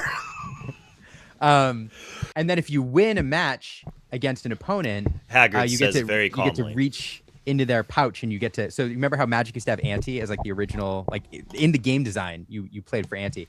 Bobby, If you I'm won a sorry. match, you reach into your opponent's pouch and you pull out a spell, and it's yours to keep, unless you fight to the death, and you can challenge your opponent to fight to the death, and then if you win, you get their entire pouch of spells. So like sometimes like the younger Magic users with very few spells would challenge like the most powerful people to the death on the off chance that they win and gain in a moment would have taken them years and years and years to accumulate. Anyway, it's a great book. People should go read it. So And- it seems yeah. quite foolish to throw your life away. Oh, And that's yeah. like your one spell, better be better Pretty than damn good. all of them, right? Right? But Maybe you just have a couple that are, I don't know. It was that good. It was was good. when Magic was like 80s adventure heavy metal style art 100%, yeah. and like lore. For those who don't know, Magic the Gathering was literally designed by Richard Garfield to play in between games of D&D at conventions. He basically would go to D&D conventions and he'd see all these people just chilling, doing nothing while they waited for the next game to start. And he was like, what is a way to emulate the experience of D&D or this nerdy fantasy game that can be done very quickly? And that's kind of what we have now through tons of games. Like, it is crazy to think that Richard Garfield created the first collectible card game. Isn't it? Especially since like a bunch of other games tried to come out at this other time, and for all of us, someone beat them. Thank God that someone beat Richard Garfield, because we'd literally all just be playing Magic the Gathering right now, because no one else would be able to make a card game because it would have all been copyrighted. Someone else basically sold a game that was almost complete, just was able to sell it to prevent Richard Garfield from having a complete copyright over that type of thing. So thank you there. Yeah. There are some things that are I think tap is proprietary, and that's like so that you can't. Exert. The court said right, Which is so exert, stupid. exhaust. So stupid. Yeah, it is. So the court I think said it was either in that case or in another one that you can't copyright game mechanics. So you could literally make Monopoly, and all of those mechanics could be the same, Well, and just like change the. So what's weird anything. is you can copyright game mechanics in video games sometimes. It's probably because the code. It's probably because like the code is. And I don't know. it's as soon as they started doing it, it made video games worse. Mm-hmm. Oh, here's this game that has this really cool new thing. No other games use it, and the people who make the game don't do it very well, and they don't do more games with it. It's Yeah. literally just hurts everybody in the sake of profit, and they don't even make the profit that they need. I don't know, but Well, in 70 years, that mechanic will enter the open domain, Oh and then my we goodness. can all use it. So you have that to look Maybe. forward to. Yeah. I am happy that Disney lost that thing. That slowly, like, it was getting a little ridiculous that every time Mickey Mouse or Steamboat Willie was about to go into public domain, that the laws magically changed. Yeah. Yeah. Disney magic applied. But it is interesting. Like I do have sympathy for Disney. Now, not for every character, but yeah. when it comes to like Mickey Mouse or like some of the core brand, it is I can understand the desire to protect that particular property. So one of my reasons why I want them to lose those sooner, one, because I like to make things and more characters, but more realistically is it forces creativity. You have these companies that have 2 characters and they just milk them dry. So all you see is these same characters in the same movies over and over again. Create something new. Oh no, everyone else can make a comic book based on this character. Make a new character that they can't do that with. That's mostly my thought there, because I don't know if you felt like it. I felt like these last like 10 years, everything is a spin-off or a sequel. Like there's Yeah. been so few new IPs that are worth anything. And it's just because they're pumping all the money into their existing IP and then trying to make it that they get to have that IP for 60, 70 years for the length of the people living and owning it there. Yeah. So I don't know. And it's the problem, or the unfortunate thing is, it makes complete sense when you're a company to operate that way, because any of these companies that own, these characters, these franchises, not just Disney, but 1,000 others, because we as audiences reward that, right? Like if a new Toy Story movie comes out, a bajillion people are going to go. But if Onward comes out, or like Turning Red, or another like or Luca, or another original Pixar film, like we as audiences don't go, you know what? I'm going to reward that creativity with 3 hours of my time this weekend, So And so it's tough, because it makes sense. It's a little bit of a jump, Mhm. but I'm going to segue this into something that as a millennial, I was told growing up over and over and over again, and it has flipped, and now people are like, no, it doesn't work that way. Who cares? Shut up. And that was vote with your wallet. Oh, yeah. If I don't like something, don't buy it. They'll lose money and it'll change. That doesn't happen.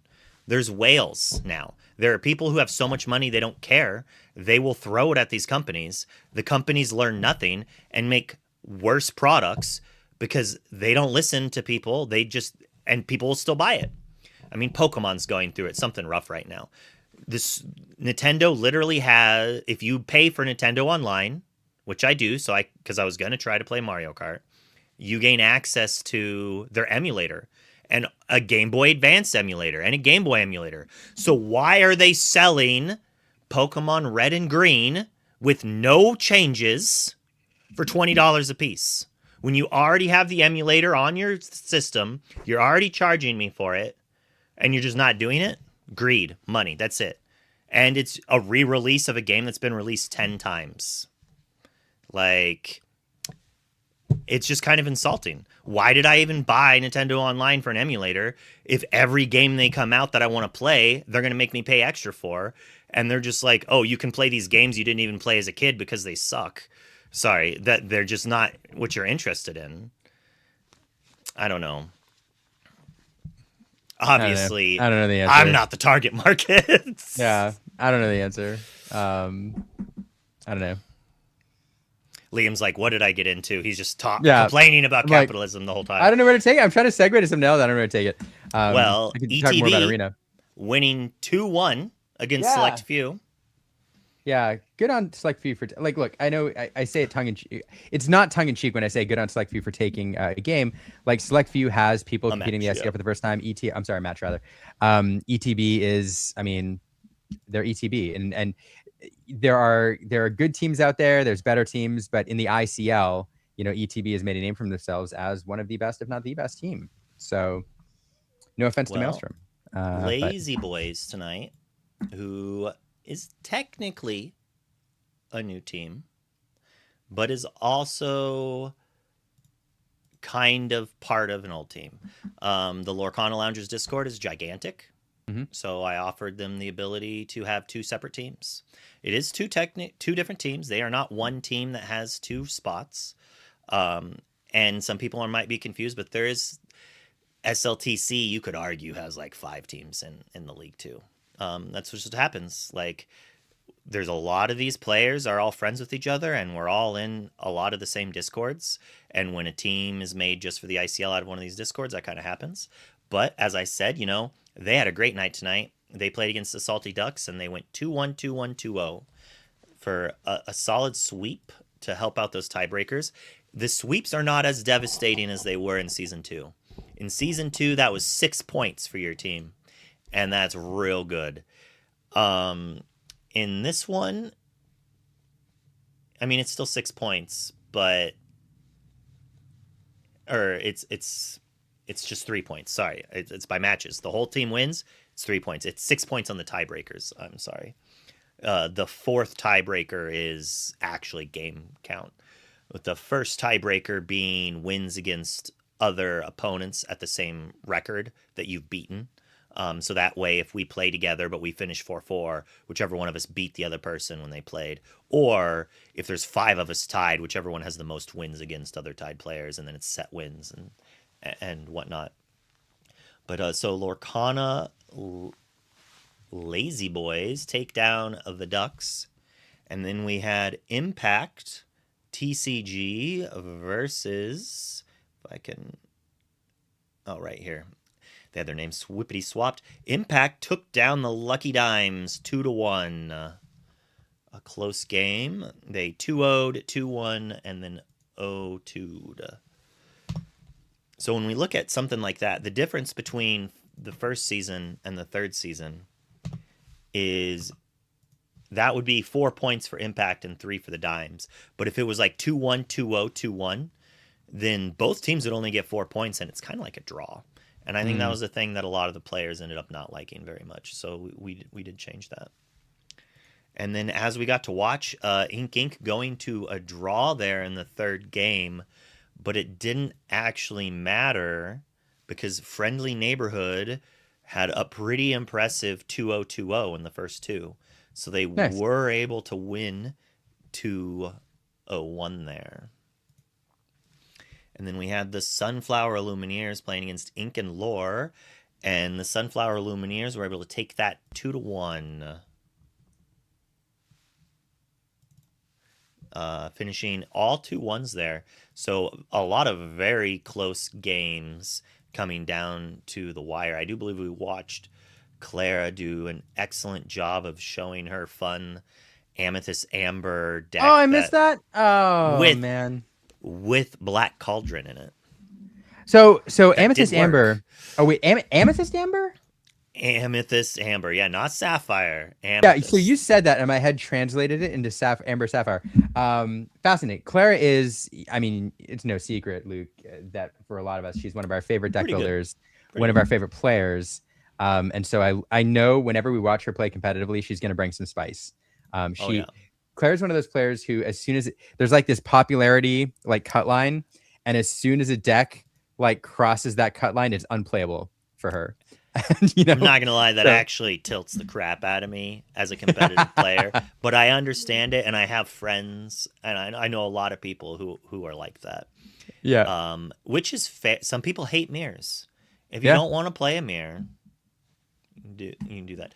67 decks. Whew. I should probably, I'm going to submit it to publication. So the deck list from tonight should be out in a few days. I do need to delete 1 or 2 duplicates, but that's fine.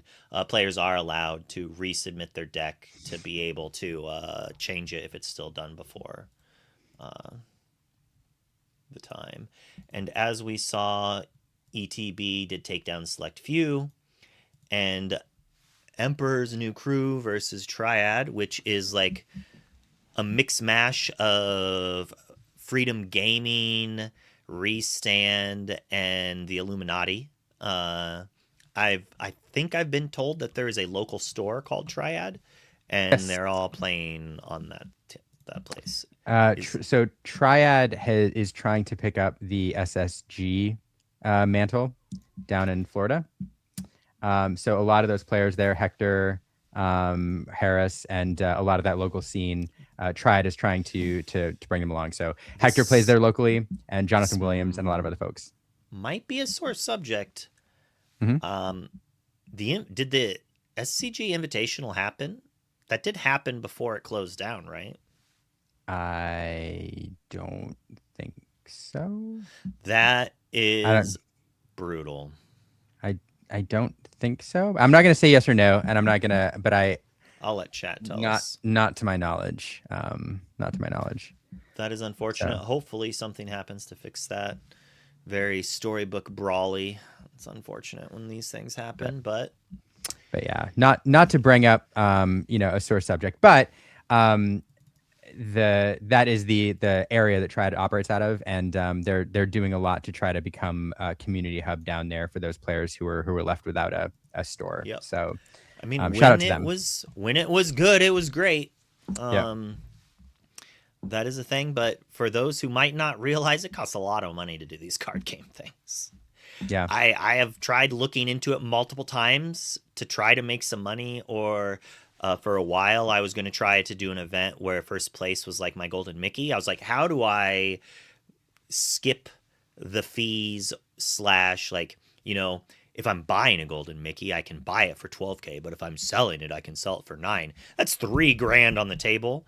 So the question is like, how do I not lose that $3,000? And so one of the thoughts I had is like, well, let's do an event. It wouldn't work very well because to get the money needed to do those types of things, you're looking at like a $200 or $300 entry fee. A lot of people don't want to pay those. Some do, but not enough to get the high stakes. You know, they do it with poker, but I guess there's a lot more money to be in poker. And I think there's a lot of like events to qualify for the World Series of Poker that you probably pay in to do it. I mean, I don't know how the World Series of Poker makes that kind of pot, but they also have what, $10,000 buy-ins. Would you buy into Lorcana at $1,000 event, 16-person, $1,000 first place golden Mickey? No other prizes. No. Second place is like, actually that'd be 16K. So we could probably get three more promos, a $3,000 or $4,000 one for second place and a couple $1,000 ones for that. So a fourth of the players break even.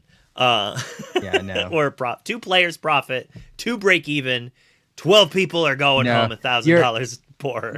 You're better off. I mean, from a math perspective, if you do just the odds of winning against a similarly talented stacked field, you're better off putting $1,000 on red or black. You know, but unless it depends on how the event's put on. If you manage to get some significant advertising out of it, and these players are part of an elite group, and like it's televised and it's a whole thing, then it could be pretty good. But that would have to be part of the deal, right? You'd have to get ads involved, basically. Yeah, ads. I mean, you'd have to, and even then, ads don't pay very well. No, I think it's more than ads. It's like legit sponsorships. Yeah. So like if you had a card company or a paraphernalia company, but it's more likely somebody like PPG or World Class Cards or somebody like that. If the stream was big enough and you're like, hey, I've got the world champion and I've got Zan and I've got Luke and I've got all these players who are huge names. This is going to be a big event. We're going to get 1,000 people watching. We're going to have 1,500 people watching. I mean, it's going to be the Clash of the big Titans. Names. Yeah, it does. Granted, there's not $16,000 on the line. That's I'm pretty sure we'd break those numbers if we had that. But the ICL trophy is priceless. It is. If I had an ICL trophy, I would not sell it for $16,000. So, well, you have a lot more money than me because I would sell that trophy for $16,000. Like, look, I'm trying to yeah, right. Try prop up the ICL one day. It's amazing. Trophy is going to be a collector's item. I prefer trophies that are not worth as much for that very reason. Like this trophy, I probably should have sold it for $400 because I like money. And that's some rent. But after I broke it, or after my wife broke the tip off of the hit, she knocked it on the table. You can't really see too much. The color's a little different. I tried to paint it. I messed it up worse than it was, but there's like a line on it that was white. She like hit the table and it fell off. So my son was playing with it, moved it from way over here where it's nice and back and put it way over here on the side of the table. And then my wife hit it with a broom while she was sweeping. So, I mean, RB, if you want to send me another trophy, I'll take that. Do you know that we broke? Oh, I do know that there has been more than one trophy that's been broken. Yeah, it was a thing. Super funny / fun. I forget that I'm not using my headset mic, and I'm like, this is just getting in the way. My hair's like in my eye for a variety of reasons, but yeah. I don't know. But Man. I did not stream these last 2 mornings because I've been lazy. I should have, but I didn't. I've been staying up far too late playing TFT for yesterday, and today I had to do some chores because I am leaving tomorrow morning, so I will not be streaming tomorrow morning. But there's a world that I do a late night stream tomorrow night for fun. It would be off my phone, so who knows how good it is, but you know, we'll be in the Baltimore region. I know Baltimore's around there. I don't know if I'll be in Baltimore direct. I'll be in the DMV for the Ink thing. I'm leaving tomorrow, and then you'll see me Friday or Saturday for there, and then we'll be back next week. Maybe I should make a big poll somewhere to ask who do we want to see next week on the feature matches. Yeah, you should. That's fun. That's fun. I also I've done a bad job. I really, really, really want to.